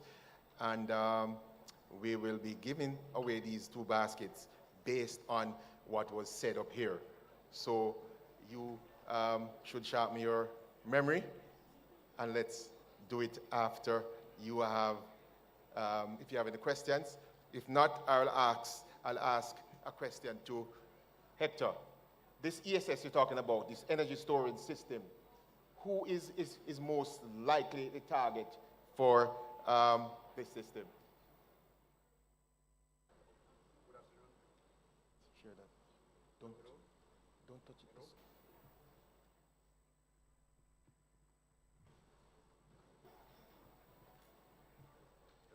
Hello? Yeah, I mean, when we are talking about, good afternoon to everyone, right? When we are talking about energy storage systems in the area of the commercial and industry, any kind of company can use that, right? Because the benefit that you're going to have for that is not necessarily all the energy that you're going to use that was storage in the system, but also as my colleague Stephen Holdens was talking about it, is when you need when you have the big demand, the peak of the demand, you can use it, right? There is a lot of cost that you can reduce when you are using in the peak shaving area, right? And that is something that we were not talking before in terms of when we were talking about solar is that, right? Is when the big cost of energy are coming, not necessarily are coming from the energy that you are using, but it's also in the industry for the demand that you are requiring from the utility, right? And using in that area is where you are going to have the biggest benefits, talking about commercial and industry sector. Okay, all right. Barriers. What are some of the barriers for implementing an ESS system? And this, when I say ESS system, is energy storage system. And I know some people will wonder what that means. And so what are some of the barriers? I understand that it can be presented to you like in a container, or you can have a room that you stock out with these batteries and so on, right? All right, so one of the barriers for having energy storage system oftentimes is your storage space. Now, they can be a cabinet size or as large as 10-foot, 20-foot containers, and they can be paralleled and increased based on the size needed. So the storage space and oftentimes the finance, the cost. Okay, I know Mr. Hugh Grant is here. Tell him, what system are you going to be implementing at the Phosphate Superstore on Mullines Road starting in the next couple of weeks? Yeah, we are going to install a system of up to 600 kilowatt hour, okay, for the energy storage that will allow us to really work in a very good environment, and for sure to reduce the cost of the demand that we are going to have. Again, not just energy, but also the demand. We are going to use in the exactly hour where we are thinking about that we are going to have the peak. Okay, and tell the audience what they need to do to get Phosphate to start working with them. What are the steps? Let me go in that area, please. Okay, that is a little bit interesting because you can come to us, right? And we can guide us in the path to go solar, right? Because go solar, not necessarily is that I'm going to go directly into the solar system, right? You have to become efficient before, okay? That is the first point that you have to go. And then you can go to solar. We have the complete solution for you from the beginning to the end. That is what we are looking to provide and what we are looking to share with you, okay? Okay. And quickly just to add, the first step is to do an audit to ensure that we know what exactly your load looks like. And from there, we can design a system tailored specifically to your needs. Okay, great. And so we are clear. Are we clear as to what we need to do? Because we have a role to change our trajectory right now in energy consumption. And so here it is. I'm going to ask them to stand with me, and I'm going to give you the final leg before my team comes up here and ask you a few questions and give you a basket or two. I'm going to ask them to stand with me. Earlier on, you would have heard me saying that there are a few legs that are very important to the use of or to the solution that us in Jamaica and the Caribbean can use to drive your energy cost a little lower. We mentioned if you are, this is not a quiz, okay? But help me here. We mentioned that we have what? The what? And the sun is what? Free. And that we also use energy in everyday activities, whether our phones, whether our cameras, whether our laptops, whatever it is, our TV, and we use a lot of energy, and therefore the sun is free. And those equipment draw a lot of energy. And the next thing we said to you is this, that the equipment we just showed you a while ago, the equipment that are available are now at the best possible prices you can in any time of our history. So those were the two things. And the third one, listen up and listen carefully. We have been working and listening to the market and what they are requiring. And when we look at our portfolio of requests, it's over almost $3 billion. And what was the common thread is this: most people want to go renewable energy. They want to go solar. They know that the sun is available. They know that the equipment have come down, but they could not finance it. And so we are saying today that Fosrich is available to help you to finance your solar projects from $5 million to $400 million.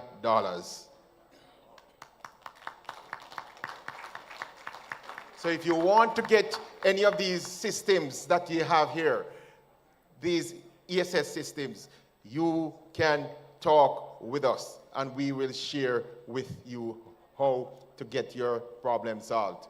So I want to say we are looking forward to working along with you. So my team is here and geared and ready to work with you. The next thing is that for you being a good audience, we like to give away things. So Kerry and Kamik are going to come here, and we are going to give you some beautiful solar and LED stuff that will make your home be not only beautiful, but energy efficient. So, Kerry, what question do you have? Good afternoon, everyone. I trust that you've been paying attention. Yes? No? I have two questions. The first is, what are the 3 benefits of going solar? Hands up. No? You mean to tell me that nobody knows? Come, darling, come. Tell me this. No. Yes.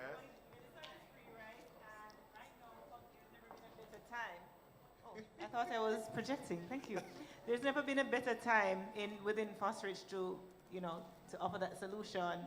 And there is also financing of the project. Yes, yeah, man, give it to me. Thank you. I like you, but I'll give you something else. Yeah, you give me something else? Okay, all right.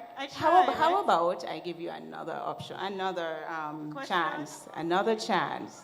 Okay, I need the audience to be on my side. Help her out on this one for me, guys. Help her out. Yes. The 3 benefits of going solar.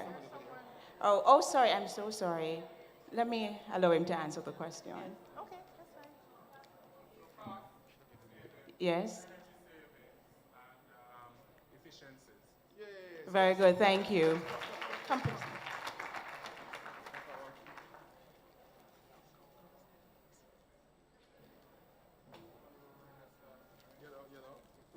Yeah, yes. So it's not only your house we're going to work on, but we are working on giving you a gift now.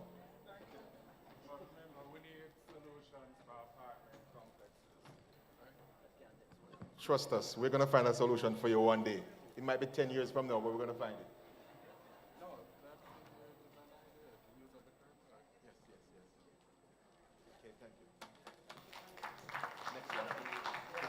And this one is very easy. Mr. Foster mentioned a very special feature and offering that, when he spoke about the offerings that Foster has to offer, he mentioned one very special feature that is important for you to get a solar system. What is that? No. Very good, yes. Come up for me, please, and congratulations. We, as Jamaican, we never stop. We are persistent. That's very good.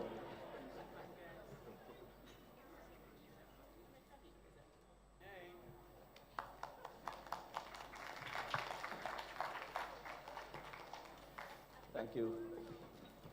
Thank you, Fostridge team, led by the CEO. Thank you, Henika, for your persistence.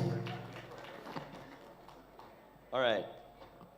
We have a special lunch presentation today, and I'm going to ask the former chairman and member of the Jamaica Stock Exchange Board, Mr. Julian Mayer, to join us on stage to introduce the next presenter.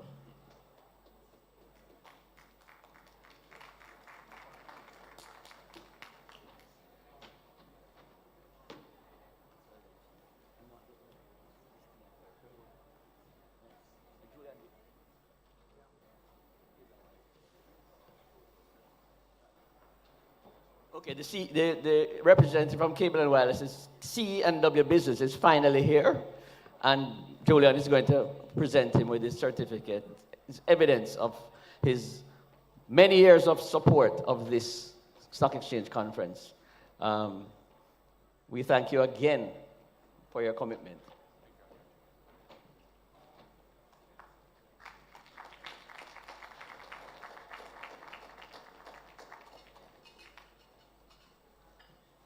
Thank you very much. Over to Julian. Good afternoon, everybody. So, the value of the stock exchange, I guess, couldn't really be better exemplified than the presentation from Fostridge, saying that their stock increased in value by 1,000%. I mean, that's phenomenal.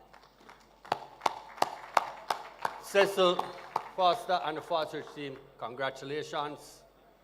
You've used transparency and corporate governance to move your company to a different level.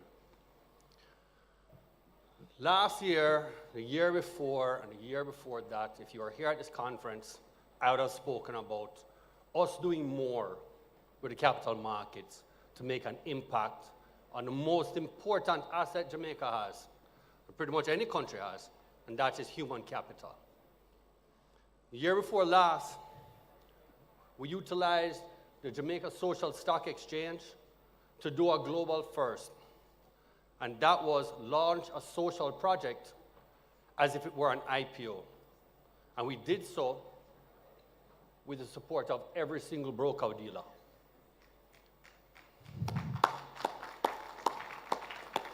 Now, I want you to understand what that really means. It means that people who put up their money didn't get a financial return.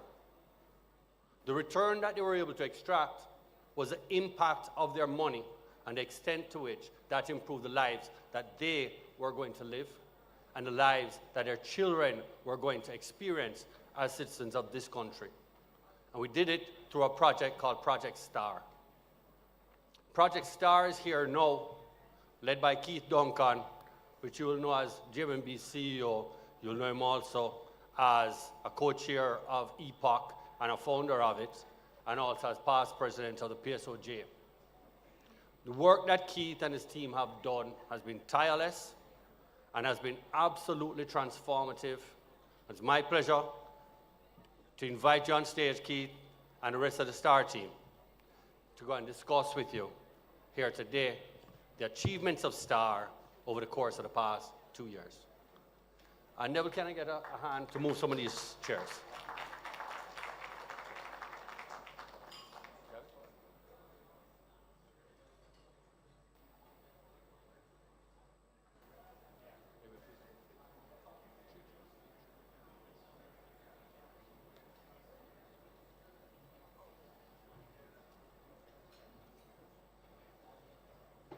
So I know it's lunchtime, and we're going to have the clattering of knives and forks and the chatter associated with that.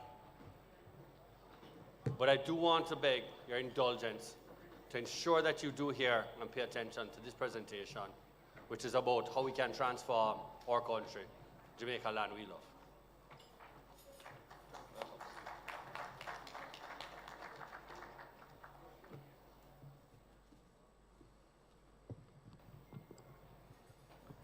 Good afternoon, ladies and gentlemen.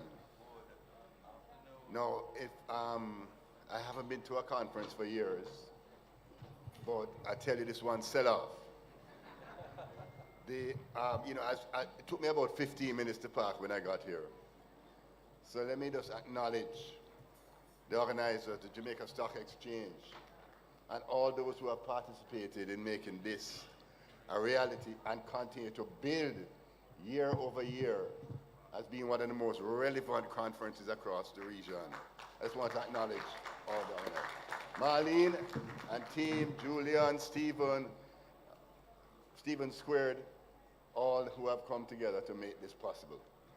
And so we are here because while I was president of the private sector organization of Jamaica, having achieved a level of macroeconomic stability and we looked at where are the real challenges that we face as a country. And we identified human capital development through education and community development and development of skill sets that were important. We all know what we are facing as a country because 66% of our workforce have no certification or training, right? 33% of our children are graduating from primary school functionally illiterate. That means we have work to do on the human capital development side. The Planning Institute of Jamaica has identified over 100 communities across Jamaica as marginalized, under-resourced, underdeveloped, with people not having access to basic services. 500 squatter communities across Jamaica, informal squatter communities across Jamaica, with 700,000 of our citizens, brothers and sisters, unable to access public services, unable to have light and water, undocumented, etc. So Jamaica has to turn its attention, using its fiscal space, to address human capital issues. The government of Jamaica has a plan they call Plan Secure Jamaica. Plan Secure Jamaica has a pillar called social and economic transformation. That pillar has been under development. So as president of the private sector organization of Jamaica, and when I consulted with Julian Mayer, he had the same kind of vision in terms of what can we do for impact.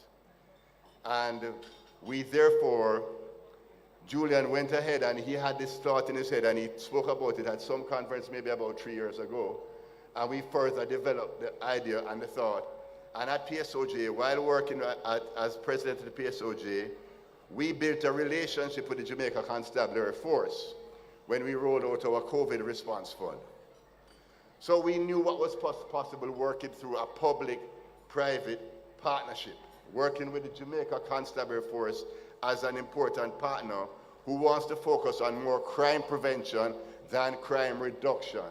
Because crime reduction is equal to hard policing, crime prevention is equal to investing in your people. Okay?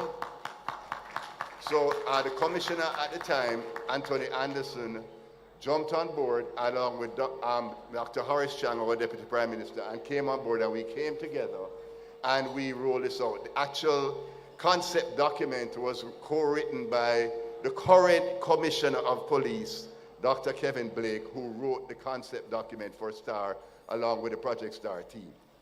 So this is a private-public partnership, okay, that has been able to now focus on building out a community development model. Not only a community development, but a sustainable community development model owned and led by the communities, because it has to be owned by the communities for it to, and it's socio-economic renewal of communities, right, to drive growth in our country. Because remember, 70% of the violence emanates from 100 of these communities, of the 100 communities across Jamaica, 70% of our major crimes. So if we focus on these areas, we would have solved for a real issue in our country, and that is solving for the crime through crime prevention measures, while in combination with crime reduction measures. And working with the Jamaica Constabulary Force has been a privilege, and the level of activity that they have had on the ground in Jamaica, in our communities, has been really wonderful, and they have mobilized and worked with us, and the private sector has got, the PSOJ in conjunction with JSE has got this out of the ground. So I'm going to introduce to you Cherie Staines Appleby, is our community services lead, and she will speak. And then we have Deputy Superintendent Eucal Francis, who worked in our parade gardens and rose gardens communities, hand in hand in building trust in the communities and demonstrating and achieving significant results in those communities. So let me hand over to Cherise, and she'll go through the model with you guys, and so you guys can get an appreciation of what we do. Thank you. Thank you, Mr. Duncan. Good afternoon, everyone.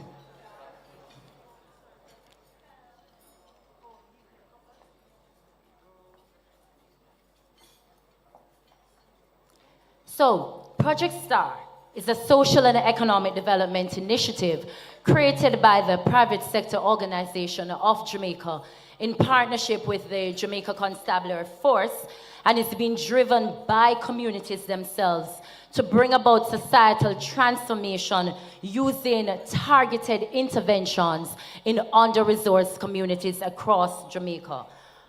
Our vision at Project STAR is that by working together, we can transform Jamaica into a place where our residents are valued, and we can create the opportunities for everyone to thrive.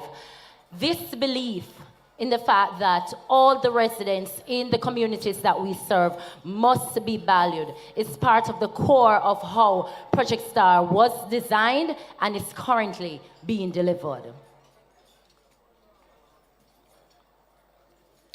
A little bit more about Project STAR. As I indicated, we're a social and economic development program that looks to improve the social and economic outlooks of vulnerable and volatile communities right across Jamaica. Our approach is to work at the community level to drive decision-making and change. And we do this through ongoing consultations and dialogue with the communities and other stakeholders, as well as through ongoing collaboration with partners such as ministries, departments, and agencies of government, the private sector, along with civil society.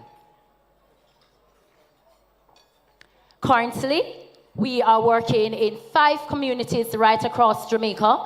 Right here in Kingston, we are in Parade Gardens and Rose Gardens. In Westmoreland, we are in Savannah Lamar. In Clarendon, we are in Mapen West. And most recently, we went to St. James, and we're in the community of Salt Spring. Now, when we enter communities, we follow what is called our community entry strategy, which has 8 key steps that you're seeing there on your screen. And what this strategy does is that it allows us to work with communities to develop a series of action items that are delivered to bring about the change that the residents want to see and that we too as Jamaicans want to see. And we call all of this the Community Transformation Action Plan. Now, the plan is a multi-year, that's 3 to 4 years, action plan that guides the execution and development of activities in our communities and reflect the aspirations and needs of the communities themselves. So I want to share with you a little bit about the community development planning process, particularly for one of our communities in Parade Gardens. Please pay keen attention to the video I'm about to show you.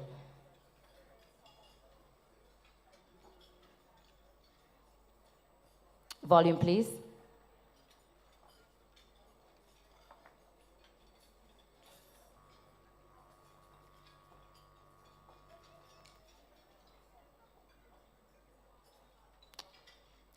Are we ready?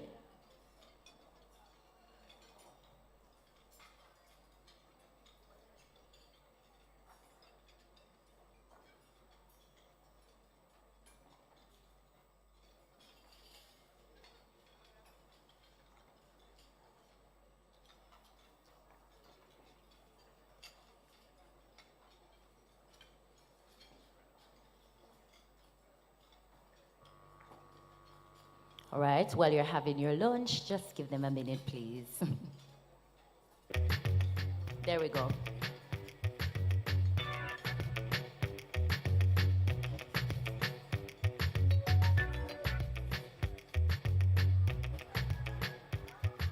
We started to discuss problems or issues that members of the community were facing. Whatever it is that the community needed help with, any way we could transform or to better the lives of the individuals of Treadlight, Havana Heights, and the racetrack Pennantwood community.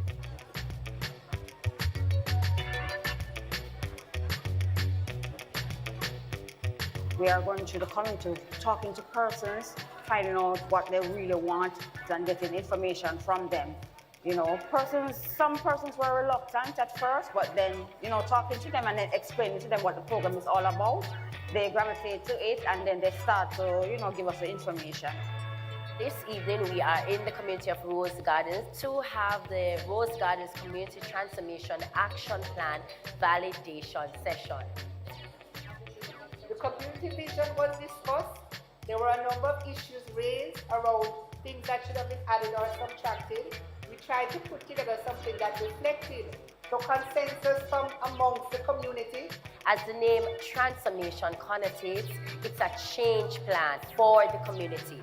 It highlights the priority issues or the developmental challenges of the community, as well as the interventions or programs that must be put in place over the next 3 to 4 years to really address the root causes of these issues and in order to lead to positive change within this community. And if it don't cook good, we can, look back at the recipe, look at what the ingredients you are putting, and we can add a touch of that. Your ideas now, you have to speak out. It's your community. Everything is going to benefit you. Validation speaks to accuracy and ensuring that there is buy-in and ownership. And so that is what is happening here. We've engaged the different stakeholders within the community, representatives from our schools, our churches, our community-based organizations.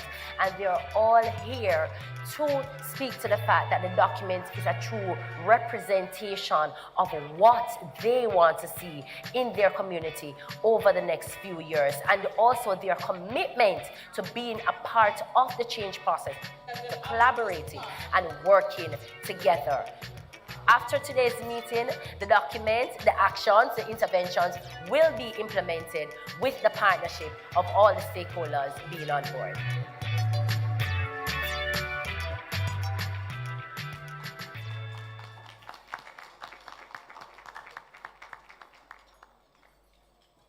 No, what we have discovered throughout our community development planning process is that communities are very much aware of the issues that are affecting them.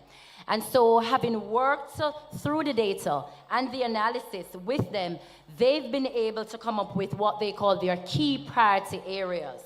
And so for Parade Gardens, as you see displayed there, we have, or they would have, identified their top 5 priority issues. Number 1, the community would have said that their number 1 issue is high levels of unemployment and limited access to quality jobs. More than just identifying the issue, they've gone further to identify the strategy that they believe must be put in place to address the root causes of these issues. And for that number 1 issue, they've said that the strategy is an expanded and vibrant pipeline of trainable and employable Parade Gardens residents with improved access to the labor market and quality jobs. Now for issue number 2, what we found was that when we completed the community development planning process with all 5 communities, this issue came up for all of them: weak family structures and poor parenting. And the resulting strategy includes a system of care approach which has parenting programs as well as after-school support programs for children. And some of the other issues that the residents of Parade Gardens would have identified as amongst their top 5 are: number 3, limited access to health and social services; 4, poor and limited community infrastructure; and 5, high numbers of unattached and unengaged youth. Now, over the last 18 months, we have been able, working with our partners, such as the Jamaica Constabulary Force, to achieve many milestones in Parade Gardens. And these include strengthened and built trust with community members and key partners through continuous community engagement, improved educational outcomes through community-based education support programs. I pause here. Last year, March, in partnership with the PricewaterhouseCoopers, we would have launched for the first time the Parade Gardens Homework Program. Now, this initiative was based on consultation with the residents of Parade Gardens, and it was also supported by the data from the Ministry of Education, which highlighted that our children in Parade Gardens were failing. They were underperforming in the PEP. And so we would have targeted 35 youngsters ages 6 to 9 in grades 1 to 3. And by recruiting specialized teachers, they are being assisted on a weekly basis to improve their numeracy and literacy skills. We also provide them with nutritional support because we understand that for brain development and for improved performance, nutrition plays a key role in this. Another milestone, revived community action and governance structures. In order for there to be sustainable transformation and sustainable development on a whole, governance structures play a key role in this. Communities have to own the process of development. They have to feel empowered and be a part of it so that they can drive the change that they want to see. And we recognize that at Project STAR. And so we have been working with the residents of Parade Gardens and all the residents in our 5 communities to establish and strengthen community-based organizations. We've also established what is called our Community Transformation Board. And this board has members of our community-based groups, from our youth, our seniors, our women's groups, our schools, our churches, our business stakeholders that come together and identify the issues that are affecting their community, that look at the root causes of those issues, and most importantly, decide what the change and the action should be around these issues. This is important, because Project STAR will not always be in these communities, right? And so we have to empower them so that whatever action is taken now, they will have the ability to continue this for years to come so that the change will be continuous. Another milestone, we've achieved a 70% placement in jobs through our Job Readiness and Placement Program. And I might add that 82% of our participants have job retention after 6 months. And finally, strengthened community. That's the partnership with the Jamaica Constabulary Force along with other stakeholders. At STAR, partnerships are key parts of our holistic approach to achieve sustainable transformation in our communities. Our partnership with the Jamaica Constabulary Force is one such, and the resulting current peace building evidenced today in Parade Gardens is one of the most compelling stories of the work that we've been doing with our partners over the last year. The next presenter is Deputy Superintendent Euclid Francis.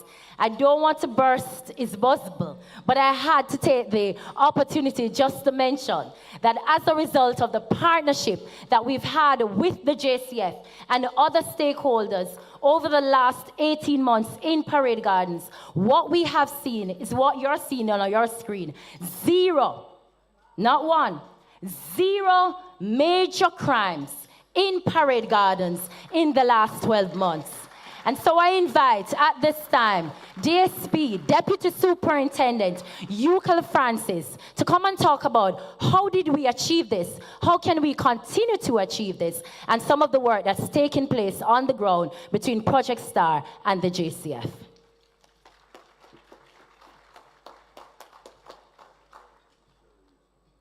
Good afternoon, everybody. Thanks, Cherise, for introducing me. I was told that I have just about half a minute to do my presentation, so I am to condense as much as I possibly can. But let me try to see how best I can approach this. So I'm here briefly to show how the collaborative efforts between the JCF, Project STAR, as also the residents of the Parade Gardens community can result in meaningful transformation within this community. Parade Gardens, of course, would have experienced its fair bit of challenges over the years. I can tell you that 3 years ago, the Kingston Central Division recorded 78 murders. 78 murders. And I can tell you, as it relates to 2024, the same Kingston Central Division would have recorded 24 murders, which is a very significant reduction. Of course, Project STAR came into our division, and the very first meeting that was held, which was called the Community Intervention Meeting, where we met with the team. Cherise and his team shared that data with us as it relates to the citizens' perception of the police. Wasn't looking good at all. In fact, I was very peeved because here it is, that I thought that I was doing all that I can in terms of community intervention and everything like that. Cherise, in a bit to console me, said, Mr. Francis, just remember that it's a perception. I said to Cherise, all right, Cherise, hear what you do. I want you to have a now and then data, because we are going to fix that. And so subsequent to that, we went in the space and we start doing some things. When we start going through, persons now start to say that, okay, we want to know of some discussions with the police. And coming out of that discussion, it was a meeting at Kingston Central where we invited a number of players, persons who are integrally involved in some of the upheaval that were taking place within the Parade Gardens space. About 40 persons were in attendance, way exceed the amount that we were expecting. After the meeting, they said, Mr. Francis, we are committed to having peace within the Parade Gardens community. And to show how serious we are, I want you to accompany us in terms of walking through the community. So we started out along George's Lane. When we reached George's Lane, we realized that about 30 community residents, women with babies under their arm, decided that, listen, we want to be a part of this, so we are going to march. When we ended up around by Fleet Street, when I looked behind me, it was a sea of people, about 500 or more.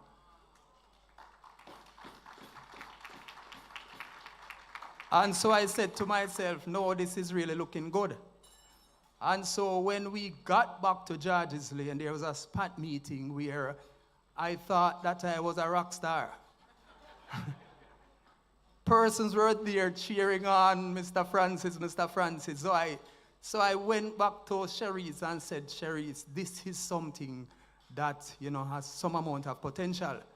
Cherise said, boy, Mr. Francis, anything you say, we are willing. So we sat down, and Cherise called in the sports and coordinator person, and we decided that the first thing that we are going to do is to have a football competition with the warring factions within the space.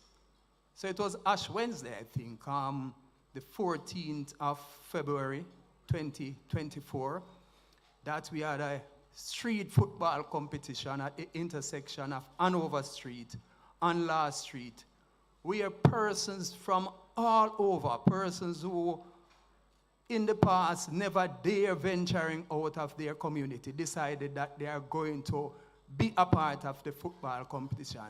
And I can tell you, it was a very emotional event where some persons hugged each other. Some persons literally cried because they are saying that, listen, we are friends, we attend school together. We were all over the place together, going downtown to jump off in the harbor. And it reached a stage that for years now, we are not, seeing eye to eye, and this is something that we would want to change. The football competition was a grand occasion. We did that, and from that, there was a DJ competition and everything, and persons said that, listen, all right, we are committed to this.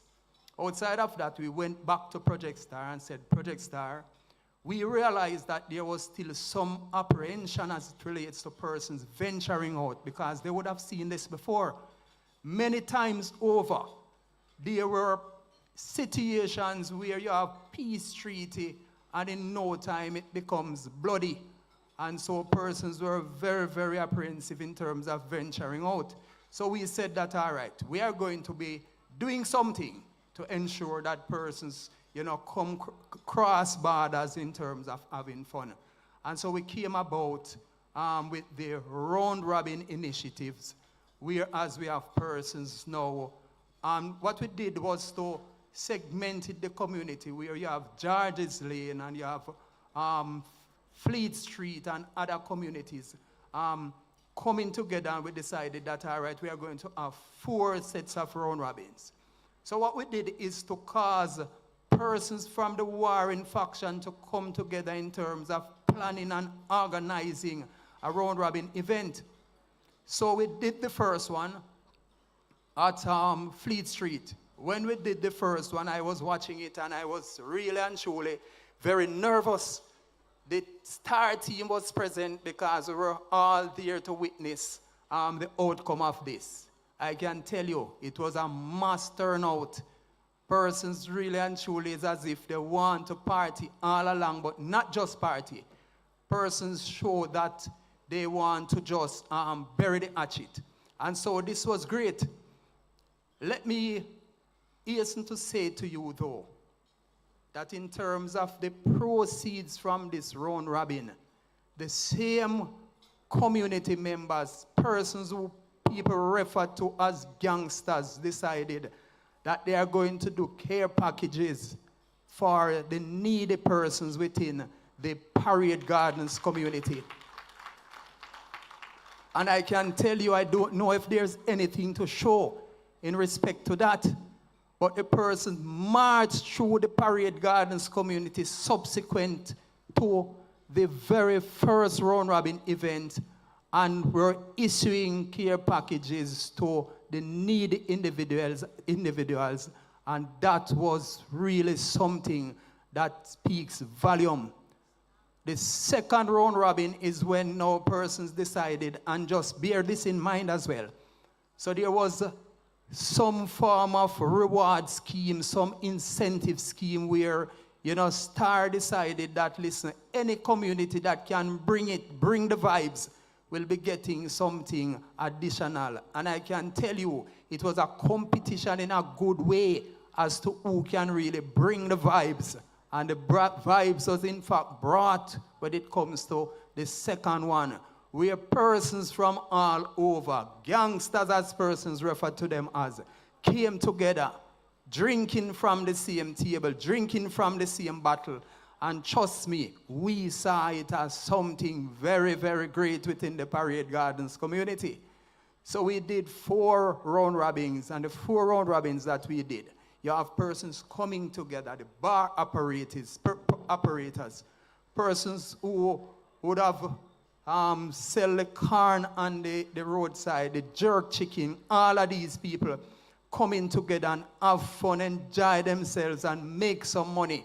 And I can tell you, it was a wonderful, wonderful occasion. And to the extent where persons are now breathing down our necks to say, when are we going to restart the round robin? Because this is something that is great for the community.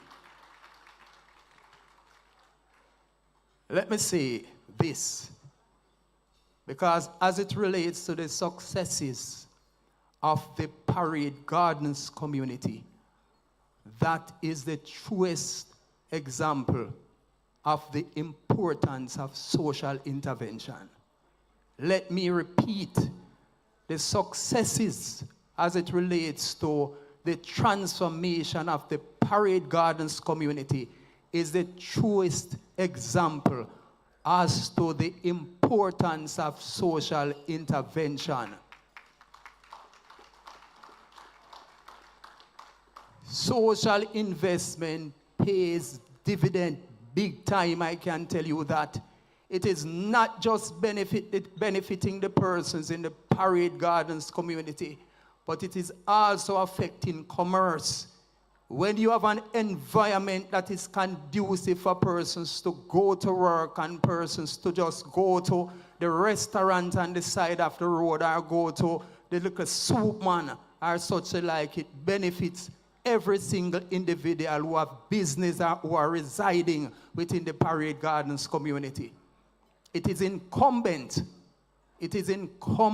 on all of us, donors alike, to ensure that they see it as something that is very, very imperative in terms of contributing to the social investment within the Parade Gardens community. Not just the Parade Gardens community, but at this point in time, the Rose Gardens community, they became very jealous and decided that, listen, whatever is happening down there, they want it in our space. Bear this in mind. Bear this in mind.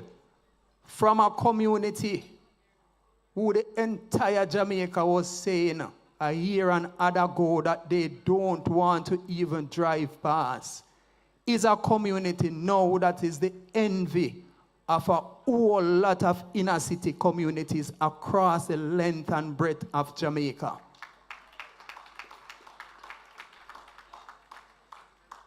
Parade Gardens community at this point in time is ready for development, ready for the rebuilding process. And if it's a situation where you are hesitant in terms of investing, this is a very good reason for you to start thinking in terms of forking out and investing as it relates to the social aspect within the Parade Gardens communities. These persons realize at this point in time that they are persons who care about their welfare and their well-being. These persons, I'm giving her time to wrap up. These persons are persons who know that there's a Project Star. These persons are persons who know now that there's a JCF who is on board with them, and we are willing to work with them, and we'll continue to work with them. And I can tell you at this point in time, Project Star and JCF is a very great combination, very great team for the people of Parade Gardens and its environs. Thanks very much. Well, you heard it from the critical partner, stakeholder man on the ground who works together with the Project Star team in what we call community intervention teams that meet on every 2 weeks or so to design the strategies, monitor all the activities that are taking place across the communities in terms of social, training programs, football, entertainment, the community engagement and capacity building of the community leadership within the communities. All of these are activities that are taking place across the community.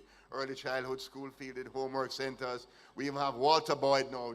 Julian bring Walter Boyd on board now. And Walter Boyd is a part of the whole football program that we're rolling across, that we have across Jamaica.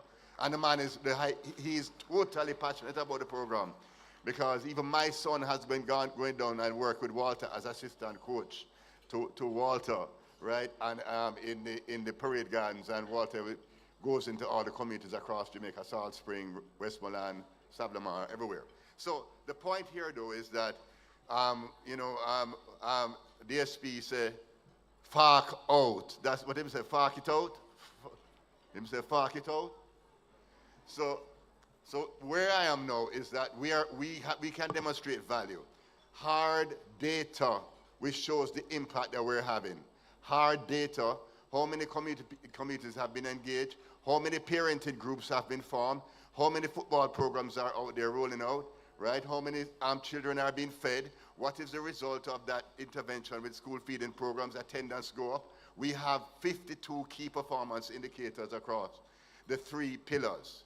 The most important is the community engagement, leadership and ownership, and a part of the engagement process so they can own it and carry it forward even when Project Star are done, right? And we have 2.5 more years to go of Project Star. Our financing model has been one where the private sector came on board and they have funded this to get us out of the ground. The other element of that was we were utilizing we listed on the JSE, and this is last year.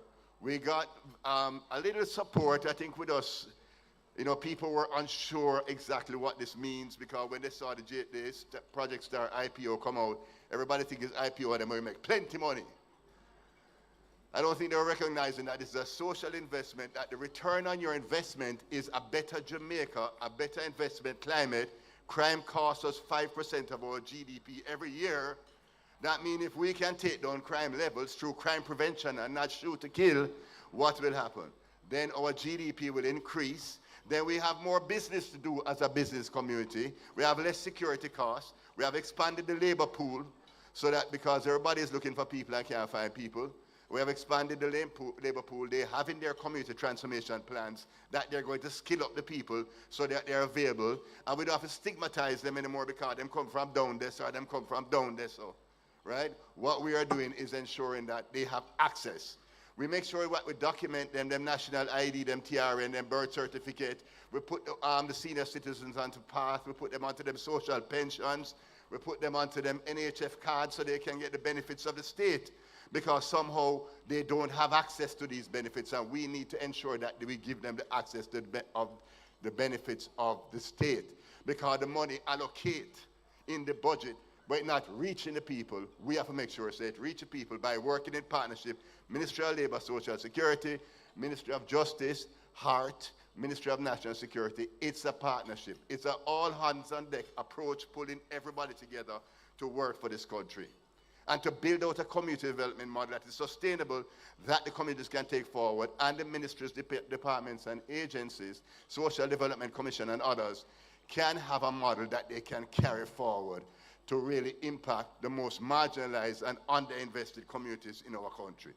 So that's where we are. So we're going to ask for your support, because we did the listing, and as I said, we weren't as successful as we wanted, but we have proof of concept now. We have demonstrated that this model works, and I think therefore it's a good time to open the conversation once again to ask you for your support, and through your corporate social responsibility budgets and otherwise, if you could join hands with us in partnership. Many private sector firms have come on board and supported STAR to date, but we would like to expand that level of support, because we know that at the end of the day, right, we're going to have a much more harmonious, reduced crime levels in Jamaica, and it's because we pay love and attention to these communities and provide access for them.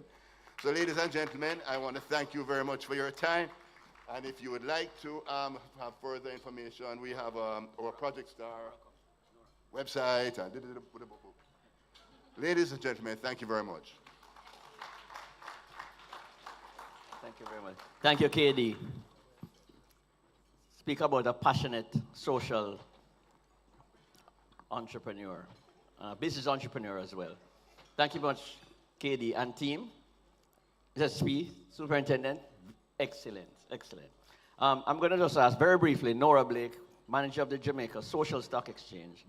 The Project Star is actually listed on the Jamaica Social Stock Exchange, as Keith mentioned. So I'm just going to ask Nora to just share with you how you can help. Quickly. Good afternoon, everyone. I know you're having lunch, but good afternoon. Thank you. So I have 2 minutes to share with you briefly the situation of the Jamaica Social Stock Exchange and where our footprint is. We have been set up in Jamaica to deal with the mobilization of resources into the social sector. So we have the Social Stock Exchange with the projects that we have selected, and additionally, we have taken on special projects. And of course, the STAR project is our first social IPO project that is listed on the exchange. Now, in the category of special projects, we have helped during COVID. We have helped when the volcano erupted in St. Vincent and the Grenadines. We have helped the Jamaican government to mobilize resources for tablets and laptops during COVID for the students. But we have a special appeal on the Jamaica Social Stock Exchange at this time for our neighbors in Cuba. Yesterday, we had the Cuban delegation presenting, and we took the opportunity then to share with you an appeal to help Cuba to overcome the devastation of the Hurricane Rafael. Half of you were not here yesterday. Those of you who were here, I'm asking, may we have your response to the pledge forms that were issued? And those of you who were not here, we're going to issue pledge forms again today and ask that you commit yourself to help Cuba, whether in cash or kind. You write it on your pledge form and just leave it for us on the table, and we'll come around to collect. If you'd be kind enough to just raise your hands now, and the ladies will come to you and they will share with you a pledge form. Remember, Cuba is our closest neighbor. Cuba has been good to Jamaica, and Hurricane Rafael really had a serious deletering effect on Cuba. So I thank you for listening, and I really am expecting a very strong response, because I know you're not giving all the money to STAR, to Keith. So please reserve some for our neighbors in Cuba. Thank you.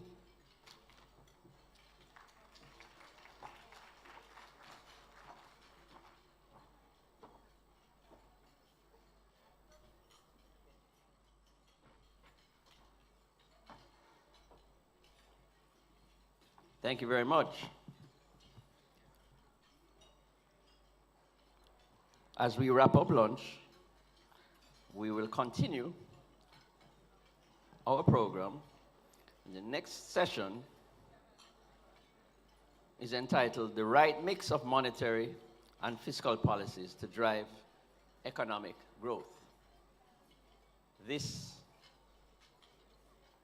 section will be moderated by Andrea Kelly, General Manager, Jamaica Central Securities Depository, Jamaica Central Securities Depository, Trustee Services. Please help me welcome Andrea Kelly.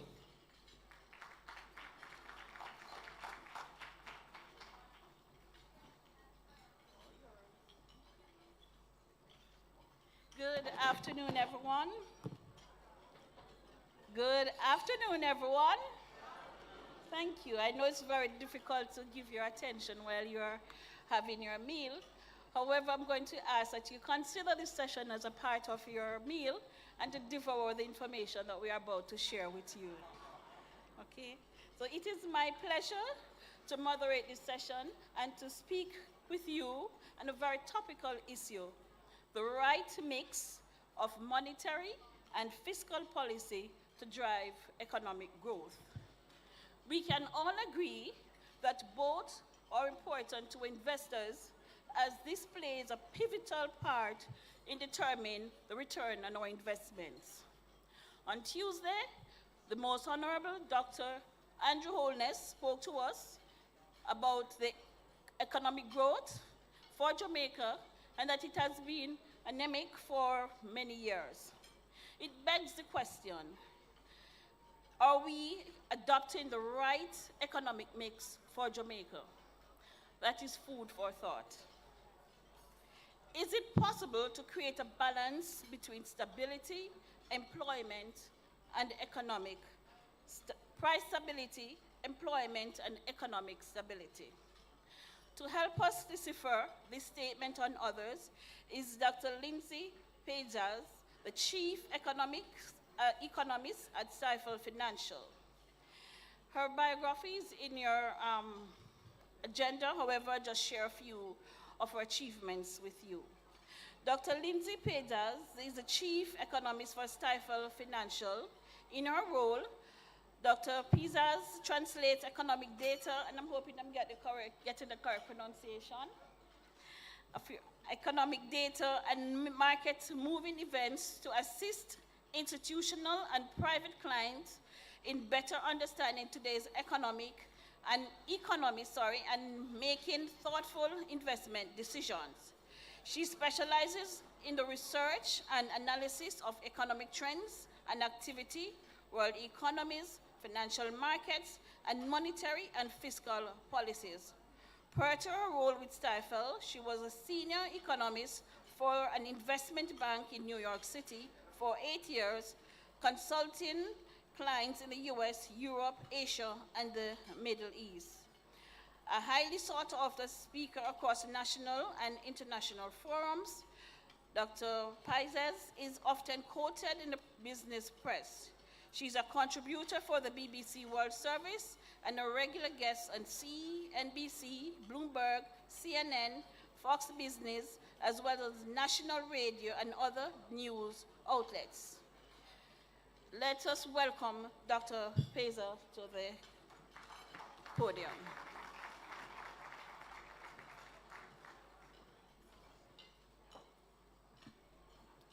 Well, good afternoon, everyone, and welcome.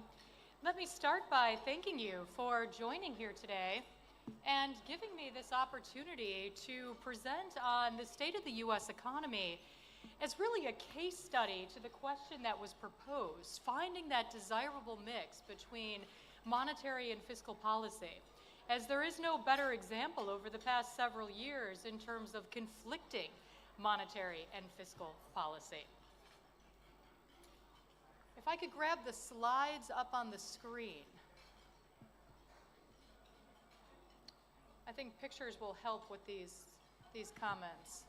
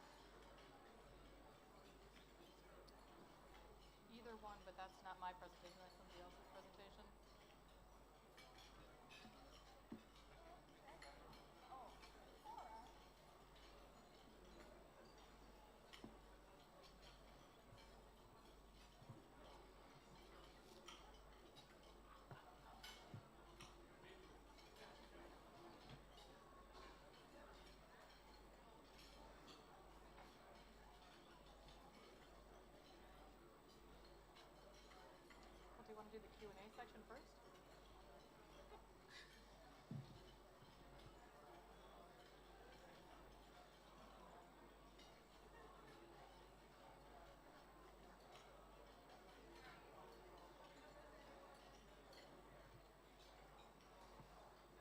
Want me to do without slides? Sure. I think we might go ahead and do it without slides. We'll go ahead. Oh, nope, I got the signal. They're working on it.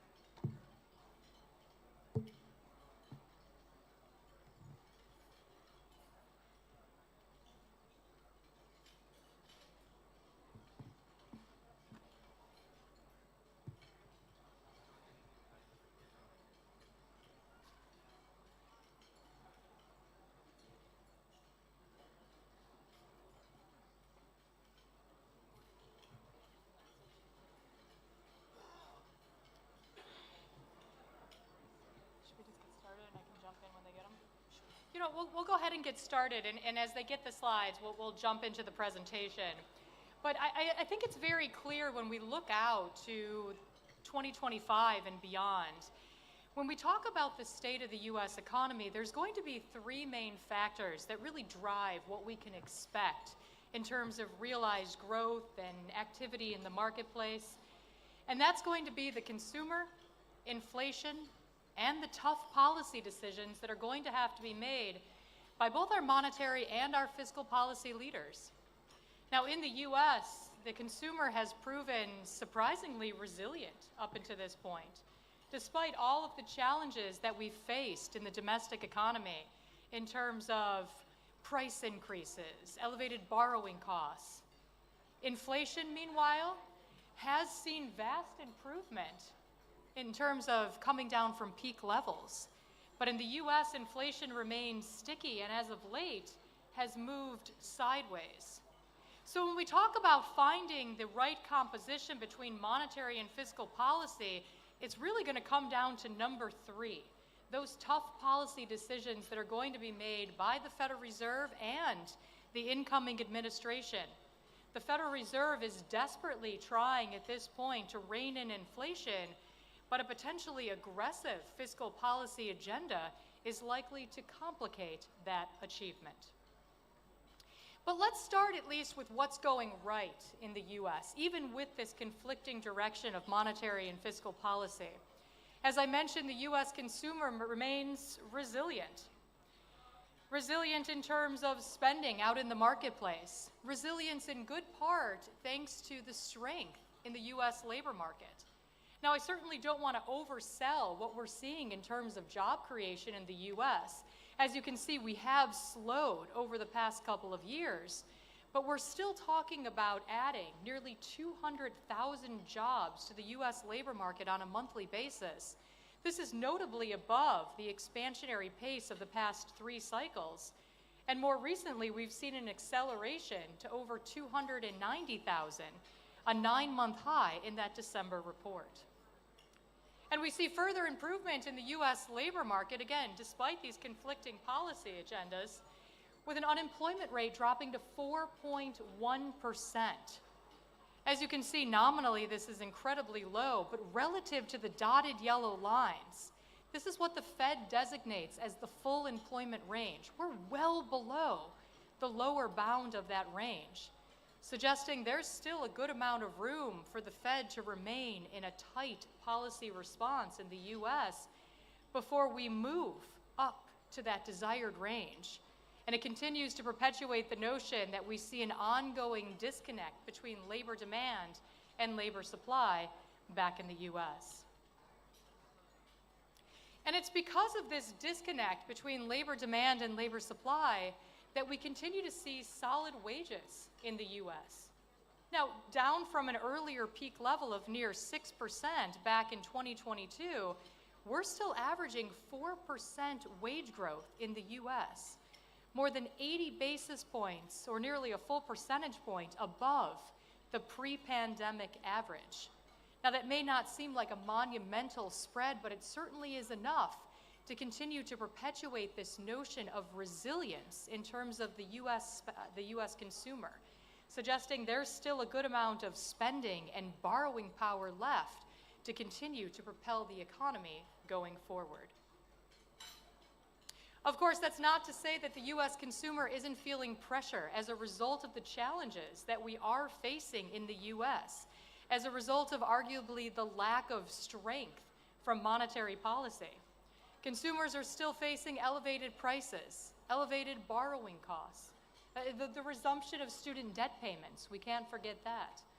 And that is putting downward pressure on the consumer's ability to spend.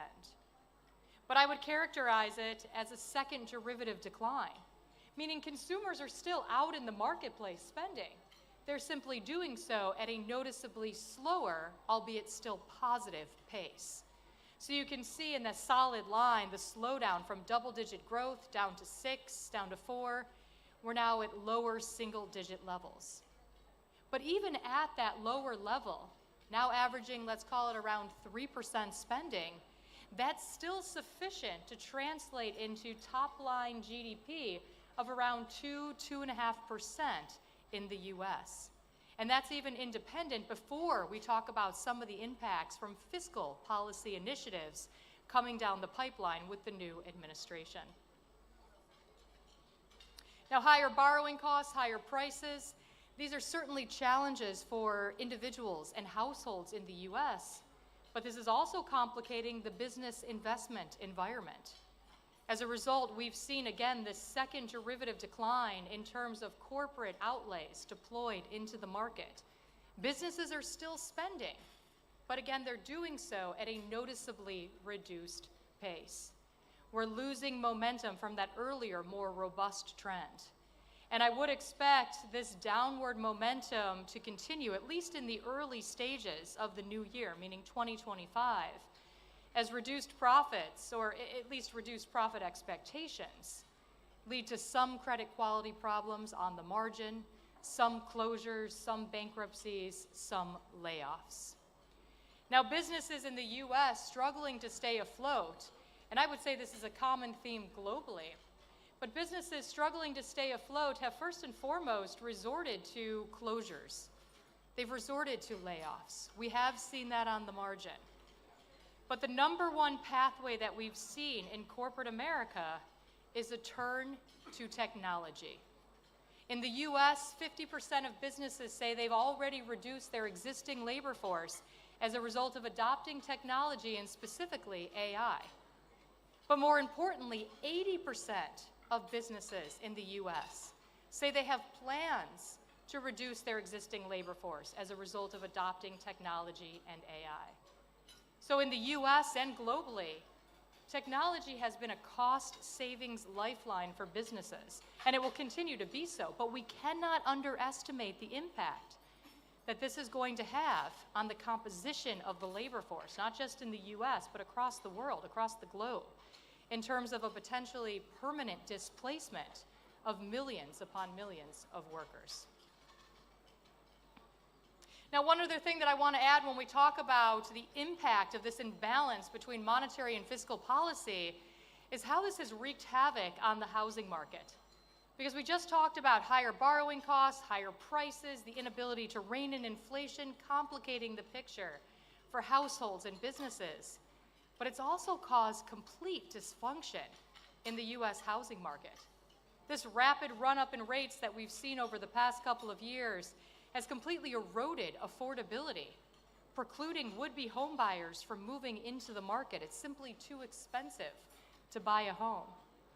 But this rapid run-up in rates coming from such a low level has also created a sizable lock-in effect, precluding existing homeowners from offloading their current property for risk of resetting to a significantly higher rate.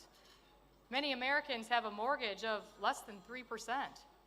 So even if you were looking to buy a lower cost nominal asset, maybe you have a large house out in the suburbs and you're looking to downsize to a small condo in Florida, even if you're buying a lower cost asset, if you're resetting from sub 3% to 7.5% in terms of mortgage rate, that's going to result in a higher monthly payment, which most Americans simply cannot afford.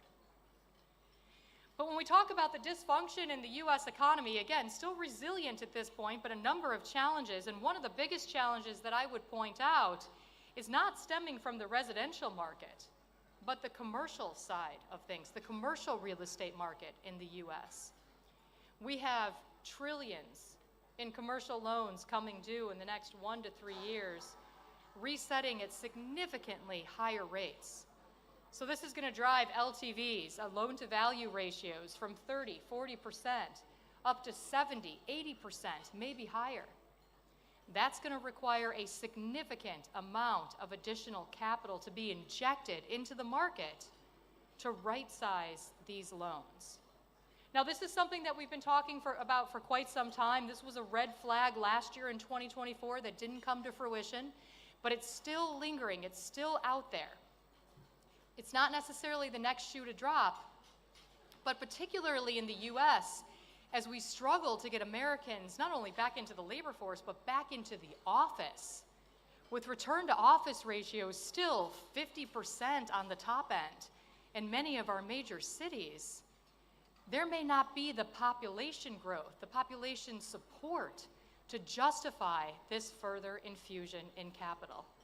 And of course, then the contagion, the risk of contagion extends beyond just those primary office spaces to all the secondary and tertiary businesses that are built up around that office space. If we can't get Americans to go back into the office, well, they don't need anywhere to park their car, to get a sandwich on their lunch break, to drop off their dry cleaning. So the contagion extends to all those secondary and tertiary businesses as well. And the contagion effect also extends to the U.S. financial system, as the vast majority of those commercial real estate loans are held by institutions with less than $250 billion in assets on their books. So taking all this information and condensing it, what does that mean in terms of the growth outlook? As we continue to struggle to get monetary and fiscal policy aligned, we still are shaping up for a relatively optimistic outlook. Growth is looking to be in the ballpark of about 2.5% over the next 12 to 18 months. Consumers are still spending. Businesses are still investing, but they're doing so at a noticeably reduced pace, translating into a baseline of about 2.5% growth. Nothing overly robust or optimistic, but nothing to sneeze at either. That being said, the risk of recession, something we're struggling here with the domestic economy, this risk still remains very real for the U.S. as well. I'd put the risk at about 20% over the next 12 to 18 months, so certainly not zero by any means. But the Fed, the central bank of the U.S., remains focused on achieving that utopic soft landing. Can it be done? Well, in the U.S., we don't have a great track record for achieving that delicate balance. In fact, in the U.S., it's only been done once in the last 60 years. And I'm being generous. I'm going back over 11 business cycles. It's only been done once, back in the early 1990s under Federal Reserve Chairman Alan Greenspan. Some of you might remember him. So when I look at this chart and I think about this ongoing disconnect between monetary and fiscal policy, my biggest concern for the U.S. is not an outright recession or a downturn. My biggest concern is stagflation. Should the Fed, should monetary policy continue to fail and tolerate above target inflation, that could allow growth to be eroded further as we move forward, resulting in elevated prices and stagnant GDP, the very definition of stagflation. That conundrum of low prices, the conundrum of low growth and elevated prices that many of our developed and developing counterparts are facing. Certainly something we're facing here in the Jamaican economy. And it's a risk that becomes increasingly real for the US given the state of our fiscal balance sheet. $35 trillion of debt. A debt to GDP ratio pushing up near 7%, double the historic average for the country. So when we talk about this massive expansion of the government's balance sheet, which did not happen overnight, there's not one administration we can blame for that or one time frame. This has been occurring over years for a number of reasons. But when we look at this massive expansion of the government's balance sheet, this will continue to not necessarily drive higher rates, but certainly put a floor under the expectation for longer run real rates, potentially inciting further inflation, and at the very least complicating monetary policy's ability to rein in price stability. It's also a very real risk when we look at the changes that we can anticipate from fiscal policy. Some of you may have seen in the news, we have a new administration coming into the White House, and with him is coming a very aggressive fiscal policy agenda. The incoming administration has talked about increasing tariffs, lowering taxes, putting in place more stringent immigration laws, and also taking a more positive focus on domestic energy production. So there's a long list of policy proposals. But the question is, how is that going to impact the domestic or the global economy? And the answer is, it depends. It's going to very much depend on how these policies are implemented and the speed at which they're implemented. Remember, on the campaign trail, as with any presidential race, they're heavy on promises, very limited on specifics or details. In terms of tariffs, at first blush, that may feel inflationary. Tariffs in and of themselves are not inflationary. It's a one-time price hike. It lacks the upward momentum necessary to generate the inflationary spiral, but a retaliatory tit-for-tat reaction between the US and its trading partners could absolutely result in inflationary pressures. And we saw that in the first round Trump administration. So it depends. In terms of tax reductions, this could lead to a tax-reduced, fueled spending binge among US consumers. At the same time, the Trump administration has focused on eliminating waste, or at least honing in on waste and trying to eliminate waste. If that's the case, and we're able to identify enough areas, enough sectors of inefficiencies and waste, that could more than offset the loss of government revenues from a reduction in taxes, potentially leading then to a stronger growth profile or even a reduced inflation outlook. Again, it depends. It's going to very much depend on how these policies are implemented and, again, the speed at which they're implemented. So for the Fed, turning to the monetary policy side, with expansionary fiscal policy continuing expectedly through the Trump administration, for the Fed, a bloated and growing government balance sheet, rising equity market valuations. The stock market in the US seems to love good data, it seems to love bad data. A more confident and spendy consumer. Then you layer on international and geopolitical risks, not to mention this aggressive, potentially aggressive fiscal policy agenda under new leadership in Washington. And these are far from the ideal conditions that the Fed had expected years into the process of trying to tackle inflation. So for the Fed, it all comes down to this picture here, inflation. There were earlier concerns about emerging weakness in the labor market that failed to come to fruition. The concern now is getting inflation under control. We've come down from peak levels. But looking all the way to the right-hand side of the chart, it should not give you any sense of confidence. It doesn't give me confidence that we're on a sustainable downward trajectory to 2%. If anything, the latest data points say we're simply moving to the sideways, not necessarily all of them moving to the upside. but we've lost that downward momentum. Now, that wasn't enough to derail monetary policy from easing in December. It wasn't enough to derail the Fed's plans from a third-round rate cut in December, totaling 100 basis points in policy easing. But at the same time, the Fed opted to cut rates yet again in December. They accompanied that decision with a very positive, very hawkish assessment of conditions in the underlying economy. The Fed talked about solid growth. The Fed talked about a strong labor market. The Fed even acknowledged the still sticky, high level of inflation. And at the same time, they meaningfully adjusted higher their expectations for rates, now anticipating just 50 basis points of rate cuts this year, just 50 basis points of rate cuts next year, potentially taking us to a neutral level of 3% in the longer run. Now, keep in mind that I'm not saying monetary policy is at the correct level. Monetary policy is still, quote, firm. But monetary policy is a reflection of the evolution of the data. And at this point, we are seeing stubbornly elevated, somewhat positive numbers on the growth side, but stubbornly elevated inflation, forcing the market to recalibrate expectations from between 6 to 7 rate cuts as of September last year to now the new forecast of just 1 to 2 rate cuts.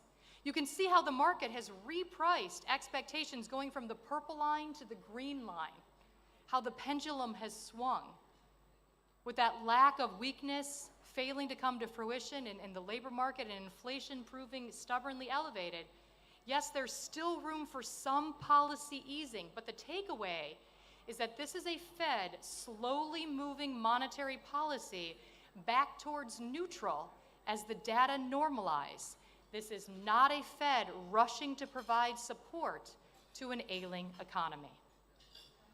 As Chair Powell himself has said, we've taken great strides to ease policy from earlier firm levels, 100 basis points. That's 1% in terms of rate reductions. At this point, if the economy remains as strong as it does, at this point, if inflation remains as sticky as it does, we can continue to be very cautious and patient in further changes of monetary policy, setting them up for a policy pivot, a policy pause later this month at the January meeting as the Fed considers how still tight monetary policy will interact with ongoing expansionary fiscal policy coming into Washington. And with that, I think I'll hand it back over to my moderator to continue.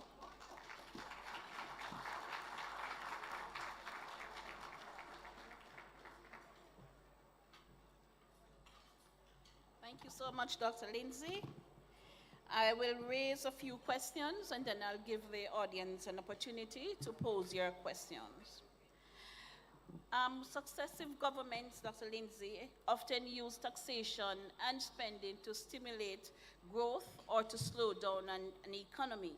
Whilst both are important to ensure economic stability and, of course, create trust in policy making, there is often a trade-off between raising funds to pay taxes and the demand this creates for these funds to pay the taxes. How can a country attain the right mix between fiscal and monetary policy? Well, I certainly...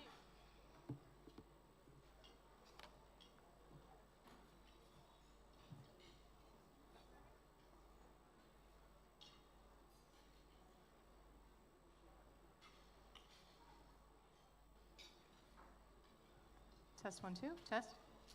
Well, I think that's the balance that the U.S. is struggling with right now. Trying to find the balance is a very difficult point, but I think the starting point is to have monetary and fiscal policy moving in the same direction.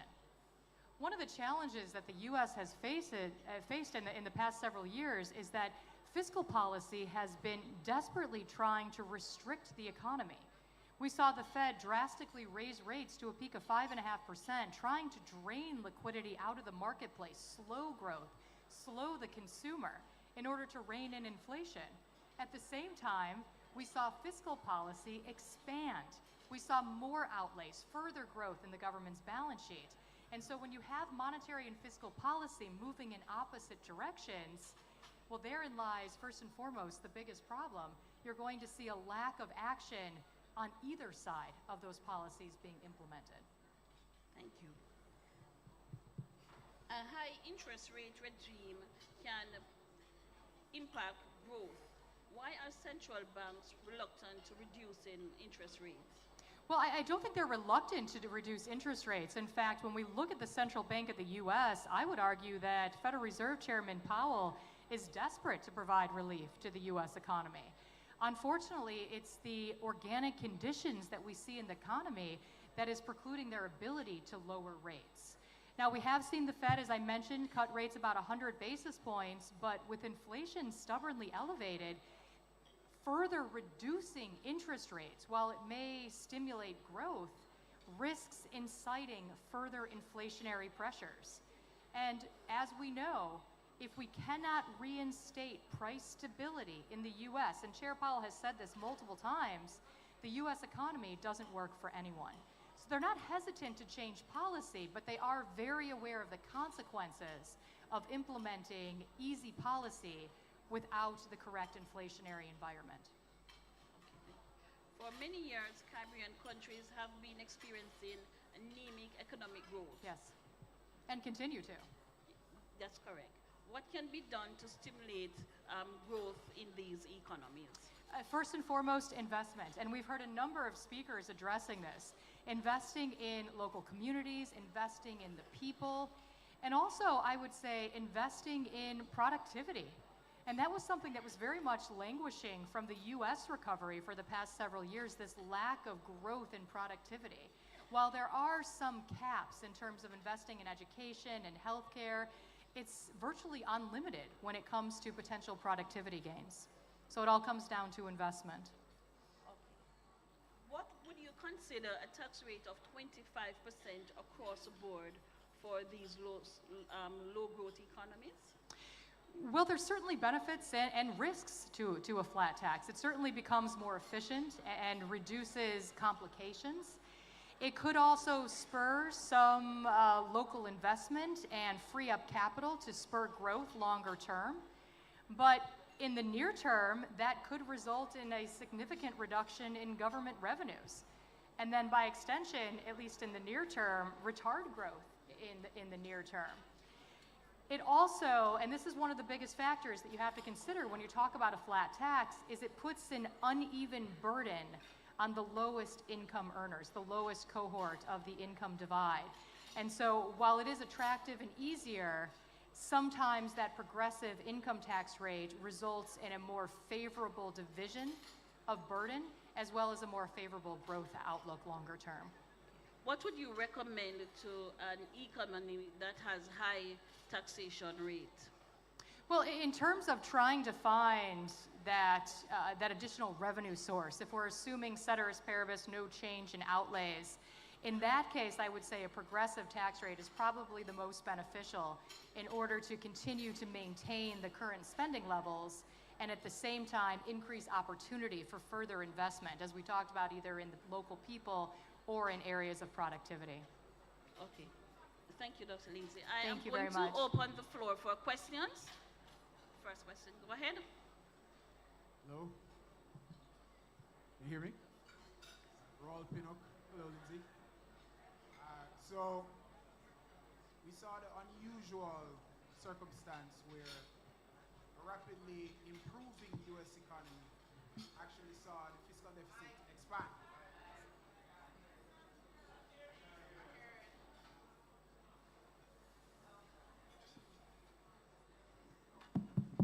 That's better, guys? All right, great. All right, so once again, Raul Pinnock.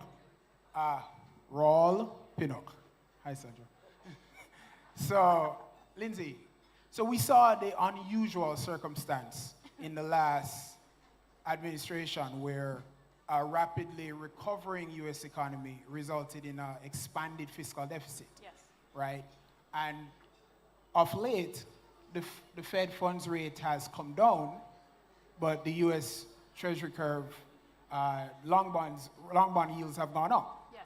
Right? So my question is, in that kind of peculiar circumstance, like how much of that increase in yields do you attribute to a higher expectation of growth from the incoming, deregulatory and stimulatory administration, and how much of that is a concern for the expanded deficit? And to the extent that the expanded deficit is driving the concerns, what are the chances that that would force fiscal consolidation in a context of $1 trillion of interest costs? And what does that do to the base case GDP forecast? So let's start with the first question in terms of the response of the market despite the Fed cutting rates, because normally you would expect longer rates to come down. But this time around, what we saw is the Fed rate cuts were associated with a reversal in longer end yields, reflecting, I think, two factors. One, revised expectations for further Fed easing.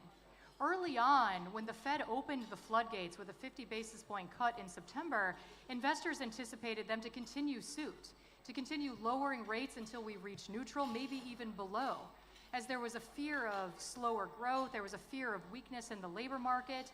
But those expectations now have been replaced by very muted further Fed policy action to the downside. The second factor is the realization that perhaps $35 trillion in debt is an unsustainable level. Now, we can laugh at that because, again, as I mentioned during prepared remarks, this did not happen overnight.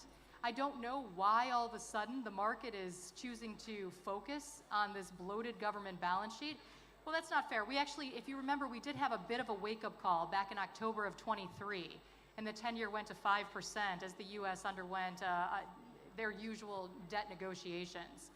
But as soon as the notion of the Fed potentially cutting rates came onto line, the concerns of a bloated government balance sheet just fell to the wayside. But now it has come back into the limelight, I think in part because we have a new administration coming in with a very aggressive fiscal policy agenda, which could potentially further expand that balance sheet. But for those two factors, I think that is what's driving higher longer-term rates, and at the very least will continue to put a floor under longer-term rates going forward, even if we see further policy relief from the Fed, 1 or 2 additional rate cuts leading to lower yields on the short end, but allowing the longer end to continue to move higher, potentially steepening the yield curve. As far as the expectations for the federal government's balance sheet going forward, assuming no reduction in outlays. Now that's a big assumption because we have heard from the Trump administration a very clear focus on reducing inefficiencies. But if we assume that DOGE is not successful, I do expect a further expansion of the balance sheet to the tune of $2 to $4 trillion over the coming years. So the expectation of potentially getting down debt to GDP ratio to 3%, let me just say that's not our base case scenario. I think that's going to be a challenge, to say the least. We've been settling at about a 6 to 7% debt to GDP ratio for years at this point. It's going to be very difficult to get down to a significantly lower level, particularly given one of the agenda items of the Trump administration, the key agenda items, is a reduction in the individual tax rate, trying to make permanent or at least extending the original Trump tax cuts in from the first term. Okay, well, I figure you meant deficit to GDP, right? Deficit to GDP, 6 to 7%. So do you see the higher rates acting as any kind of a brake on GDP growth at any point? Well, we're not overly optimistic in terms of our growth outlook. Our outlook for GDP is still 2.5%, which, again, nothing to sneeze at, but only marginally above the bare minimum that you should expect for a developed economy. 1% from productivity gains, 1% from population, there's your 2%. That's the baseline, and we're only expecting about 50 basis points or so above that. But that does factor in the expectation that rates remain at this elevated level and could push higher in terms of the 10-year up to a 5% level. That's already baked into our baseline forecast, that continued upward pressure of longer end rates. Thank you, Lindsay. Thank you. Are there any other questions? Afternoon. Good afternoon. Hi, Colin Brown. One quick question. You mentioned earlier regarding the push for work from home. What we want to know in terms of managing those real estate, managing the real estate assets, what I'm trying to say is, how do you see like the portfolio managers managing these assets? Are they holding, are they selling real estate assets? So what we've seen is a tremendous amount of risk building in the commercial real estate market in the US. And we saw this as interest rates skyrocketed, which obviously undermine affordability in the residential side, but it undermines valuations on the commercial side. Now, I would have expected some of this shortfall to come to play out in 2024, even late 23, but we have not seen that come to fruition. There's incentive on both sides of the deal to push out negotiations at a time when most anticipated rates would be lower, at a time when most anticipated that Fed would be able to provide additional policy relief, inflation would be lower. So the reason that both sides of these deals were willing to push the timeline out is the anticipation of more favorable economic and market conditions, which have not come to fruition. And if we do not see that materialize over the next 12 to 18 months, I would expect a sizable disruption to the commercial market, again, as these loans are coming due and will require a significant amount of capital to reset in this higher rate environment.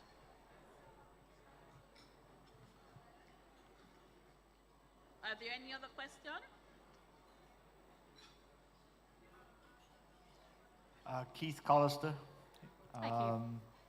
Can you go into a bit more information on the consumer, the US consumer, which has been holding up everything? In particular, the fact that there was a perception for, say, the travel and tourism industry that there was, at least here anyway, that there was a slight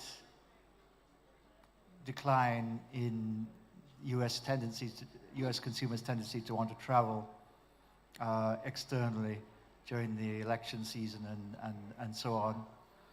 But can you give us, looking at the US hospitality industry, which correlates somewhat with the retail sector, can you give us an outlook for that in particular as part of the overall GDP outlook?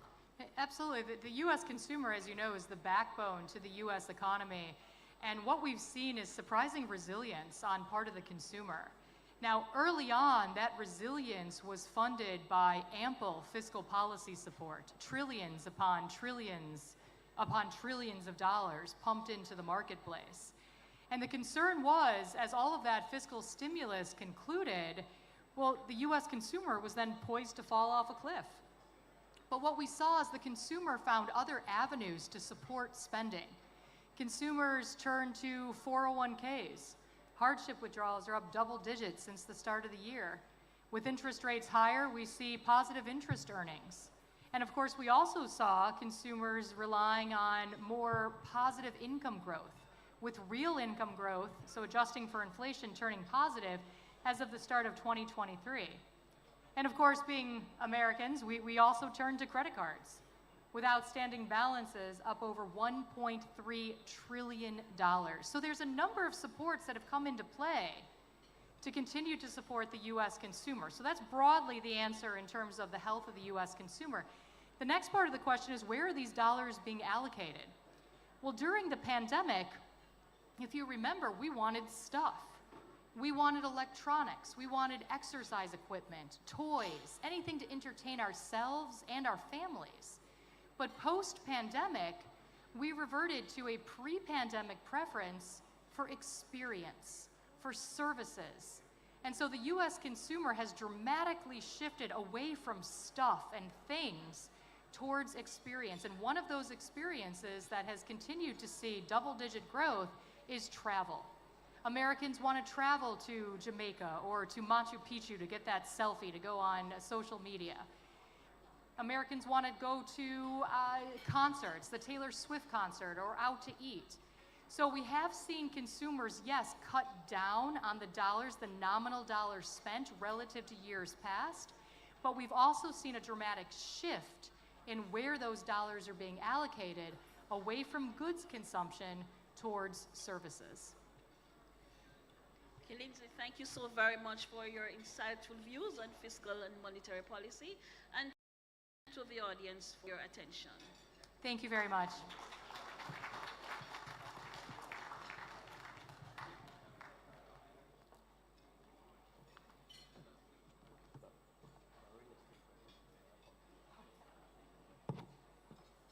Thank you very much, Andrea.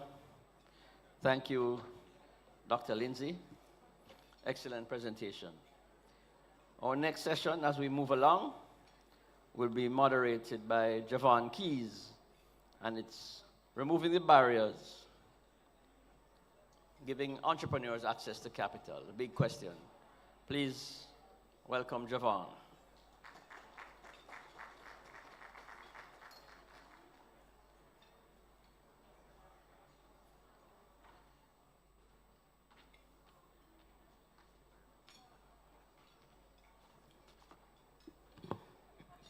Good afternoon, ladies and gentlemen. No, that doesn't sound like a good afternoon at all. Good afternoon, ladies and gentlemen. Because it has been an exciting few days, and we're going to continue the exciting conversation, and we're looking at removing barriers, entrepreneurs having access to capital. And I know all of you in this room are very familiar with the challenges and realities of accessing capital, correct? No, sound like you're not actually familiar. I know you just had lunch, and I know some of you may be suffering from postprandial apathy. We know what that is? In Jamaica, we call that what? Right, but we're not going to have that in this discussion because it is a very exciting and important discussion. The reality is that most businesses in Jamaica are considered micro, small, and medium-sized enterprises. Correct? And I hear somebody say here in the audience. That means that I've not lost everybody after the eating lunch. And the reality is that in 2022, the company's Office of Jamaica reported that there are over 69,000 active companies. But guess what? There were more than 200,000 registered businesses. That tells me, ladies and gentlemen, that we're not short of ideas. And we saw that yesterday in the pitch competition. Many of you were not here, but it was an exciting pitch competition. Anybody was here for that? No? So ladies and gentlemen, I'm a very jealous presenter and I like your attention. And when we're going to be talking up here, I know the personnel would really crave your attention as well. All right? So more than 200,000 businesses registered, which means we're not short of ideas. We're not short of the thought process to get something off the ground, but the follow-through has always been the issue. The company's office also recognizes that most businesses a number of these businesses in operation are not actually in the formal sector. And a big part of that precludes them from accessing opportunities to gain capital, and it prevents them from entering the formal sector and getting actual capital through banks and other financial institutions. So we're going to talk about removing those barriers, jumping over those barriers, and we have an expert panel, and as I invite them, I'm going to ask you to put your hands together for them. As I invite Ms. Latoya Wilson. So we're not following instructions, ladies and gentlemen. Ms. Latoya Wilson, who is the Managing Director, Morgan Stanley, of Inclusive Ventures Group, which is a part of the Morgan Stanley firm, and she works to strengthen the firm's connection with multicultural business community by identifying, developing, and executing commercial opportunities with corporate, government, and individual clients. Put your hands together for her one more time. As I also have the pleasure of inviting Mr. Christopher Buchanan, Senior Vice President, Investment Banking, NCB Capital Markets, Barbados. And of course, he was recently appointed, my apologies, Senior Executive Vice President, Investment Banking at NCB Capital Markets. He was formerly in Barbados. Correct with that, sir? There we go. So we have that adjustment. And of course, he has more than 15 years of experience, practical experience in the financial services industry, including looking at collections, retail banking, retail investments, and corporate investments, as well as syndication and investment banking. And last but certainly not least, put your hands together, ladies and gentlemen, for Mr. Carl Townsend, Chief Country Officer, Group Capital Markets Unit at JMB Group. And of course, Mr. Townsend, as was said, Chief Country Officer, Capital Markets Unit at JMB Group, where he and his team are responsible for assisting companies to raise debt and equity capital via initial public offer IPO, private and public issues of preference shares and bonds. And I want to say most importantly on this resume, a past student of San Diego High School, but that's a whole other conversation. Now let's delve into it. I started to set some context for you, ladies and gentlemen, but as many of you are already aware, there are a number of other barriers. So yes, the idea of the formalization of these in particular businesses, that's one, but there are others. We all know the high interest rate environment, and we know those conversations surrounding reducing interest rates, it being unfavorable for loan terms, correct? Are you with me in this room, ladies and gentlemen? So I need you to respond to me, ladies and gentlemen, if you're with me. So we have those high interest rates. We have the limited collateral and credit history for many of these firms because they've not been borrowing, they don't have that credit history, which means that they have challenges getting that capital. Lack of financial literacy is another portion of the challenge being experienced too, because here in Jamaica, money is something, is like Bruno from the movie that they talk about. We don't talk about Bruno, you know what I'm talking about? We don't talk about Bruno, we don't talk about money. And that's why this conversation that we're having now is very important, because we have to talk about money to boost education so people can know what to do. We also have the issues surrounding venture capital and alternative financing in the space and institutional bureaucratic barriers. So let me start by going to my panel, and I'm gonna come to Mr. Townsend first. Outside of these issues that we've pointed out here, are there any others that you see as major barriers or hurdles for businesses in Jamaica seeking to access capital? Thanks you, Javon. So I'd like to reorient the conversation a bit, because in my experience, when entrepreneurs speak about a lack of access to capital, typically what they're speaking about is a lack of access to debt capital. And I think entrepreneurs need to start reorienting their minds that debt capital is only one form of capital. And if you're an entrepreneur in a startup business or an early stage business, you really ought not to be thinking about debt, right? Because nobody's going to lend you money anyway. Because as you pointed out, you have no track record. The business can't sustain debt, can't sustain interest costs. What you ought to be thinking about is, how do I raise equity to get my business going to the point where it can then begin to support debt? So let's take an example, and let's go from the pitch competition yesterday, which I moderated. So if you have a company that is early stage, you're just starting up, you have an idea, so you are the chief ideation officer, which you ought to be. You want to prove your concept, right? So you need money to build out that product or that service. Really what you ought to be doing is going to your friends, your family, and what we call the fools, right? The FFF money, friends, family, and fools. So these are the people who are going to come in very early, and they're going to support you because they like your idea, and you give them a piece of your company. The valuation at that point is going to be fairly low because it's the highest risk stage of your business. But you get that money in, you use that money to develop your concept, to build it out. Then the next stage is, having proven the concept, you want to commercialize. Because now you need customers, you need to sell. You can go back again to another set of people, which is your venture capital market, to raise more money to do that, and you sell. When the business gets to a commercial stage, they can raise more money or debt or whatnot, take it along that continuum. But I find that a lot of entrepreneurs, right out the gate, they're saying, I want to borrow money. And the question is, why would you want to do that? Right? You're not going to get any kind of debt capital to support your business because it's not at that stage. And that's the final thing I would say is, a half of a melon is always bigger than 100% of an orange. And I want you to repeat that. I want you to repeat that for me. Right? A half of a melon is always going to be bigger than 100% of an orange. And break that down to somebody in the audience who may not be into agriculture and understand what you're trying to say. If you think about Mark Zuckerberg and Meta, he only owns, I think, some under 2% of Meta, right? Bill Gates owns under 20% of Microsoft, et cetera, et cetera. So what that is telling you is, if you dream big, you get money, get equity into your business to grow the business, stop worrying about the fact that you need to own 100%. because 100% of zero is zero. And that's quick math right there. I'm gonna come to you shortly, Latoya, but let me move to you, Christopher.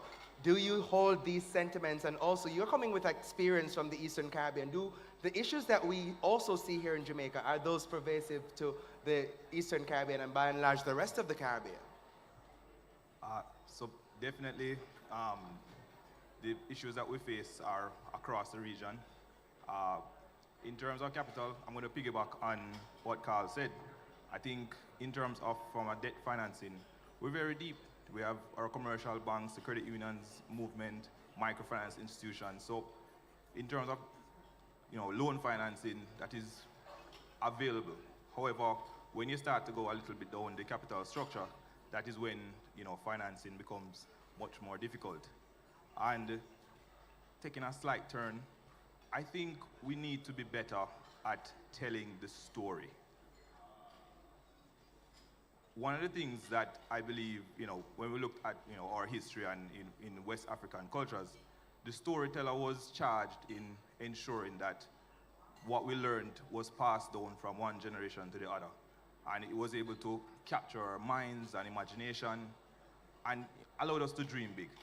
Now, when it is that an entrepreneur is telling his story about the business, it captures us as investors, because really and truly it's not just about, we're all people, right? So before we can start to think dollars and cents, we have to think, hey, does this make sense? Is this in line with what I know? How does this feed into our experiences, etc.? So when it is that we start to tell the story where that entrepreneur has been, what they have gone through, how they have overcome challenges, what they're looking to do in the future, as stewards of capital, we are then able to say, hey, how can we help you and put you on the right path? But you have to get us involved and get us involved early. So if it is that the story is not being told right, or we get in piecemeal, we can't connect the dots. And so we have to also take some accountability on our side as well. We have to help our entrepreneurs to tell the story right. And as investment bankers, we take that story and we help it tell to other investors to connect the two. So there has to be some accountability from our side as well, with regards to how is it that we capture the imagination of our investors and bring them along the ride. So it's a multifaceted approach or storytelling regime, essentially. So you, as the investment banking community, and by and large, the general finance community, you have a role to play. The individuals themselves also have a role to play. I mean, I have a follow-up question that I'll come back to ask both Carl and yourself, because the conversation I have with, and I mean, I've been a business reporter for the last 8 years, until recently where I've changed hats, and the perennial conversation with small businesses is that if we're not registered, we can't get the loan. If we can't get the loan, we can't comply. And it's a cycle. So you're mentioning the fact, and this is true, we have the microfinancing institutions, we have banks who have now become much more accommodative of many institutions that are much smaller, but at the same time, they are still lamenting that this is still not enough for them and they want a lot more. So I'm going to pose that question back to the rest of the team shortly, but Latoya, let me bring you in here. You have the experience of a larger market. Your focus is particularly the US, and you are seeing these issues as well because they're not unique to the Caribbean. Yes, exactly. So first of all, thank you for having me here. This is exciting. Thank you to the Jamaica Stock Exchange, Gavin Logan, for inviting me. And I echo everything that my fellow panelists mentioned. One of the things that I think, as entrepreneurs, and I talk to my entrepreneurs all the time about this, they fail to think about the bigger picture. How am I showing up as an entrepreneur? How am I telling the story of my business? Do I understand the market? Do I understand the problem that I'm solving? Is there a market opportunity here?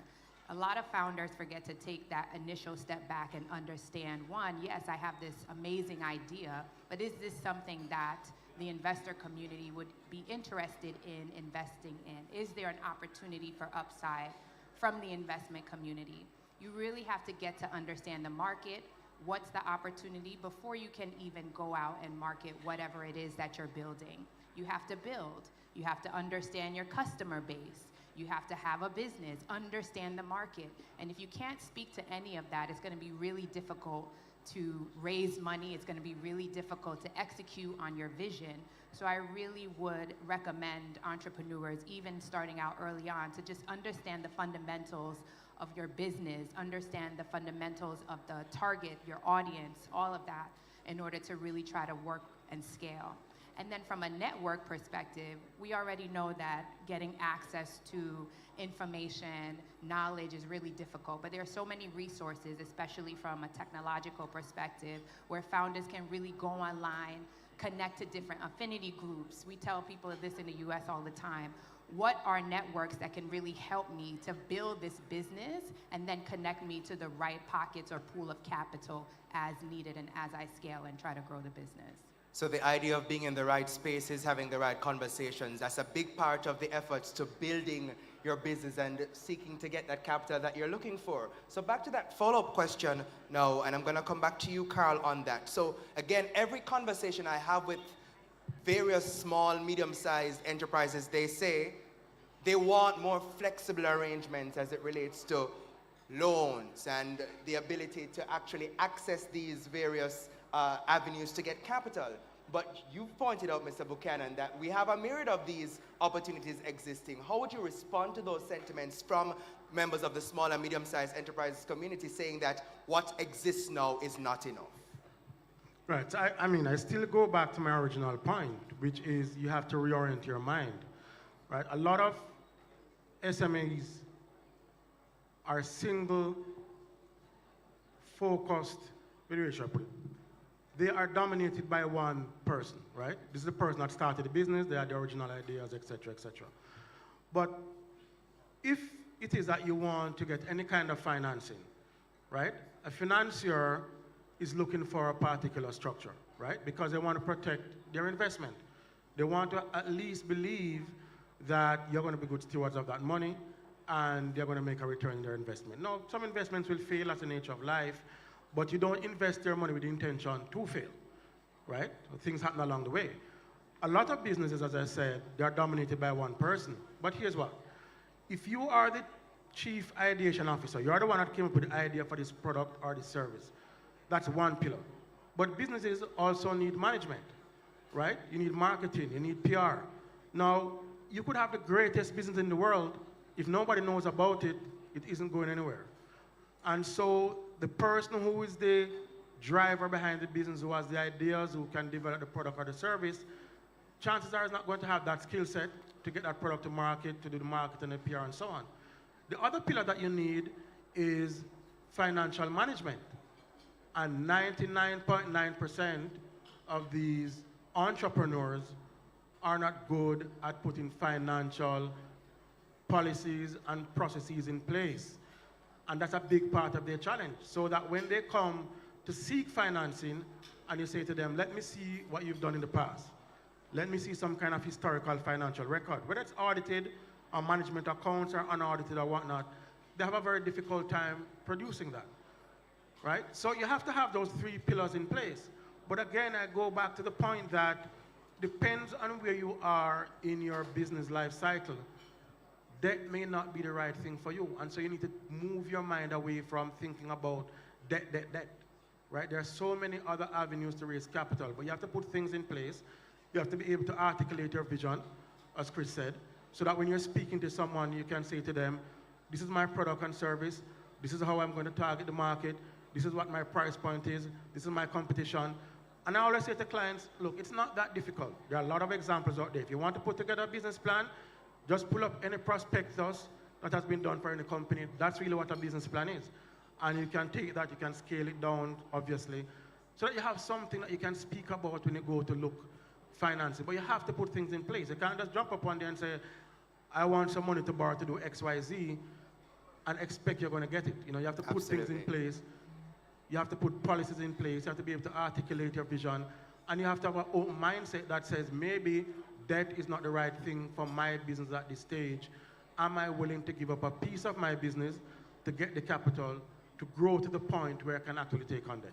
Starting somewhere. Now, your response to that, you know, what I put on the table, the businesses may be watching now and saying, I hear you, and I hear you what you're telling me, but still I go down to X Bank, who many of them may be in this room, and them I tell them, so them can't get nothing because. All right. So to drive home this point, I'm going to tell a quick story, right? So on the first evening of the conference, I met an entrepreneur, I will call him Jay, right? Jay came and said, you know, they was letting me know about a property he bought up in Lawrence Tavern. Nice property that you're able to drive and go and park and a lot of trees, etc. You know, you don't have to go out of town or too far, 45 minutes from Manor Park, right?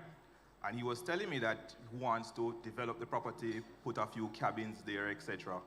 And, you know, he is actually making money now. Cars are coming, they're collecting every weekend, right? I'm saying, wow, that's wonderful. You know, how much you looking to make? How much you make per weekend? I said, boy, Chris, I make about 300,000 per weekend, you know. I said, wow, just by just having the property? He said, yes, people come and park, everybody enjoying it. And I asked a quick question. I said, all right, after you make that 300,000, you deposit in the bank? He said, no, you know. I said, jeez, peas.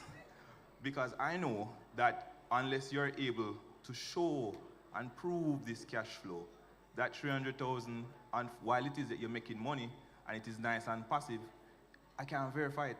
And if I can't verify it, then it makes it difficult for us to be able to put further capital and put further investment if we don't understand what is coming in, right? And I say all of that to say that education is so important. It's small things that, you know, there's a reason why these financial institutions are having, you know, the guardrails in place, because they are protecting other person's capital. We have to ask the question, why is it they ask me for these things? How is it, you know, that I'm able to put certain things in place to produce it? And can we work together to get these things in place? So I believe that Jay is going to start to deposit those monies every weekend, every Monday, right? And then take it back to pay him staff through his NCB card. Creating that flow. Right? And what he's going to do is that his business banker is going to see a consistent level of cash flow that they can then use to help him find financing for better. So I'm going to push it back to education. And if Jay isn't registered, because we've heard the stories, many of you in this room, I'm sure, of businesses who now get the opportunity to benefit from various programs. It could be through the DBJ or whatever it is, but then they weren't registered. They started operations before, but they didn't register. And then when they finally registered, they've not been doing business long enough to benefit from many of these programs. So you're right. The idea of taking the right steps and finding out exactly what needs to be in place is a big part of that, and the education process is critical. Now, we've clearly seen that we're not short of ideas here in Jamaica. I mentioned that earlier. We have thousands of businesses registered, and many businesses in operation, of course. But the biggest hurdle, or one of the biggest hurdles, is the idea of scaling. So you start operating, but you're seeing the same flows. You're not building, you're not growing. From your experience, Latoya, what are some of the major issues thwarting the ability to scale? And I mean, you started to speak to that in your opening presentation, but scaling is a big issue for many of the businesses that currently exist. How do we move past moving steady and now tapping that accelerator to growth?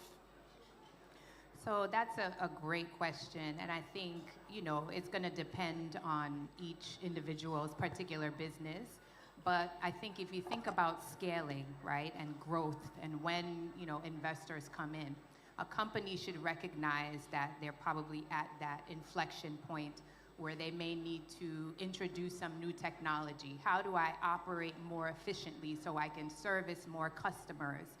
That's really when you start to think about scaling. What do I need to do from an operating perspective to take this business to the next level? It's never going to be, you know, business as usual if I just have, you know, a specific customer base. Is there a new set of customers that I want to target, right? That can be considered, okay, how do I get to that level? How do I service those customers to then think about scaling?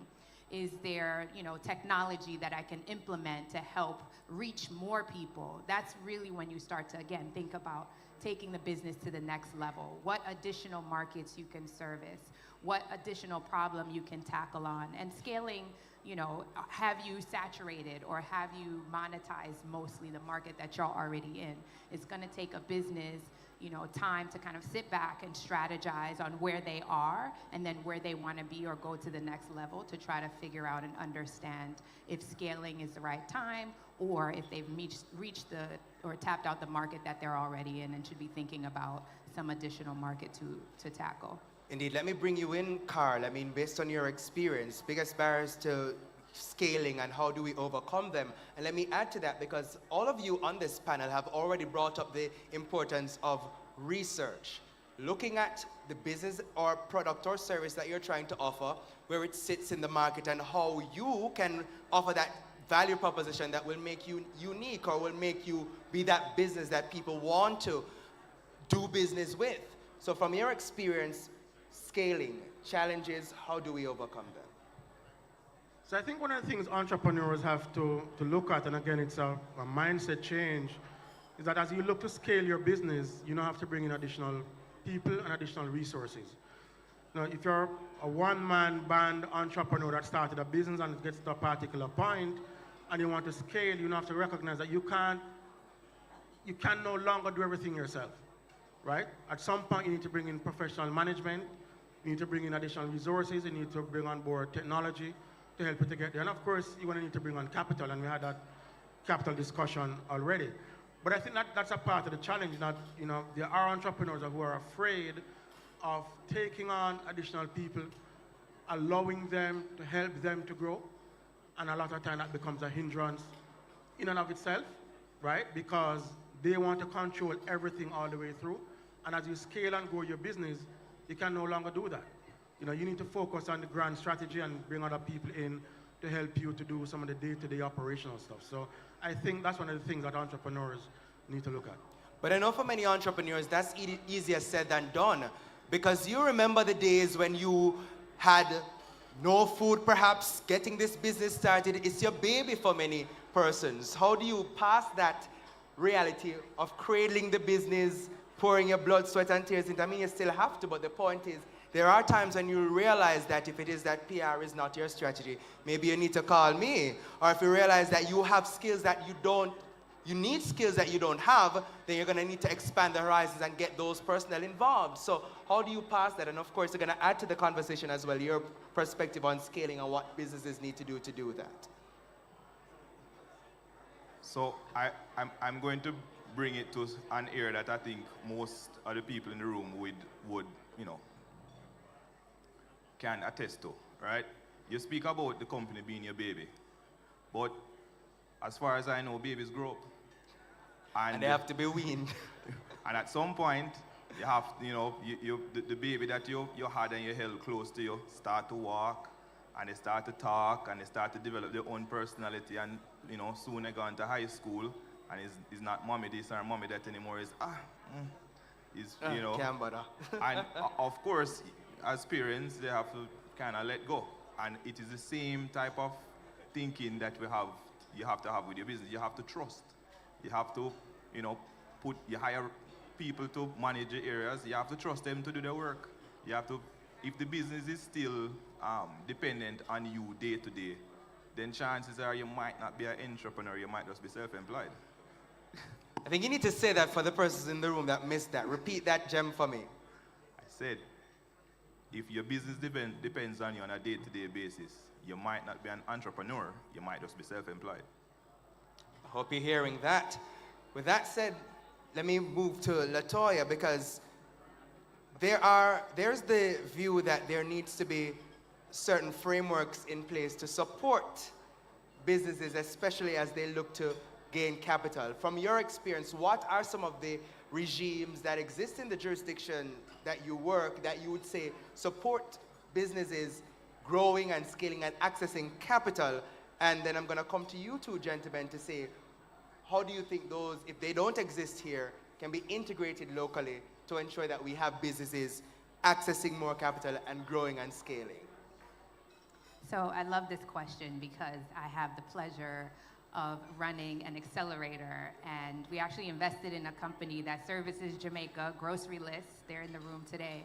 And the real focus of our accelerator is exactly that, really pulling together the necessary resources to help founders at a big inflection point in their business. So some of those resources outside of just capital, because we actually do invest in the companies as well, but we provide them with access to connections. So people who have business expertise, information and access to information on how they can think about their go-to-market strategy, how they can think about customer acquisition, how they can think about networking and pulling in the room and having conversations with investors when it's time to fundraise.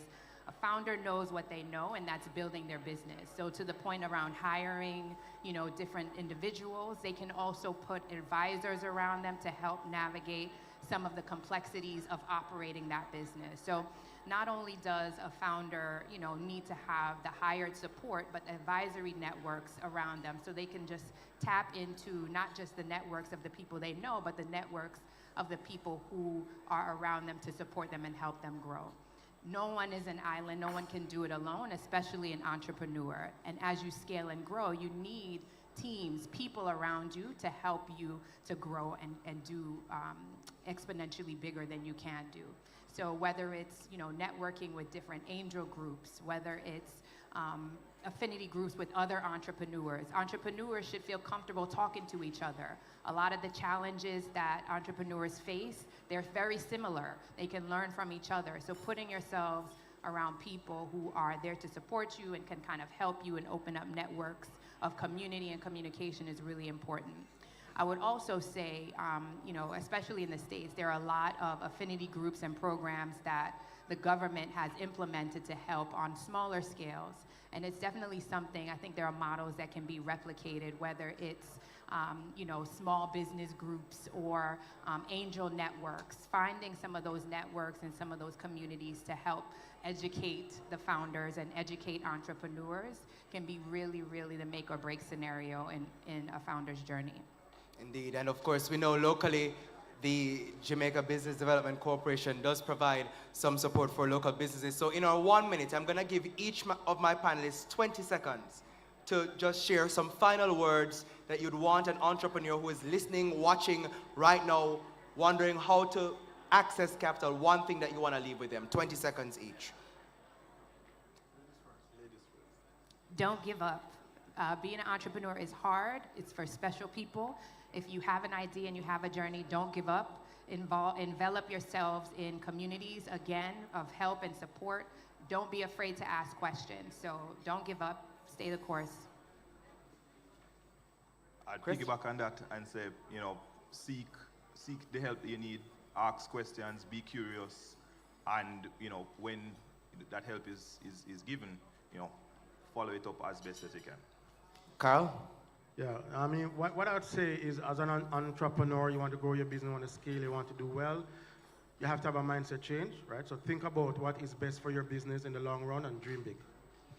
All right, ladies and gentlemen, thank you so very much for your attention, and I hope at the end of this discussion you have found some gems that would be useful. And even if you know it already, share and tell a friend, because there are people who may be useful.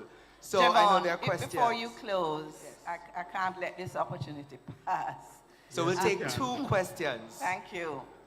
It's not a question.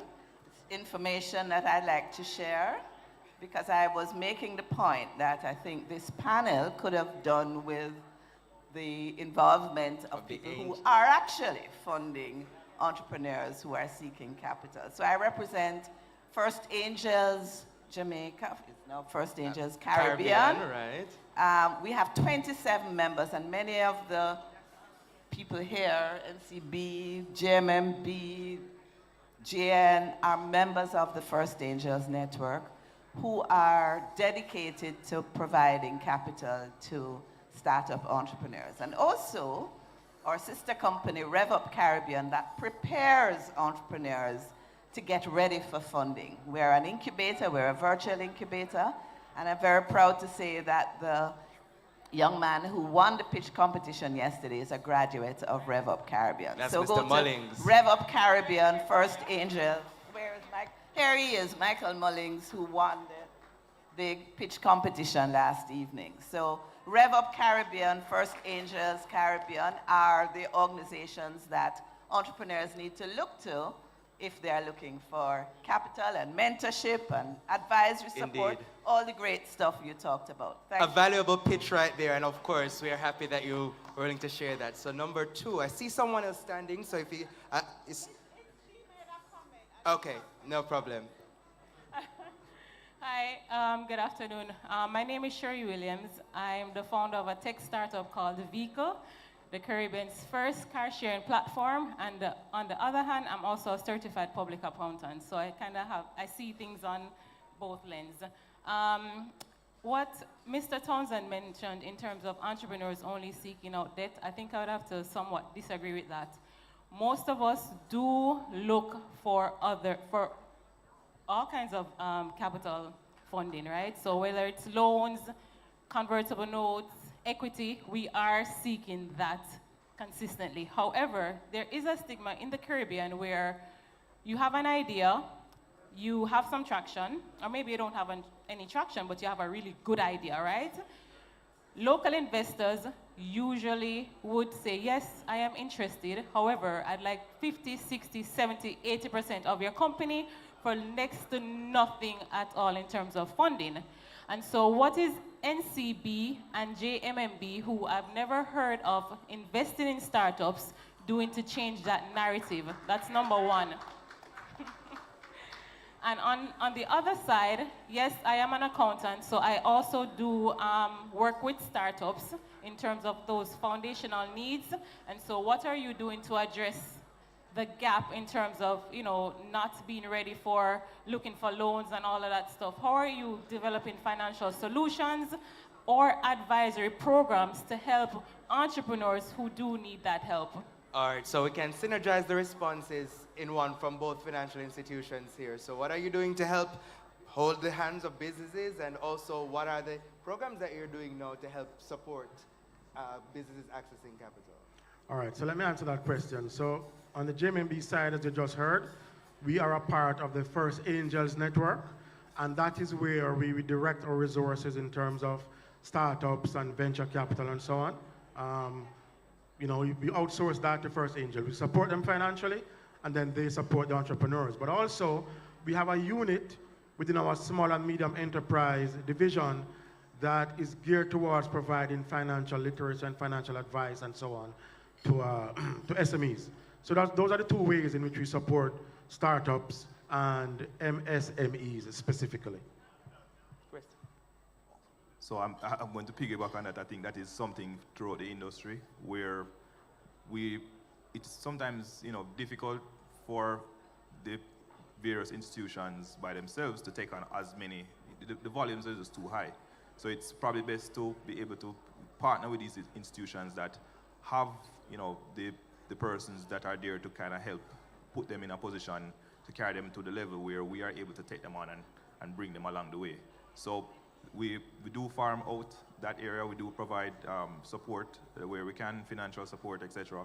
And then what we're able to do is when they're at a particular level, then we can move them to point B to C and further the junior stock exchange, etc. Right, so you're saying our local financial institutions see SMEs as big businesses, and I know other institutions represented here, I know Sagicor Group as well, all the institutions represented here have a particular focus on SMEs. All right, thank you. My name is Sophia Bryan, and I'm the managing attorney of the Law Boss firm, and we do estate planning and offer corporate support services. So I'm a little bit disappointed that the conversation didn't go at what I would consider high level. As someone that has sought financing for business purposes, I find that I have an easier time dealing with credit unions. And in my opinion, the requirements are very much similar. The drawback with doing business with a credit union is that the credit union requires 10%, and that 10% sits in your account, and you do not benefit from it, and you get access to that money again when your debt is cleared. So if a credit union and microfinancial services can make money on on the backs of small business owners, I just find it sad that there is such a high barrier to accessing financing from the banks. And another layer is, in my opinion, if I were a man with a plan, I would have an easier time dealing with the banks. It seems as though the goalpost moves a lot further for women in business rather than for men. So you're asked for audited financial statements, those are produced. You ask for cash flow, you ask for bank statements for 3 years, those are produced. Oh, now you need to give cash flow projection. And some of my peers who are in a similar position might not be even doing as well as me. They're not going through those hurdles and they're getting access to financing. So I just want to know what you plan on doing to change that, because I think it's a hurdle that women, especially in business, have to overcome. The goalpost just keeps on moving, and it's a very discouraging process.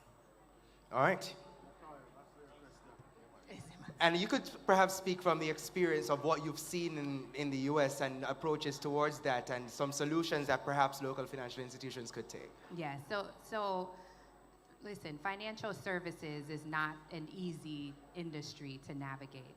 And I think, Carl, you mentioned this early on, understanding the type or the vehicle of capital that you're looking in is really critical, right? Most people think, oh, let me walk into a financial institution and I can get a loan. But that might not necessarily be the best option for your small business.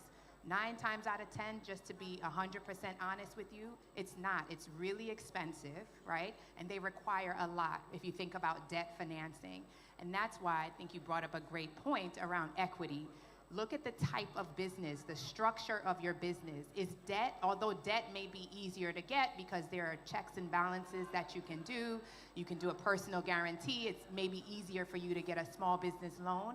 That might not, again, necessarily be the right fit for the type of business that you have.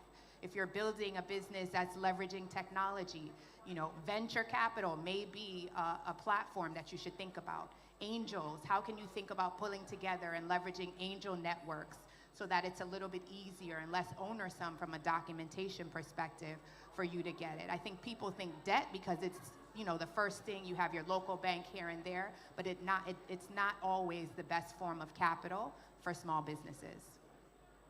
All right. And I know for the various financial institutions, many of them have crafted women-specific programs, and of course, we continue in the space to evaluate to ensure that we are strengthening the offerings for all our various stakeholders. Ladies and gentlemen, thank you so very much for your attention. And I hope that this conversation was very useful for you. And of course, we're going to continue championing the cause for access to financing for our various stakeholders. Thank you so much to my panelists. Give them a bigger round of applause than that.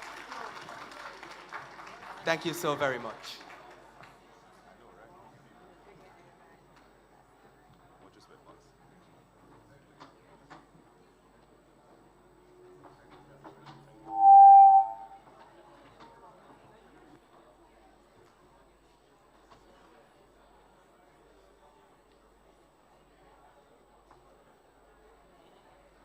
Thank you very much.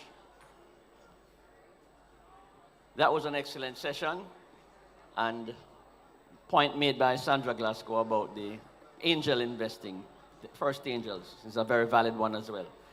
Just a reminder here, Intelligent Multimedia Limited wishes to advise that the platinum LinkedIn cards that were created yesterday are available at the booth to my left in the corner of the room, so visit the IML booth to collect your platinum LinkedIn card. Our next session is a panel discussion on expanding the regional markets. A lot has been said about this topic over the years, and the experts are here to say where we are and where we're going. Moderator for this session is none other than my friend, Mrs. Stacey Ann Tate, Senior VP Investments at NCB Capital Markets. Please welcome Stacey.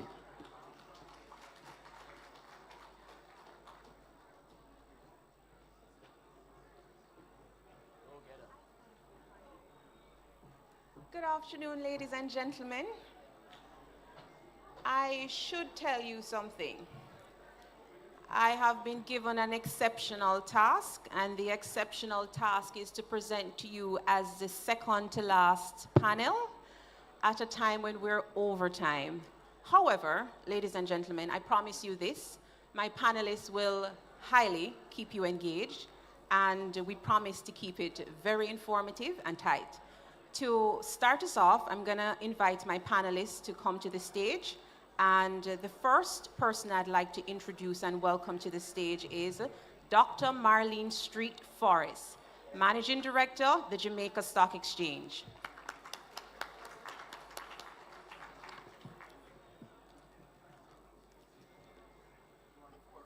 Yes, please.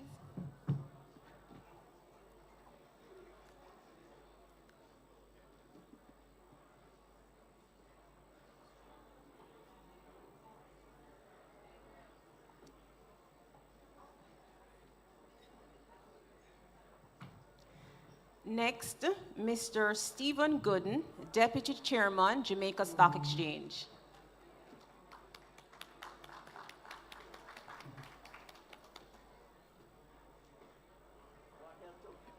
No, no. And next, Mr. Marlon Yard, Managing Director of the Barbados Stock Exchange Group. Welcome.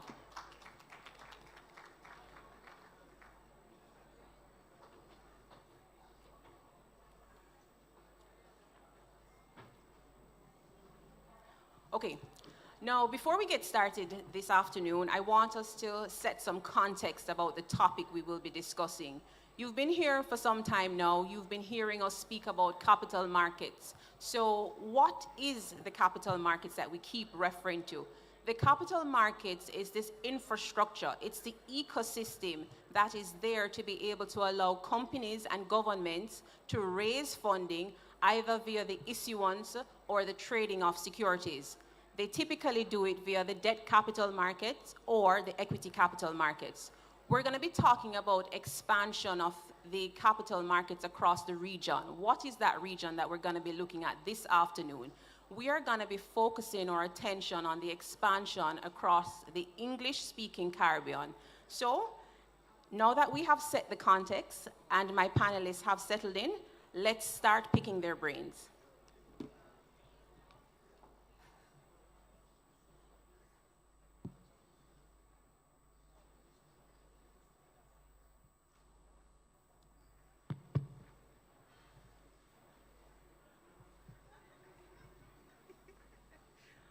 All right, welcome again. Now, they say that every great mission starts with a great vision.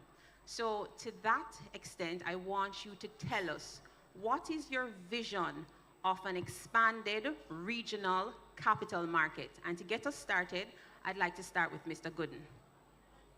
Thank you, Stacey. So my vision for the capital markets is pretty much to change the narrative from being a regional market to a global market, right? I see ourselves being a player in the global space where global issuers and investors come to the Caribbean to raise money and invest money, right? Where the markets here not only contributes to other sectors in terms of helping them to provide financing, but the capital markets here is actually a significant contributor to GDP growth and foreign currency earnings, right? So I believe that we can be a large player in the space. And we have the ingredients, right? I think we have the ingredients. We have a world-renowned stock exchange, right? We have the talent. We have a robust market infrastructure, right? You look at Guyana. Guyana is big in the commodities space, an emerging powerhouse. Could there be a commodities market that will provide us with that win that we could establish ourselves as a global player? On Tuesday, the Prime Minister spoke about Jamaica becoming an international business and financial services hub. right? And I'm empowered to speak a little bit more here about that because I'm chairman of the Jamaica International Financial Services Authority. But I do believe that there are opportunities for the players in the capital markets ecosystem to capitalize on the initiative, the International Financial Services Initiative, as a way to enter the marketplace. So I am fairly bullish, and I have great expectations of what we can become as a regional market. Thank you. Now, Dr. Street Forest, what's your vision? Well, overall, it is a seamless access to capital for business persons who want to access capital, whether it's debt or equity, and seamless access to securities for investors who want to invest in the market. So we really should be seen as one overall market where our regional investors and businesses can do business easily, and for the external market, so the global market, to see us as one market where there's easy access and easy exit.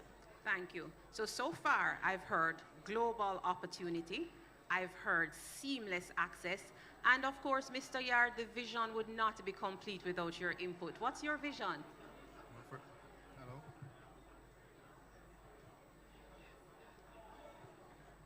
Good afternoon. First, let me thank the Jamaica Stock Exchange for inviting me again to their conference. I want to particularly thank Marlene. She's been a good friend over the years, and like everybody else, kudos to you. My part of my vision includes, as it relates to a regional capital market, is opportunities for new instruments being available to market participants, particularly investors, having opportunities to create wealth for themselves because it's a bigger market, deeper, greater diversification. So that's one thing, to have more instruments available to our people in the Caribbean. Also see the regional capital market as an opportunity for SMEs to raise capital and grow. SMEs are the economic backbone of any country. So we want to give them more opportunities to raise capital and grow and become larger companies. Another thing I want to piggyback off of Stephen is the whole question of global competitiveness. We need to expand our market so that we become attractive to international investors and regional investors too. And that, you know, I would say that our markets, even the bigger markets, say Jamaica, we're still small by international standards. And that might be a hindrance for us to attract international investors and issuers to our market. So my vision really is having opportunities for new products and services for people to invest and create wealth for themselves, having a bigger market so that SMEs can get in the market and have investors throughout the Caribbean and throughout the English-speaking Caribbean, and making our markets competitive on a global perspective. So what I hear you adding to the vision is wealth creation and depth. Now, I'm not going to let you go so easily. I'm going to come right back to you. So we've shared the vision. What I want to ask you is that, in keeping with that vision, do you think that the regional trading of securities is important to this vision? What's the point of a market without trading? You know, that's what we're here for. We're, as capital markets, stock exchanges in particular, we are creating a place where people can trade their securities when they to meet their objectives. Somebody said it earlier in the day, you know, you want to have a market where trading, where people can get into the market and get out when they can. That's important. And the stock exchanges provide that marketplace to allow persons, they might have an objective, they might have a specific time frame, they might be a particular risk level. So when they have an objective, say planning for retirement, buying a home, and you have funds that you can invest, you put it in the capital markets, be it mutual funds, be it debt instruments, you put it in the capital markets, and particularly for stocks and for shares or bonds that may be listed on exchange, you can trade out when the time comes. So yes, trading is important. That's what we're here for, to provide a marketplace where people could get in and get out when to meet their particular financial objectives. Thank you. And Mr. Gooden, do you also believe that the regional trading of the securities is important, especially for those global aspirations that you would have spoken to earlier? Yes, definitely it's important. I mean, the reality is this, right? Jamaica has a population of 3 million. The entire English-speaking Caribbean is 6, right? The larger the market, the increased likelihood that there will be greater depth and liquidity, right? And that's a precursor to being competitive on a global scale, right? So I would definitely encourage more cross-border activities so that in aggregate you have a larger market dealing with, and as such, more securities to be offered and more opportunities to be capitalized on. Thank you. Now, Dr. Street Forest, you're not going to get off so easy, and I am going to now start picking on you as a regulator. Now, as regulators, I want to know what is the progress, what is some of the work that have been done so far to be able to advance the agenda of trading securities regionally? Okay, so we have over the years done quite a bit in order to advance the trading of securities. As you have said, the objective is trading of securities. So what we have done is through a process called CXN, Caribbean Exchange Network. We, as exchanges, we agreed that we would work together to ensure that we have seamless trading of all securities by all our brokers across the region. And so we looked at the technology and we saw that there is a fit, we could work together. We also looked at our rules, and while they are not 100% agreeing, but they're mostly there in terms of how they're worded, we knew that trading could take place there. We looked at the Securities Act and to see what regulations would be needed to be changed to allow for our brokers to have access to each other's market. And there was changes to the regulations, to the Securities Act, both for Barbados, Trinidad, and Jamaica. So when you look at the regulations, we did make progress there. So those are the things that are necessary. What is necessary also is how do you settle transactions? And we did look at the mechanism to settle transactions across all 3 exchanges. The other thing would be, how do you know, after you have done all of that, what is the process of registration? And we looked at that, and we thought we had it covered.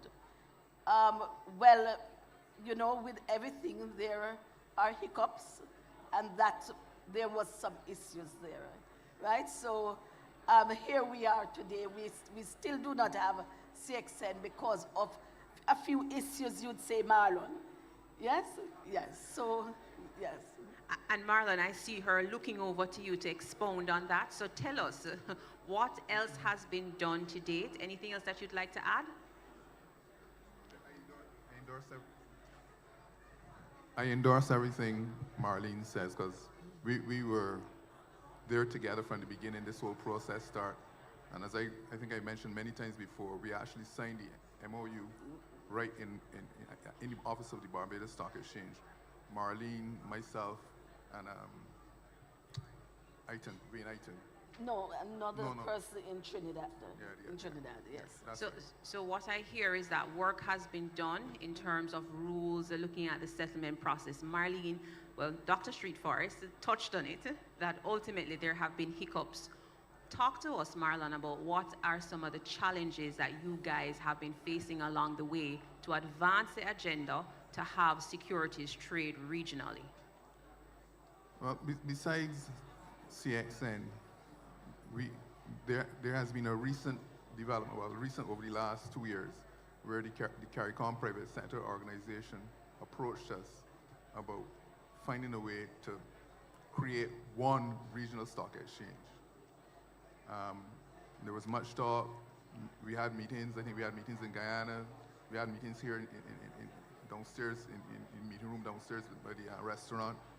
And the issue has always been the will to get it done. There's Article 44 in the revised Treaty of Chaguaramas dictates that we should integrate the market. But yet, when it comes to actually getting it done, it seems to falter. With the last initiative with the CARICOM private sector organization, we developed a RFP to go to someone to put out in the marketplace to get someone to help us put the framework in place. And nothing happened, it just stopped. You didn't hear anybody. And I actually saw the CEO of the Caribbean Private Sector Organization in Trinidad last Sunday, and they said, no, so what's going on? He said, don't worry, Marilyn, we're coming back at it now, and we can start things going. So there's always that will to get it done. You know, you make all the plans, and then we falter on the way. But And I'm gonna allow, I'm not gonna let Dr. Street Forest off the hook. I'm gonna allow her to tell us about some of the challenges too, because she's at the table with you trying to work it through. Yeah. What would you add to that? Let me say this, and you know, probably this might be the best platform to talk about it. When you look at each region, each country, they have a stock exchange. And a stock exchange means a lot to each country.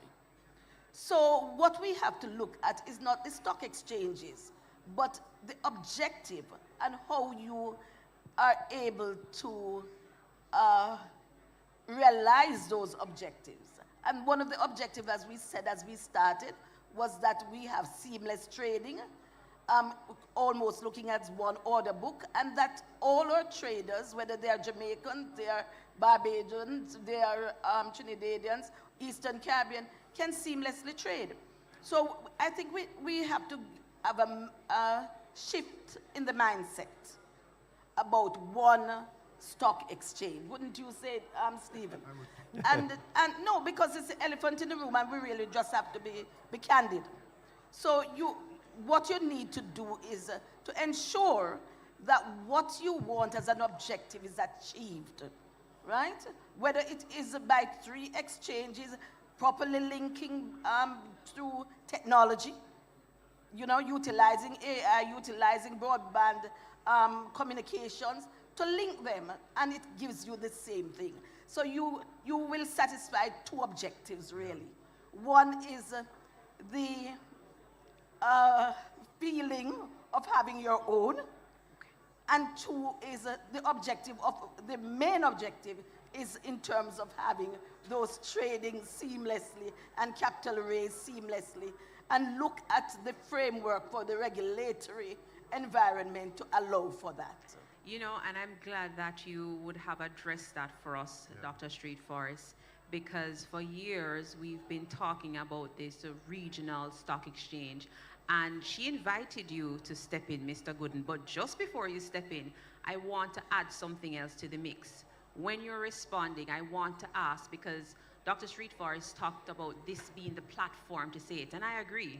So given that this is the platform, what would you say, if any, that you need in terms of support from the government's legislative arm, but also too from the regulators to be able to address and meaningfully achieve the objectives? Right, so let's start with the question of a single stock exchange, right? It's a nice concept in my mind in an ideal world, right? As you know, the world is not ideal.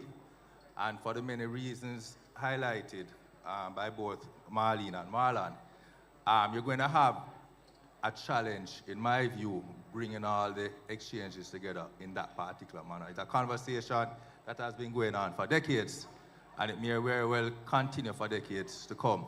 So I agree with Marlene. You know, the objective at the end of the day is to focus on what the end game is, which is a regional market. If a regional stock exchange comes, it comes, but do not have that as the end game, right?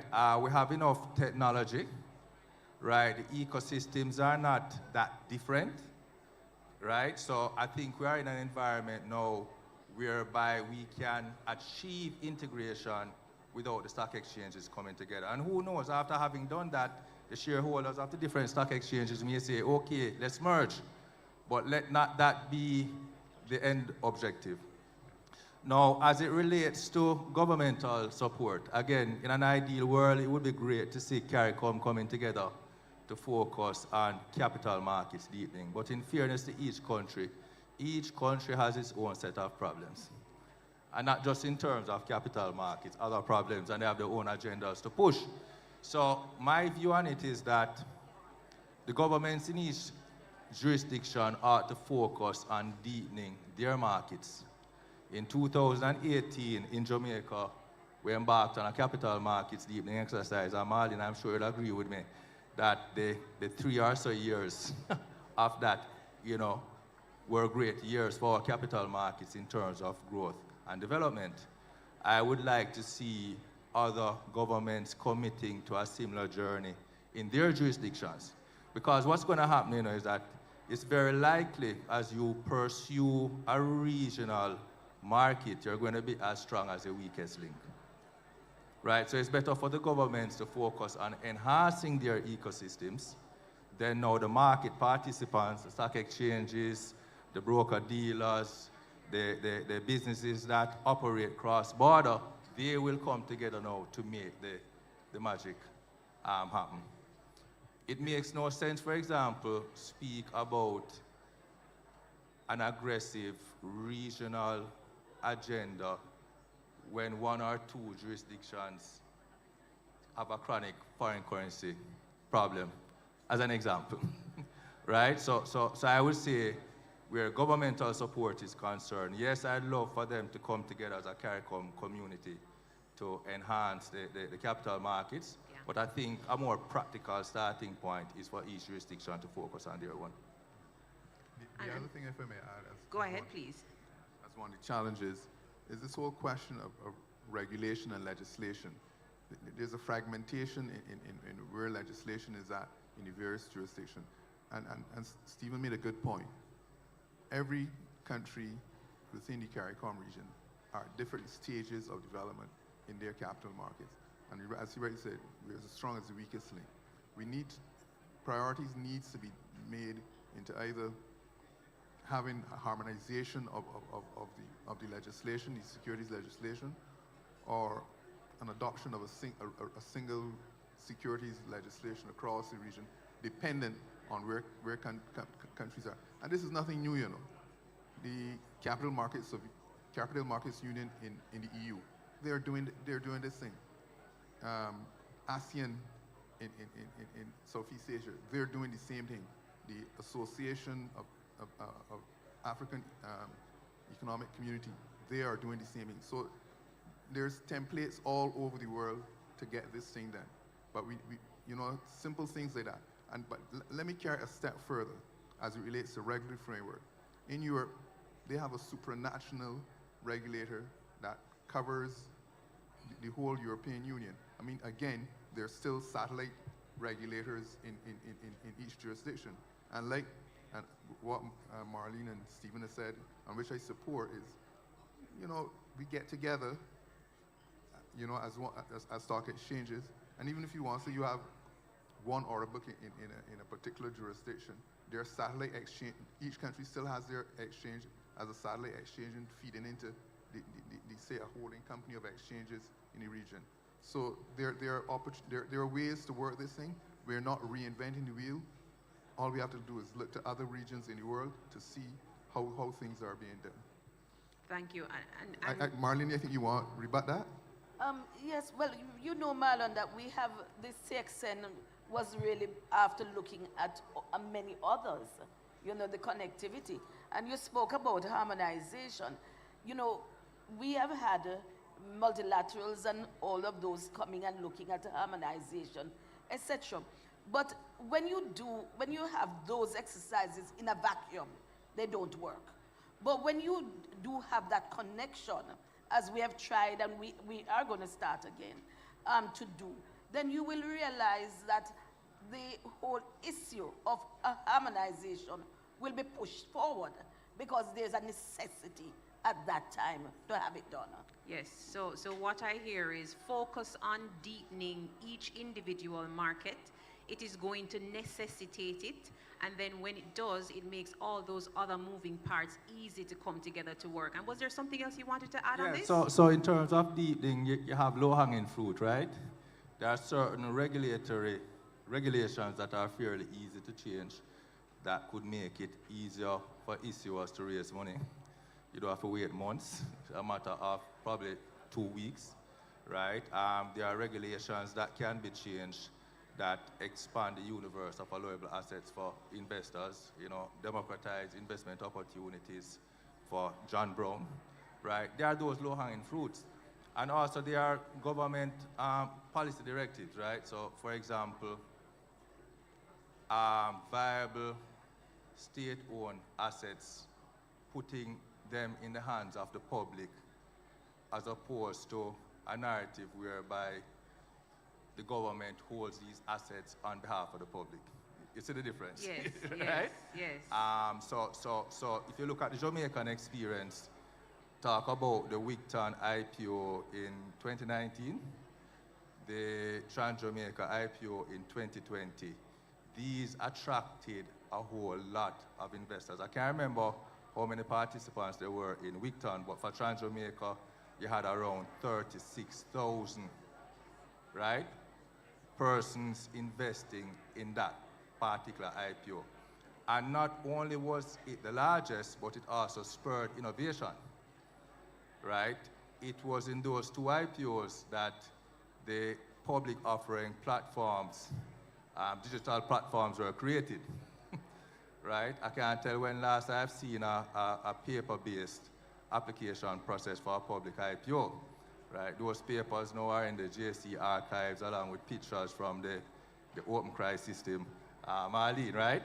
So having a position whereby you help to deepen the markets by, you know, providing investment opportunities for the public, I think that's a good way to go in terms of helping to deepen the market. The market. Yeah. And that's something that we at NCB Capital Markets, we keep that in focus. That's democratizing wealth, so that everybody can have a piece of the wealth ownership or the wealth creation process, because let's face it, everybody wants to get rich. I do too, right? So we keep at it in terms of wealth creation.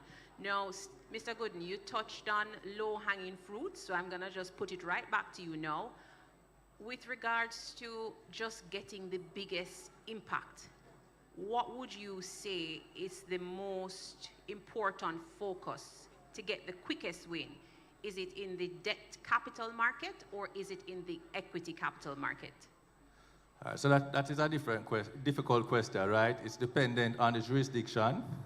And, you know, I'm of the firm view that, you know, you should allow, as best as possible, facilitate businesses raising money along the capital structure, irrespective of where you want to raise that money in the capital structure, right? So my focus would be, instead of saying, okay, do I focus on debt or do I focus on equity, I would focus on, okay, what is the framework that facilitates issuers raising money?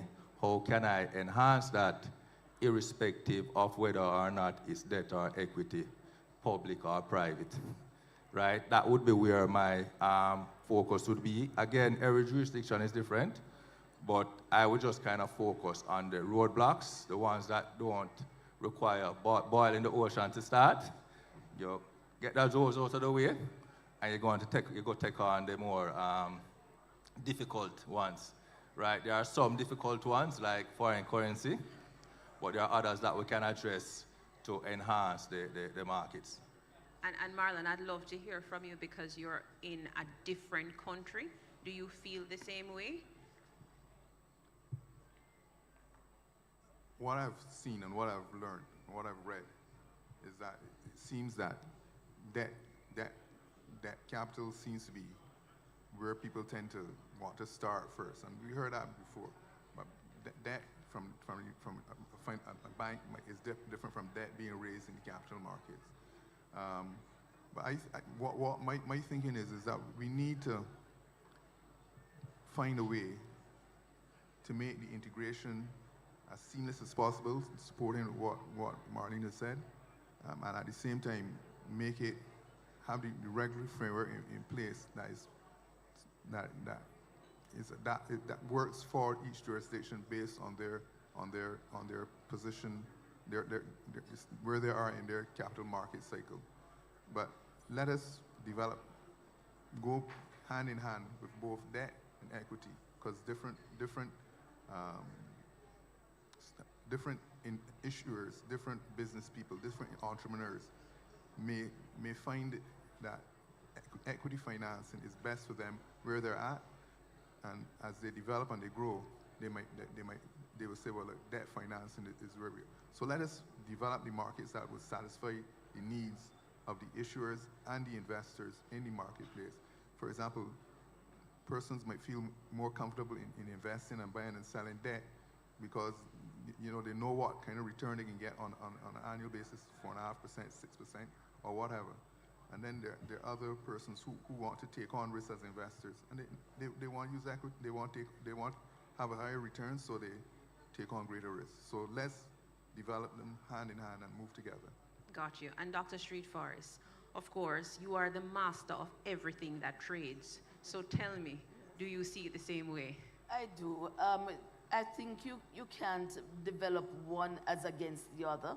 Both must be developed in lockstep, because the needs are going to be different based on the business that you are in and based on the maturity of that business. So it would be remiss of you to be concentrating on one as against the other. Also, you have to realize that sometimes based on just the mere economic climate, one can be a detriment as against another. So obviously you have to do it in a lockstep position. Thank you. So earlier, Doc, you spoke about having a platform. You have a platform here today, yes. And I'm going to throw this out to all the panelists. Here is your platform. What would you like to say to the corporates, the institutions, the businesses in this room about their role and what you want to see from them in order to achieve the objective of expanding the capital markets, no matter where we sit in the region? Doc, I'll allow you to go first. Okay, so obviously one of the things that we would like to say to people is just try to understand the market. Market education, we kept at that from yesterday to today, is key. And it is important that you understand the various products and services in the market so you can demand of you, the brokers, various type of services, and you can also seek to mobilize capital based on that. I would also like to see persons understanding that there is really a good way to come to market, and that is preparing themselves. You heard it today, that many people would want to come to market, but they are not prepared. So that is a very important thing. You have persons who, they look like a big business, but the emphasis is on that top line, the revenue, and not on how do you get your books and in order to access capital. So that's really my encouragement for persons to look at all sides of their business. You heard the encouragement from the master, Marlon. Would you tell us what is it that you want from the corporates, the institutions, the businesses in the room? Well, I would want corporates to understand that they not only need to look after their own affairs in the business, you know, internal operations, but think of your shareholders too as well, and listen to what they're saying. You know, sometimes people, there are certain shifts in the society that we as business people need to listen to and try as much as possible to satisfy what the investing public wants. And that's on the issuer side. On the investor side, we need to move away from just leaving our monies in the bank and happy for a little interest, a little 1% interest return. You need to create wealth for yourself and your family, and as we heard earlier, generational wealth for people your family who follows you, and get into the market. You know, find ways to let your money work for you while you're doing what you're doing on a daily basis. So that's what I want to say. And in doing that, issuers bring securities to market to raise capital, and then there are investors out there who have a way to be more invested in the society, more invested in your business, to be an ambassador for your business by investing in your company and being able to take care of themselves and take care of their families. So far we've heard prepare, and then think about how you create shareholder value. And then we've also heard that you are to bring your monies, put it to the table to provide risk capital to develop the market. So then, Mr. Gooden, you have the last word. What would you like to say to the businesses and the corporates? So I would say two things, and I support the points made so far, but I would say two things. One, as a corporate that is seeking financing, be very clear on what your objectives are. Right? The natural tendency is to say, okay, let me go to the bank to borrow money. Right? And, you know, banking solutions, they have the place, but the capital markets provide more flexible solutions, right, in terms of tenure, the type of security package, the flexibility in pricing, all of those things. So be very clear on what your needs are, where you need to raise money in the capital structure so that you can make the right decision. And what you'll find is that in many instances, there's a place for a capital market solution. So by, you know, introspecting, what will end up happening is that you'll contribute towards the development of the capital markets. That's one. Two, capital markets deepening and development is a national thing, right? And I would encourage the larger players with influence and so on to, you know, lobby the authorities and so on for change. In an environment where economies are changing, there's significant need for infrastructure financing, regulations are changing quickly, right? Many will argue that as Caribbean countries, we are facing a retirement crisis because there are not many long-term assets for pension funds to invest in. The relevance of the capital markets is increasing, right? So I'll say ensuring that we have deep, efficient capital markets has to be a national, and I would dare say a regional priority. Thank you. So there we go. We got the national charge, and on top of the national charge, businesses know what you want when you go to the table, and when you do go, you need to look for the best option that suits you and look for flexibility. Having said that, ladies and gentlemen, thank you. I will take your questions shortly, but I want to say lady, master, and gentlemen, thank you very much. We're going to open now for questions. Thank you very much.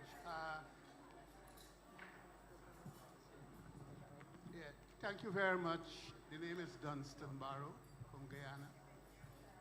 And I really would like to compliment the Jamaica Stock Exchange for the work they are attempting to do in Guyana to get the stock exchange in Guyana to a certain level before you could start talking about a regional market or what have you. We don't want, when we do it, that we turn out to be another West Indies cricket team. The work that we need to do, and Dr. Streeton, she knows about it, and it is not an easy road. We're sitting on 11 billion barrels of the good thing.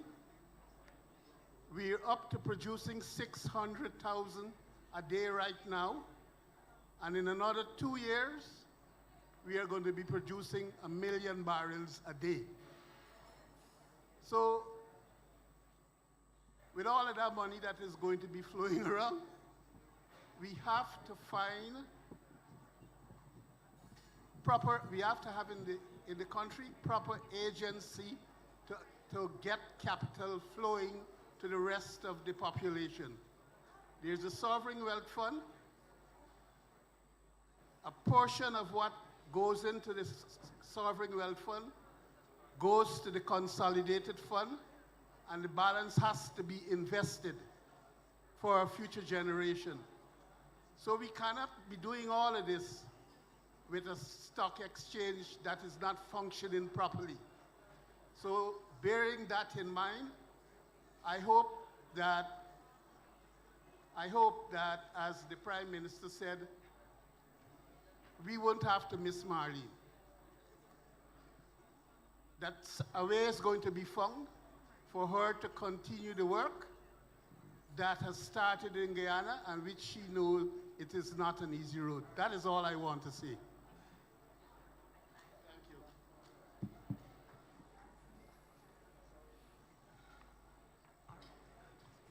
You can go ahead now. I'm not sure if that was a question. It was more of an Clearly encouragement. it wasn't, because nobody's responding. A long time ago, I headed a brokerage company, or brokerage company is part of my entity. And we were involved in massive takeover of the largest company in Barbados, BS&T. Now, the takeover bid was issued, and the company law, we talk about Securities Act, dictated different triggers in different countries for the takeover bid. You could transfer X amount, I would remember that. Anyway, I won't get into those type of details. What it said to me, and you sort of mentioned, you need a harmonization of legislation across the regions. You talk about deepening the markets, which is probably easiest or quickest way to do it. But in terms of a regional stock exchange, unless you have harmonization of legislations across the region, which is probably almost impossible, it will never happen. And at this point in time, we have a Minister of Finance in Jamaica who has a securities background. We have a Prime Minister in Barbados who's very much into this type of discussion. And we soon have a Prime Minister. We have a Prime Minister in Trinidad who is also part of that. If we don't seize this moment and go the political route, it probably will never, ever happen. And I think the political route is the only route we have to go. It's not a question. Thank you for the charge. National charge. Thank you. Any other questions or feedback? I see my lovely friend coming to walk us off the stage. Thank you, ladies and gentlemen.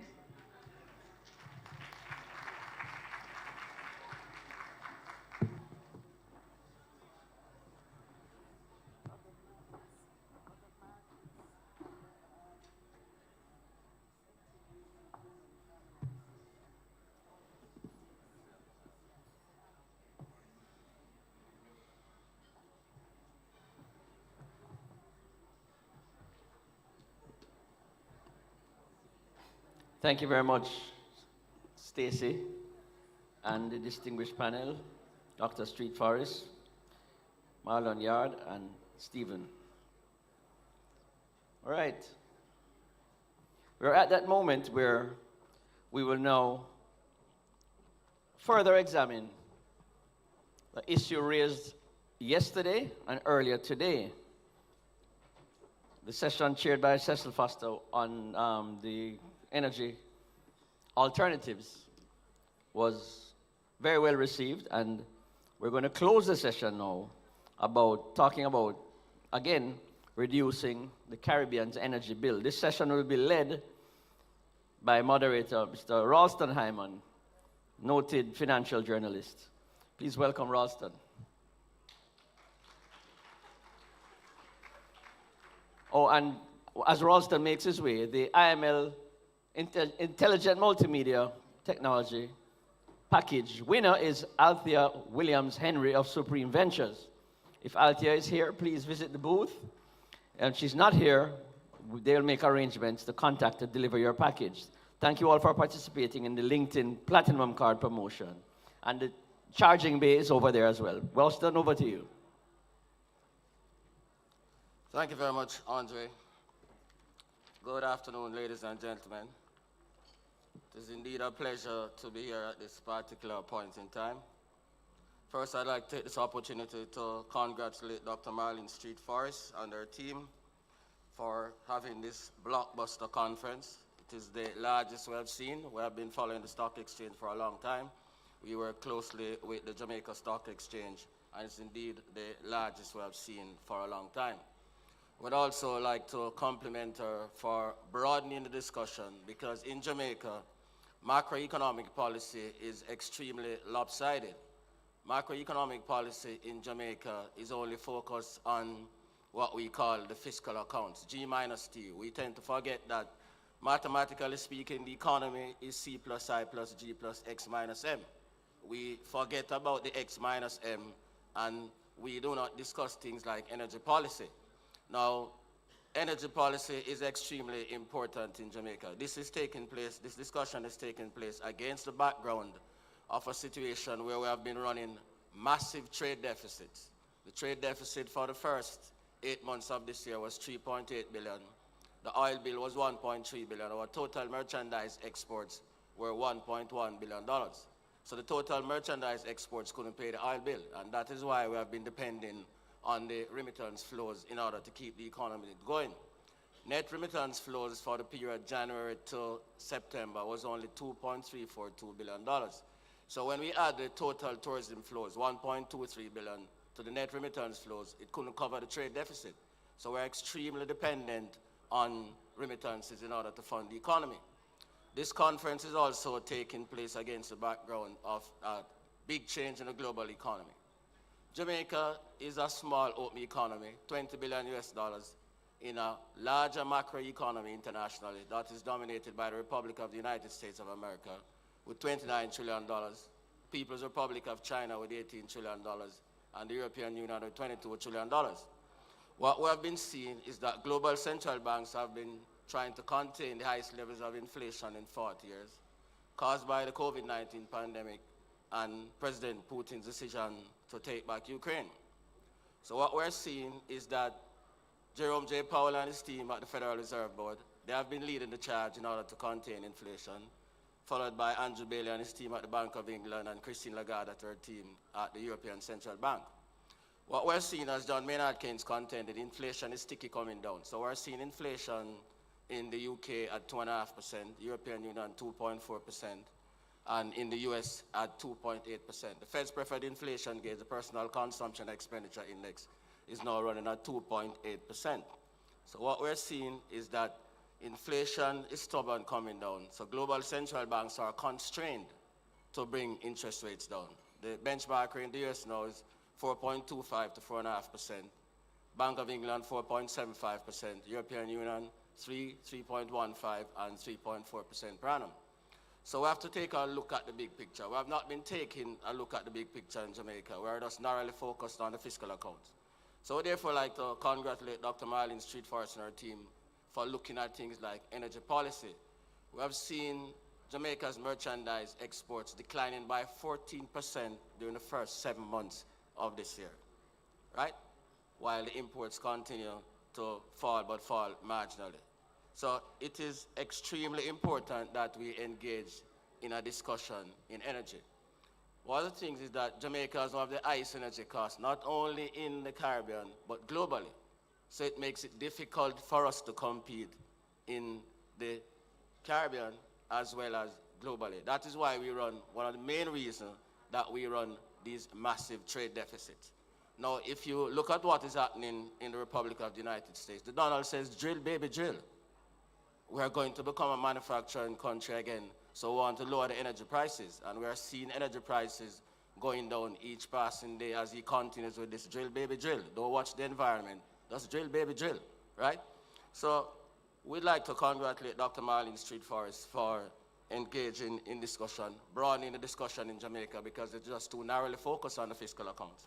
So without further ado, we have a distinguished panel, which includes Mr. Hugh Grant, which is the president of the President and Chief Executive Officer of the Jamaica Public Service Company, Michelle Chinlen, the Deputy Chief Executive Officer of Wheaton Energy, and Charles Chambers, who is the Director and Chief Executive Officer of West Indies Petroleum Limited.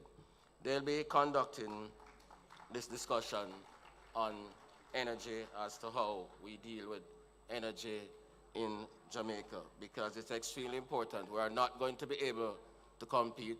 We are not going to be able to grow the economy. We operate in an energy-intensive international economy. Digitalization calls for increased energy, so we have to find ways to lower the cost of energy if we are going to grow the economy successfully. If you look at the economic data that we have been seeing, 1.4% during the first quarter of last year, 0.2% during the second quarter, minus 3.5% in the third quarter. We're on the brink of a recession. So we have to move from this over-concentration on the fiscal and move to the broader macroeconomy, and energy, the external sector, is extremely important. The dependence that we have on remittances is not going to work out under the current macroeconomic policies being pursued by the Donald. The Donald says his policies, mass deportation and tariffs. So that's the new international dynamic that we have to deal with. So we have to find ourselves in a situation that we are able to deal with that. And that is why we congratulate Dr. Marlene Street Forest for broadening the discussion in Jamaica at this particular point in time. So without further ado, we'll call on Ms. Michelle Chinlen, the Deputy Chief Executive Officer of Wheaton Energy, to make her presentation. Thank you.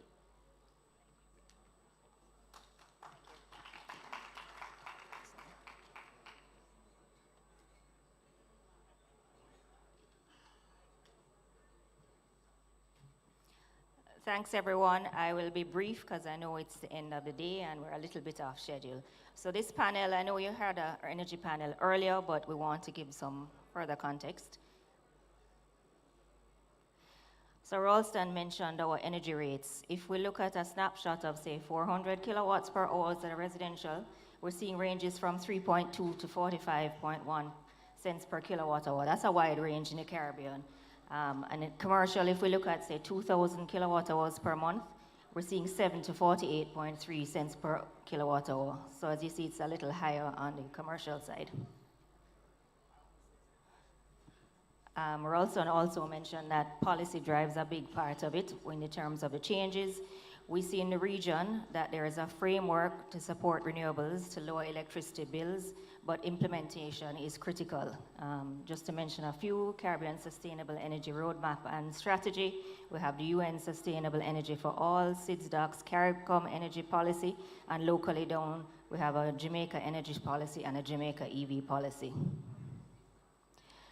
Again, we have good economic and political stability to make these things happen. We have a good wind and solar resource in the region.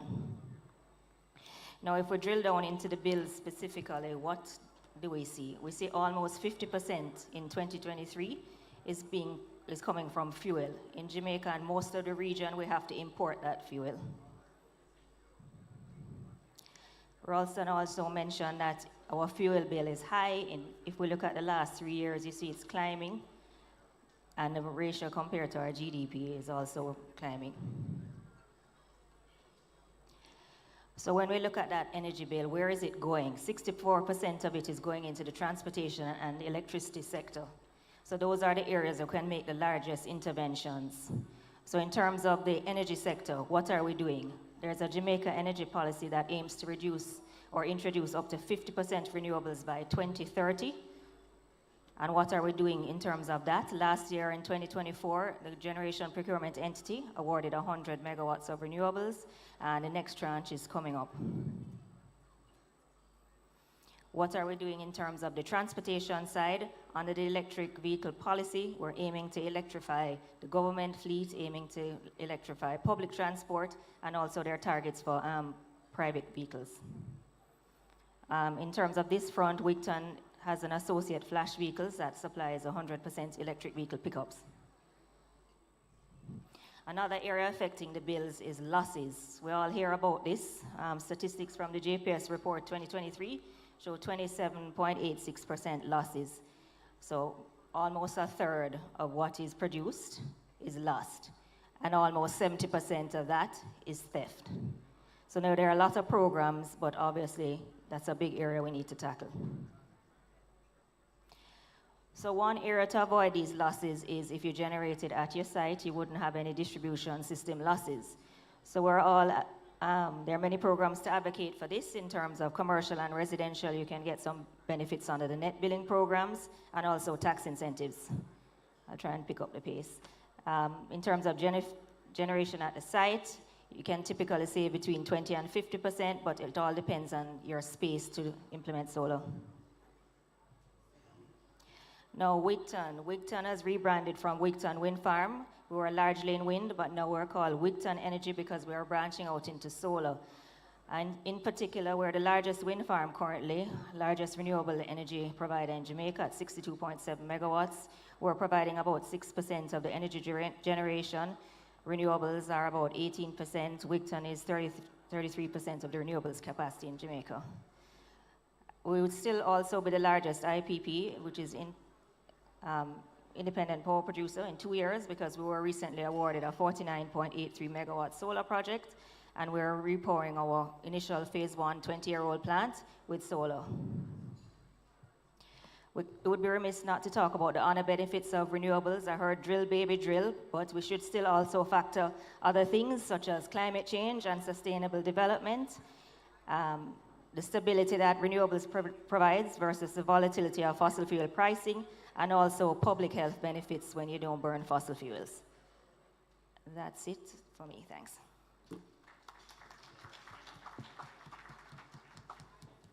Thank you very much, Michelle. We now call on Mr. Hugh Grant, the President and Chief Executive Officer of the Jamaica Public Service Company Limited, to make his presentation.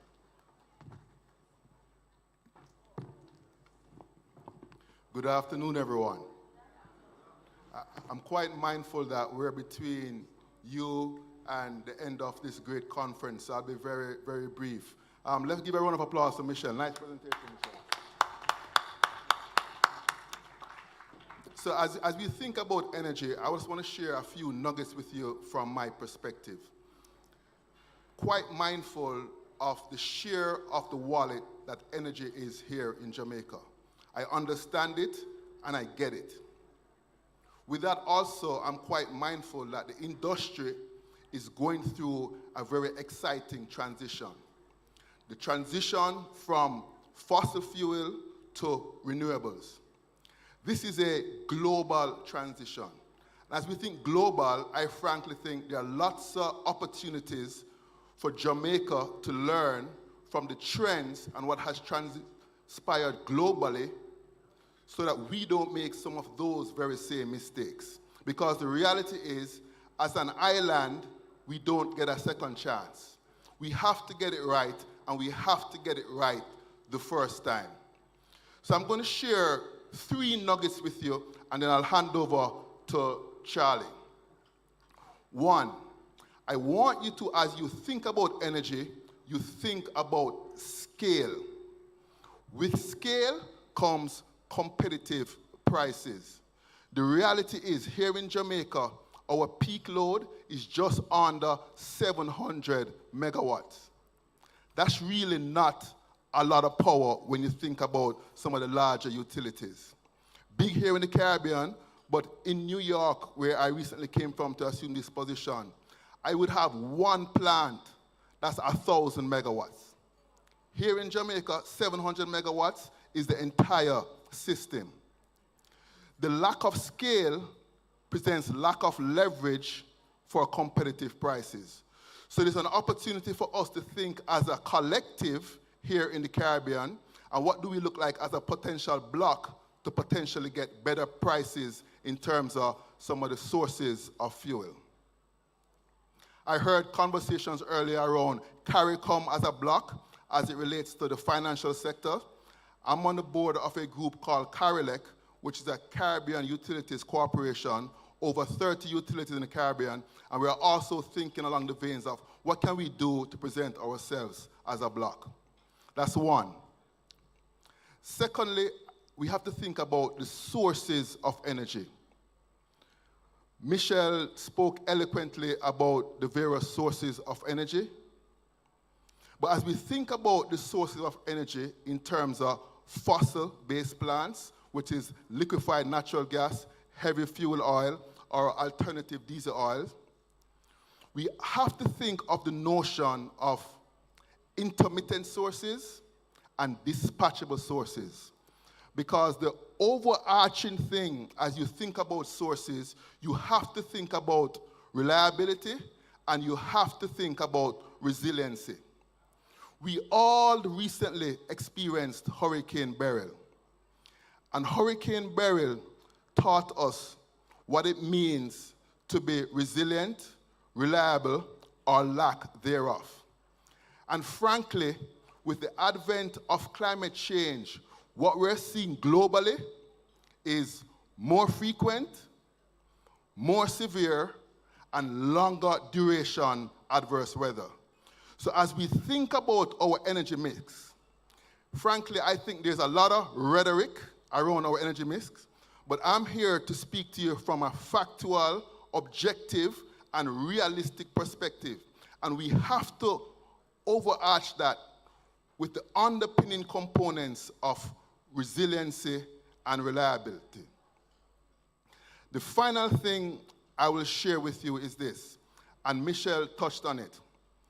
We here in Jamaica, as we think about energy costs, about 20% of the costs, and what we're seeing is theft and lost revenues. That is an issue that we also have to address. The good thing is, we're on the way in doing so, partnering with key stakeholders such as the regulator and government. But that is not only a financial issue, it's a socio-economic issue. Frankly, we heard other socio-economic issues in terms of the STAR program and other things that's being done. We need to also unlock those opportunities so we can get to the bottom line of that, and that would also help in terms of the overarching energy prices. I've shared a few things. I look forward to our continued engagement. Frankly, I'm also very encouraged by the level of attentiveness of you all at this late hour in the evening and the conference. So thank you very much for that. Thank you very much, you. We now call on Mr. Charles Chambers, the Director and Chief Executive Officer of West Indies Petroleum Company, to make his presentation. Welcome, Charles.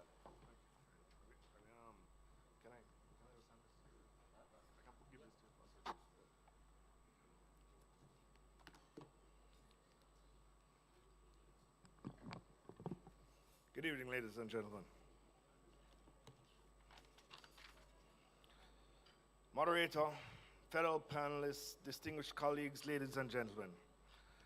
The cost of energy fundamentally shapes how resources are deployed across the Caribbean economies.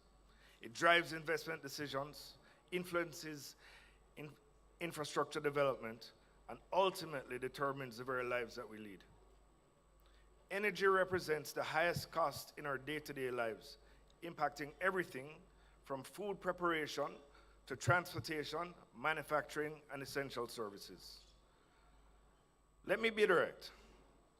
The reality we face today is stark. Jamaicans pay $6 per gallon for fuel, while US consumers pay $2 to $2.50. Our electricity costs are around 49 cents per kilowatt hour, compared to 4 cents in places like Houston. These are not just numbers, but they represent a fundamental barrier to our region's competitiveness and our people's prosperity. Further, this difference in energy costs drives how we must deploy our resources and infrastructure. The core drivers of these high energy costs are clear. First, infrastructure. We have inherited and continue to use infrastructure that wasn't designed for today's Jamaica.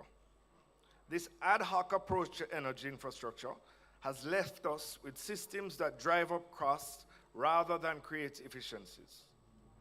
Second, our tax structure. Currently, fuel carries a 60% tax burden that passes directly to consumers. This isn't just about fuel at the pump. It cascades through our entire economy, affecting food prices, transportation, manufacturing, and the basic cost of living for every Jamaican. Third, our fragmented regional approach.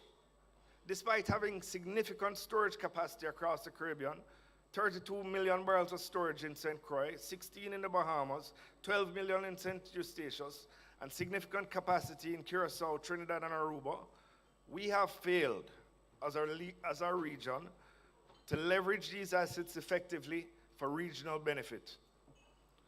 At West Indies Petroleum, we understand these challenges intimately. Our deployment decisions are driven by the imperative to reduce energy costs. I'd like to share some of the concrete examples from our experience. First, strategic infrastructure deployment. We've invested in over 850,000 barrels of storage capacity across carefully chosen locations. The deployment allows us to achieve economies of scale and help Jamaica to lessen price fluctuations. The locations weren't chosen by chance. They were driven by the need to optimize logistics costs and improve accessibility. Second, operational deployment. We have extended our operational hours from 3 a.m. to 6 p.m., 6 days per week, and achieved 45-minute terminal turnaround times. These deployment decisions were driven by the need to reduce operational costs for our customers, particularly for manufacturers and transportation companies who need reliable, cost-effective access to fuel. Third, market deployment. By supporting independent operators, we've helped democratize and nationalize access to fuel. Today, we supply approximately 80% of Jamaica's independent gas stations. This deployment strategy was driven by the need to create market competition and improve accessibility, particularly in underserved areas. However, reducing the Caribbean's energy bill requires a broader approach. The deployment of resources must be coordinated regionally to achieve maximum efficiency. We need strategic infrastructure development. We must stop treating infrastructure as an afterthought. We are waterborne states, and so logistics are incredibly important and have a huge impact on cost. The scale of thinking that we need to do is how to create deep water ports so that we can bring huge ships full of fuel from near or far, so that on our island, we bring the fuel here at the lowest possible cost. Think about how CMA CGM was able to invest $300 million to dredge Kingston Harbor from 12 meters to 15 meters. So that today we can receive Panamax vessels in Kingston Harbor. And think about Kingston Harbor, how it's flourishing, and how CMA CGM thinks about that investment as part of a global logistics hub. Tax reform and incentives. The current tax on fuel is unsustainable. We need to incentivize investment in energy infrastructure through tax policies that benefit local companies and encourage partnerships with international expertise. This isn't about giving away revenue. It's about strategic investment in our future. Support our local companies, companies that are led and managed by Jamaicans who live here. That will build wealth here and reinvest here, creating wealth for our people and building a stronger country. We need public-private partnerships. The solution lies not in government-built infrastructure, which historically proves expensive and inefficient. We need PPPs and development and deployment structured by government policy and executed by Caribbean countries which have a vested interest in our region's success. The harsh reality is this. Our current energy costs are suffocating economic growth. We need a comprehensive, deliberate, collaborative, and decisive public-private partnership approach to energy infrastructure. There are literally trillions of dollars in global infrastructure funds seeking reliable, long-term returns. We have the opportunity to tap into this capital, but we must do it strategically and with local companies and Caribbean interests at the forefront. The solution requires a fundamental rethinking of how we deploy energy infrastructure across the Caribbean and across the region. This isn't just about lower energy costs. It's about creating a foundation for genuine economic development and prosperity for our people and for the future. At West Indies Petroleum, we have demonstrated in our own space what's possible. In just a decade, we have built significant storage capacity, improved distribution efficiency, and helped bring more competition to the market. But individual company success isn't enough. We need systemic change. So let me be clear. Without addressing these fundamental issues, particularly infrastructure and tax policy, we will continue to handicap our region's development. We now need to take measured and informed action. And most importantly, we should do this collectively and through structures that make it an imperative that the participants are from and exist within this region. Thank you, and I look forward to our discussion.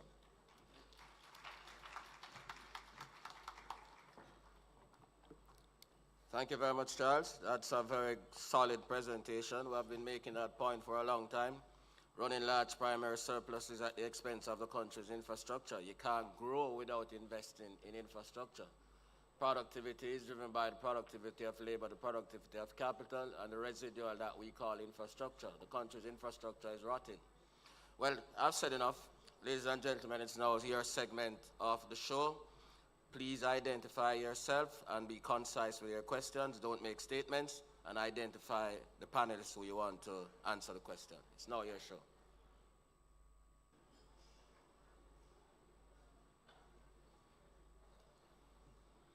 Derek Tulloch, and I'd like to ask Mr. Hugh Grant, is nuclear power feasible in the generation mix? If you could elaborate for me in Jamaica. No, thank you. Thanks for that question. I appreciate it. So as I mentioned earlier, you have renewables as one source of energy, and then you also have thermals or nuclear, which are another source of energy. Renewables by nature are intermittent, they are non-dispatchable, so renewables alone is not the solution to an energy future that's going to deliver to this great nation. Renewables with storage in terms of batteries is a potential solution. However, the reality is you need long duration storage. And when I say long duration storage, currently with the technology, the longest you're getting out of storage is 4 to 8 hours. That is not enough to deliver on a resilient, reliable grid. So absent of continued development in terms of the renewable and storage place, to deliver on a reliable, resilient grid, we now have to look at what are the dispatchable resources that we have. I mentioned 2, thermal or nuclear. That's what we have right now, and that's what's proven.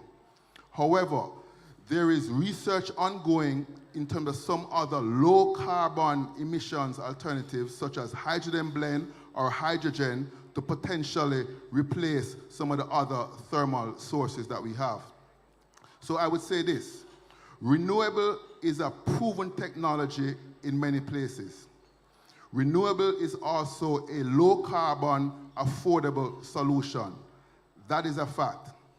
However, I'm quite mindful that there are some safety risks and environmental risks associated in terms of nuclear. Based on that, you have the development of multiple technologies, SMRs, small modular reactors. That technology continues to evolve and continues to be developed. So I would say, as the Prime Minister said on Tuesday evening, we can't afford to close the door on nuclear. However, we have to make sure that given the size of Jamaica, given the potential risk, that we do our due diligence around compliance, around maintenance, around the technologies, and ensure that it's proven before we think of any adaptation in terms of that. But the reality is nuclear is proven in many places. Many places it has been going and going for several years. In New York, where I was prior to here, we had 2,000 megawatts of nuclear in Westchester, a highly residential neighborhood, without issues. And it provided affordable, dispatchable energy. Mindful, this is Jamaica, things are a bit different. But from my perspective, I align with what the Prime Minister has said, that we can't close the door on nuclear. The technology, frankly, for small modular reactors is 10, 20 years out. So we'll continue to engage. We'll continue to play actively in the space with leaders to learn more, ensure that the safeguards are in place, and then we see where we go from there. Hopefully that answered the question. Thanks for that question. Hi, Ralston. Hi, Mr. Grant. How you doing? Have you looked at the issue of water pumped uphill as a storage source using renewable energy? There's been a few ideas around this for some time. I'm not sure how feasible it is, but I know it's obviously done in other countries. That would be the main one. And in your view, hydrogen, I believe that various French companies are trying to do this across the region. Maybe you have a further update as to where you think it is. Is it 5 years out? Is it 10 years out? How feasible is it? No, thanks. Thanks for that question. I'll start with the hydrogen. And I think, frankly, as we think about renewables and low carbon sources, we also have to put into perspective a recent change that took place in Washington. Because frankly, that's going to impact the pace of some of these low carbon solutions in terms of how we go forward. In regards to hydrogen, lots of work has been done in the hydrogen space. Frankly, there are hydrogen hubs, and frankly, you have generators being run by hydrogen right now. The issue with hydrogen is the sources, the volume, and then also it's less energy per molecule, and it's also more flammable. So you have to mitigate against those parameters as you think of a potential rollout. However, the reality is, if one transitions along a path of thermal until some of these technologies get more developed, there are opportunities to then retrofit a gas burning plant to burn hydrogen, and you have those retrofits and those kits available. So I think hydrogen is some years out, more to be done in terms of the technology. There are several pilots, several working, and we'll see how that unfolds. The other part of your question in regards to storage and pump storage, I've seen some of that. I've heard about some of that. I think, frankly, part of the challenge there is scalability, and then it's still going to be somewhat intermittent in nature based on the volumes and availability of water. So, again, another potential source, we have hydros currently in Jamaica. Pump storage could potentially supplement that at times and serve as some level of storage to augment some of that. But more to come on that in terms of the volumes, the feasibility, and how much we can unlock there. And finally, the LNG, the opposition Minister of Finance, or hopefully Minister of Finance, mentioned the issue of the fact that LNG basically is in line with the cost of oil, or tracks it, and so it was meant to produce a significant saving when it was put in place. Do you have any further thoughts on that particular one? And maybe Charles may have a thought on that too. Okay, given that I've gone twice, I'll give Charles a chance to go, and then I will go. Go ahead, Charles.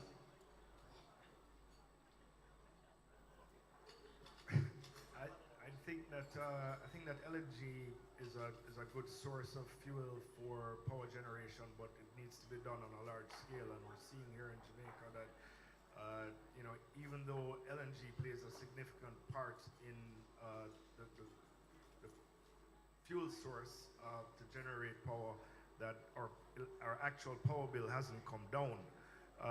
So Hugh was talking about scale. Scale is super important.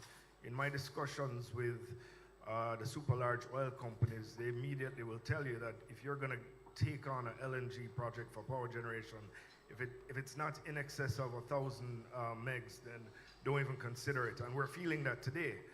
Besides that, I think that there's probably an issue with respect to how the contract was priced in the first place.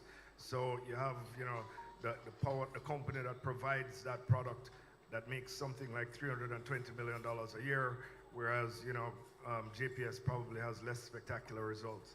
And I think that that's a problem. Effectively, fuel which is passed on to the consumer is really what the problem is. And what we need to do is think about how to create infrastructure to drive down the cost of fuel that comes here. As I said in my presentation, we're a waterborne space. It means that the fuel has to be imported, whichever fuel it is, other than renewables, it has to come here probably on a ship. And therefore, things like deep water ports to accommodate large amounts of fuel are necessary. There's a necessity also, I think, regionally to think about the products that we're buying and leverage the collective buying power to bring our costs down. The truth is that in places like Station, St. Croix, we're talking about 32 million barrels of storage. There's a lot of fuel that exists in this place. The fuel is here and it's cheap. We're just not very smart about how we think about accessing that fuel and providing the fuel to the plants that ultimately generate electricity. It's not necessarily that those plants are less efficient than the plants in somewhere else. It's just that the feedstock is a problem. I did speak also about taxes on fuel. So when you go to the gas station, for instance, you're talking about 60% of the cost of the fuel, 60 or more, goes into taxes. That to me is like a huge problem. And I think that any government should think better about what the opportunities are out there to generate revenues than finding the one guy that they can kind of pick on. It's not really that they're picking on the one guy. What they're doing is they're picking on all of you. All of Jamaicans are paying for that. It's a straight pass-through, and that should be sort of eliminated. Because people who drive cars or everything that you do in your life, fuel is such a huge and fundamental part of it. And if you're tied up with taxes that make your fuel bill super high, it sort of has a knock-on effect, a multiplier effect into your food prices, into your rent prices, your electricity prices, and it's a dramatic waste of our individual wealth when it's allocated in that way. And like I said, there's probably plenty that we can do. I know that's more for Keith, but that's my 2 cents. Yes. Well, son. Yes. I have one question. The panel in general. We've been hearing a lot about petroleum, Jamaican waters. I mean, I've gone on the website of United Oil, and I'm not a technical person, but based on what I've read, and the kind of interest that's being spoken about the possible petroleum reserves in Jamaican waters. You guys are the experts on that. Is it speculation? Is it fact? Is it that we need investors? And if indeed there is vast resources of petroleum off the Jamaican shores, what are the implications in terms of energy for us? Who's that addressed to? Huh? We are addressing that. Well, it could be JPS or Michelle, you want to West take Indies Start and then Petroleum, we I can think. keep it All right, Michelle will going take on. I'm not the oil expert, but I know, I think through the ministry they're carrying on the programs of that PCJ had to offer the blocks for exploration. So as far as I know, there's no commercial activity other than just exploration. No, I really want more than that because I have gone on the website, United Oil, and based on an informed analysis, and well, not informed, but based on my own layman analysis, there is interest of Jamaican shores. It's been there, I gather, for several decades. So I just want, I know you guys have to be careful, you know, but what, you know, is there or is there not? And if there is, what are the implications? That's all. Yeah, I'll take a quick crack at that. Yes, I think you're right. There are significant studies. There's something called a red book, you know, that's been around for a very long time. I mean, there's clearly is the potential to find oil here. The question is, you know, is the expense worth it? Because you may go drill and not actually find any oil. And so it's speculative at the moment. And you know, what you need to do is find somebody who is potentially willing to, somebody or some people who are potentially willing to invest large amounts of money and actually lose it all because you don't actually find the oil. Me personally, I think that if oil was discovered here, it would be huge for a country like Jamaica. Oil is a resource that allows us to generate power at a very cheap price. And power generation is the fundamental, you know, fuel is the fundamental building block for wealth and for the development of a country. And to the extent that we were able to find any natural resource that allowed us to generate electricity here in this country very cheaply, we would relieve ourselves of the weight of this incredibly high fuel bill that we all pay today that is really holding us back in a way that you can't understand. I was giving somebody the explanation, the example today that, you know, the hot button thing today is like potholes, right? Everybody knows about potholes, and you know what? Because everybody's concerned about potholes, they're going to fix potholes. The reality is that if you were all seriously concerned about the cost of your energy and really pushed it, that we would fix it because it's a fixable problem. The problem is, like, you have to think about the picture in a, you know, in a holistic way. How am I going to reduce my energy bill? The opportunity is there, and you know, frankly, I think that we need to take a much harder look at it. That's a very fundamental point you're making, Charlie. Yes, I'm sir. glad Keith is here because that's what we have been saying. It can't be that you're going to focus on one thing and then leave the other thing.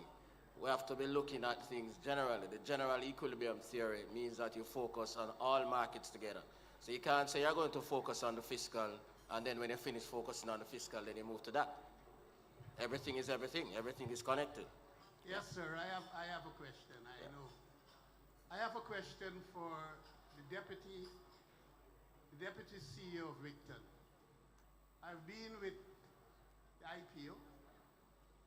You've had a name change. You're changing up. You're going to solar. What, in terms, how do you see the shares? First of all, how do you see your profitability moving over the next 3 years? And what do you think is going to happen with the share price? For example, a couple of weeks it was 109, it's now 130 something, so it's moved from 109 to 1 something. I've been with it since it was $50. 50 cents, sorry. I've been with it since it's been 50 cents. But with this change that you've talked about, I would like to know what you're looking at in the next 3 to 5 years. What kind of profitability we're looking at? Sure. Wigton stock increased over 70% last year. It was the second best performing stock on the stock market. Glad that you've been with us from the beginning. At the time it came out, it was the largest IPO, only overtaken by Trans Jamaica, as was mentioned earlier. So we are very committed to our shareholders. As I mentioned, some projects, there was no generation procurement entity called since 2016. So one came out last year and we won that. So that project will be in 2 years, so we are increasing our capacity by 79% with that project. That is huge. We have never increased by that percentage in our growth cycle ever before. Again, I mentioned that the GPE is coming out with another 168 megawatt tender. We will participate again, but while we wait on those, we are entering the commercial space. We have 2 commercial lease clients. We're participating in some commercial EPC where we build projects and give it over to the customers. Those are some of the largest non-distributive or distributive energy projects in Jamaica, meaning they're not supplying to utility. Those are big infrastructure projects at the airports, 2 airports in Jamaica, the agricultural sector, and we plan to do more of that. So yes, Wigton is on an upward trajectory, and I would say your share price will be the same. And investors just love the stock. It's one of the most heavily traded stock. It was one of the volume leaders today too. Yes. I won't actually project the profitability over here. But obviously, you can't go out and do a name change.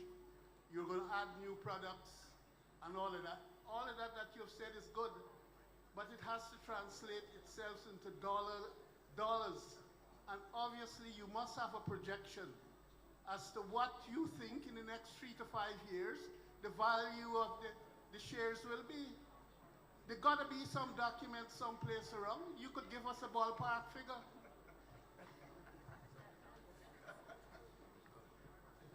I'll talk to you after. Okay.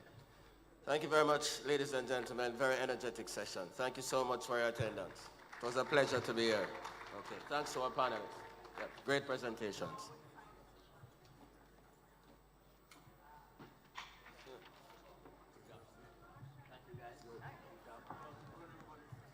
Come forward for a picture for a good day. Come forward for a photo. Ladies and gentlemen, we thank Ralston for leading that final session. And we also thank the esteemed panelists for the insight and the questions from the audience. It is now time to do the wrap. And all I would say is this has been the largest, this 20th version has been the largest capital markets conference that the Jamaica Stock Exchange has done in all our 20 years. Every day we had over 700 people. Opening night was over 800. Definitely a big deal. I want to thank all the participants for all your patience. We had some challenges with traffic on Tuesday and Wednesday. Thank you all for your patience. Thank you all for staying with us. Thank you to all the moderators, the panelists, the speakers, the technical support, the Jamaica Stock Exchange marketing team for doing the heavy lifting on this event. We hope that you all learned something and left with something that would benefit you. I was talking to an entrepreneur who said that the access that he has had and the relationships that he has started and the connections that he has made here was worth more than the price that he paid to be here, more than 4 times in his estimation. So this is definitely worth the investment, and the sponsors we could not do without. Certainly Jeffries, NCB Capital Markets, the Pegasus, of course, the Massey Group, JMMB Group, Sagicor Investments, Deloitte, GK Capital, Barita, Flow, Fosrich, Oppenheimer, CIBC, Caribbean Assurance Brokers, Trans-Jamaica Highway, JBDC, IDB, Worthy Park Estates, of course, Intelligent Multimedia in the corner over there, JPS, the JSE group of companies, including Jamaica Stock Exchange, JCSD Trustee Services, Jamaica Social Stock Exchange, Jamaica Stock Exchange eCampus subsidiary, CBX, Caribbean Business Exchange in the house, the Regulatory and Market Oversight Division of the Jamaica Stock Exchange. I thank you all for joining us, and we look forward to you joining us next year as we continue to build our economy. Thank you very much for joining us, and we'll see you again next year.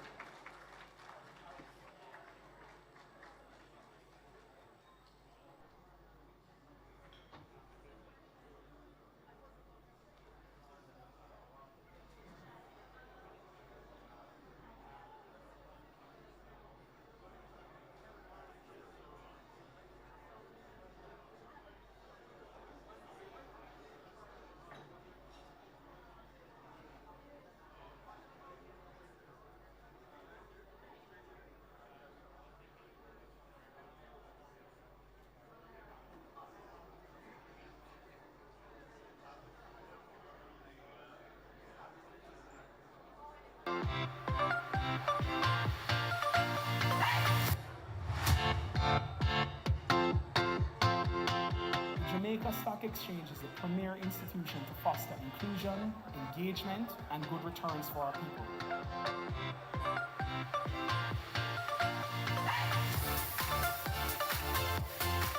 Little Jamaica has produced the greatest musicians, the fastest athletes, and has a global reputation that in no way correlates to the relative size of our country. Jamaica produced the best performing stock exchange globally according to Bureaucracy, not once, but twice. We are also witnessing the changing of the guards of the Jamaica Stock Exchange. It would be remiss of me not to proceed without acknowledging, honoring, and saluting Dr. Marlene Street Forrest, Managing Director of the Jamaica Stock Exchange. I'm sad, Marlene, that you're gone, and I'm sure it's the sentiment of everyone who has interacted with you. You're such a lovely person. But don't worry, we will find something for you to do.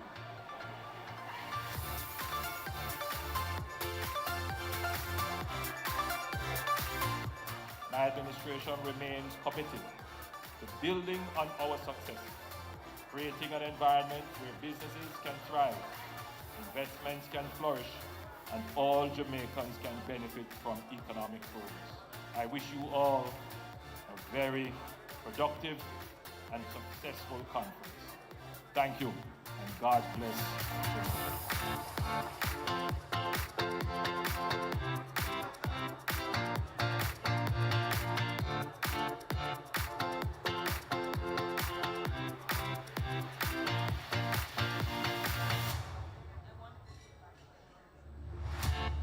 Welcome to the Investment and Capital Market Conference 2025 20th Regional Conference hosted by the Jamaica Stock Exchange. Day two? Day 2. Welcome.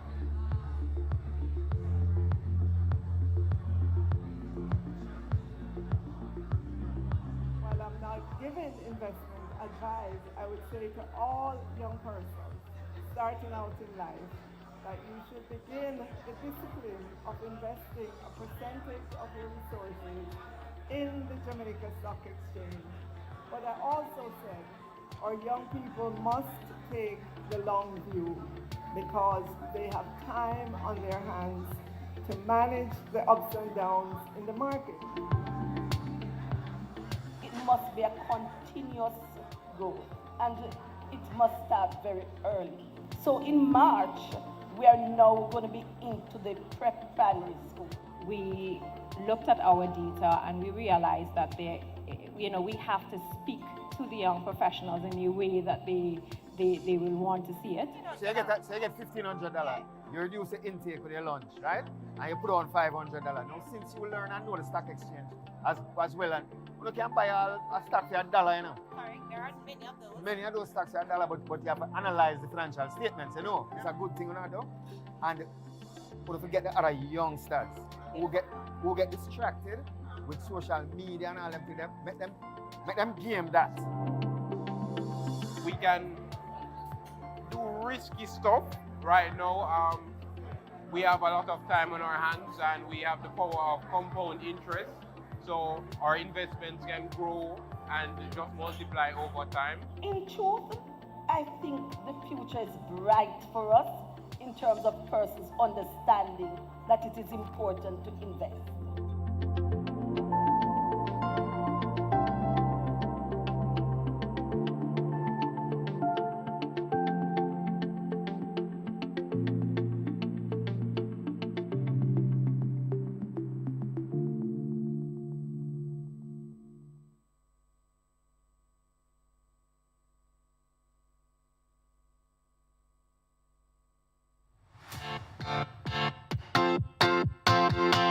The Jamaica Stock Exchange is the premier institution to foster inclusion, engagement, and good returns for our people.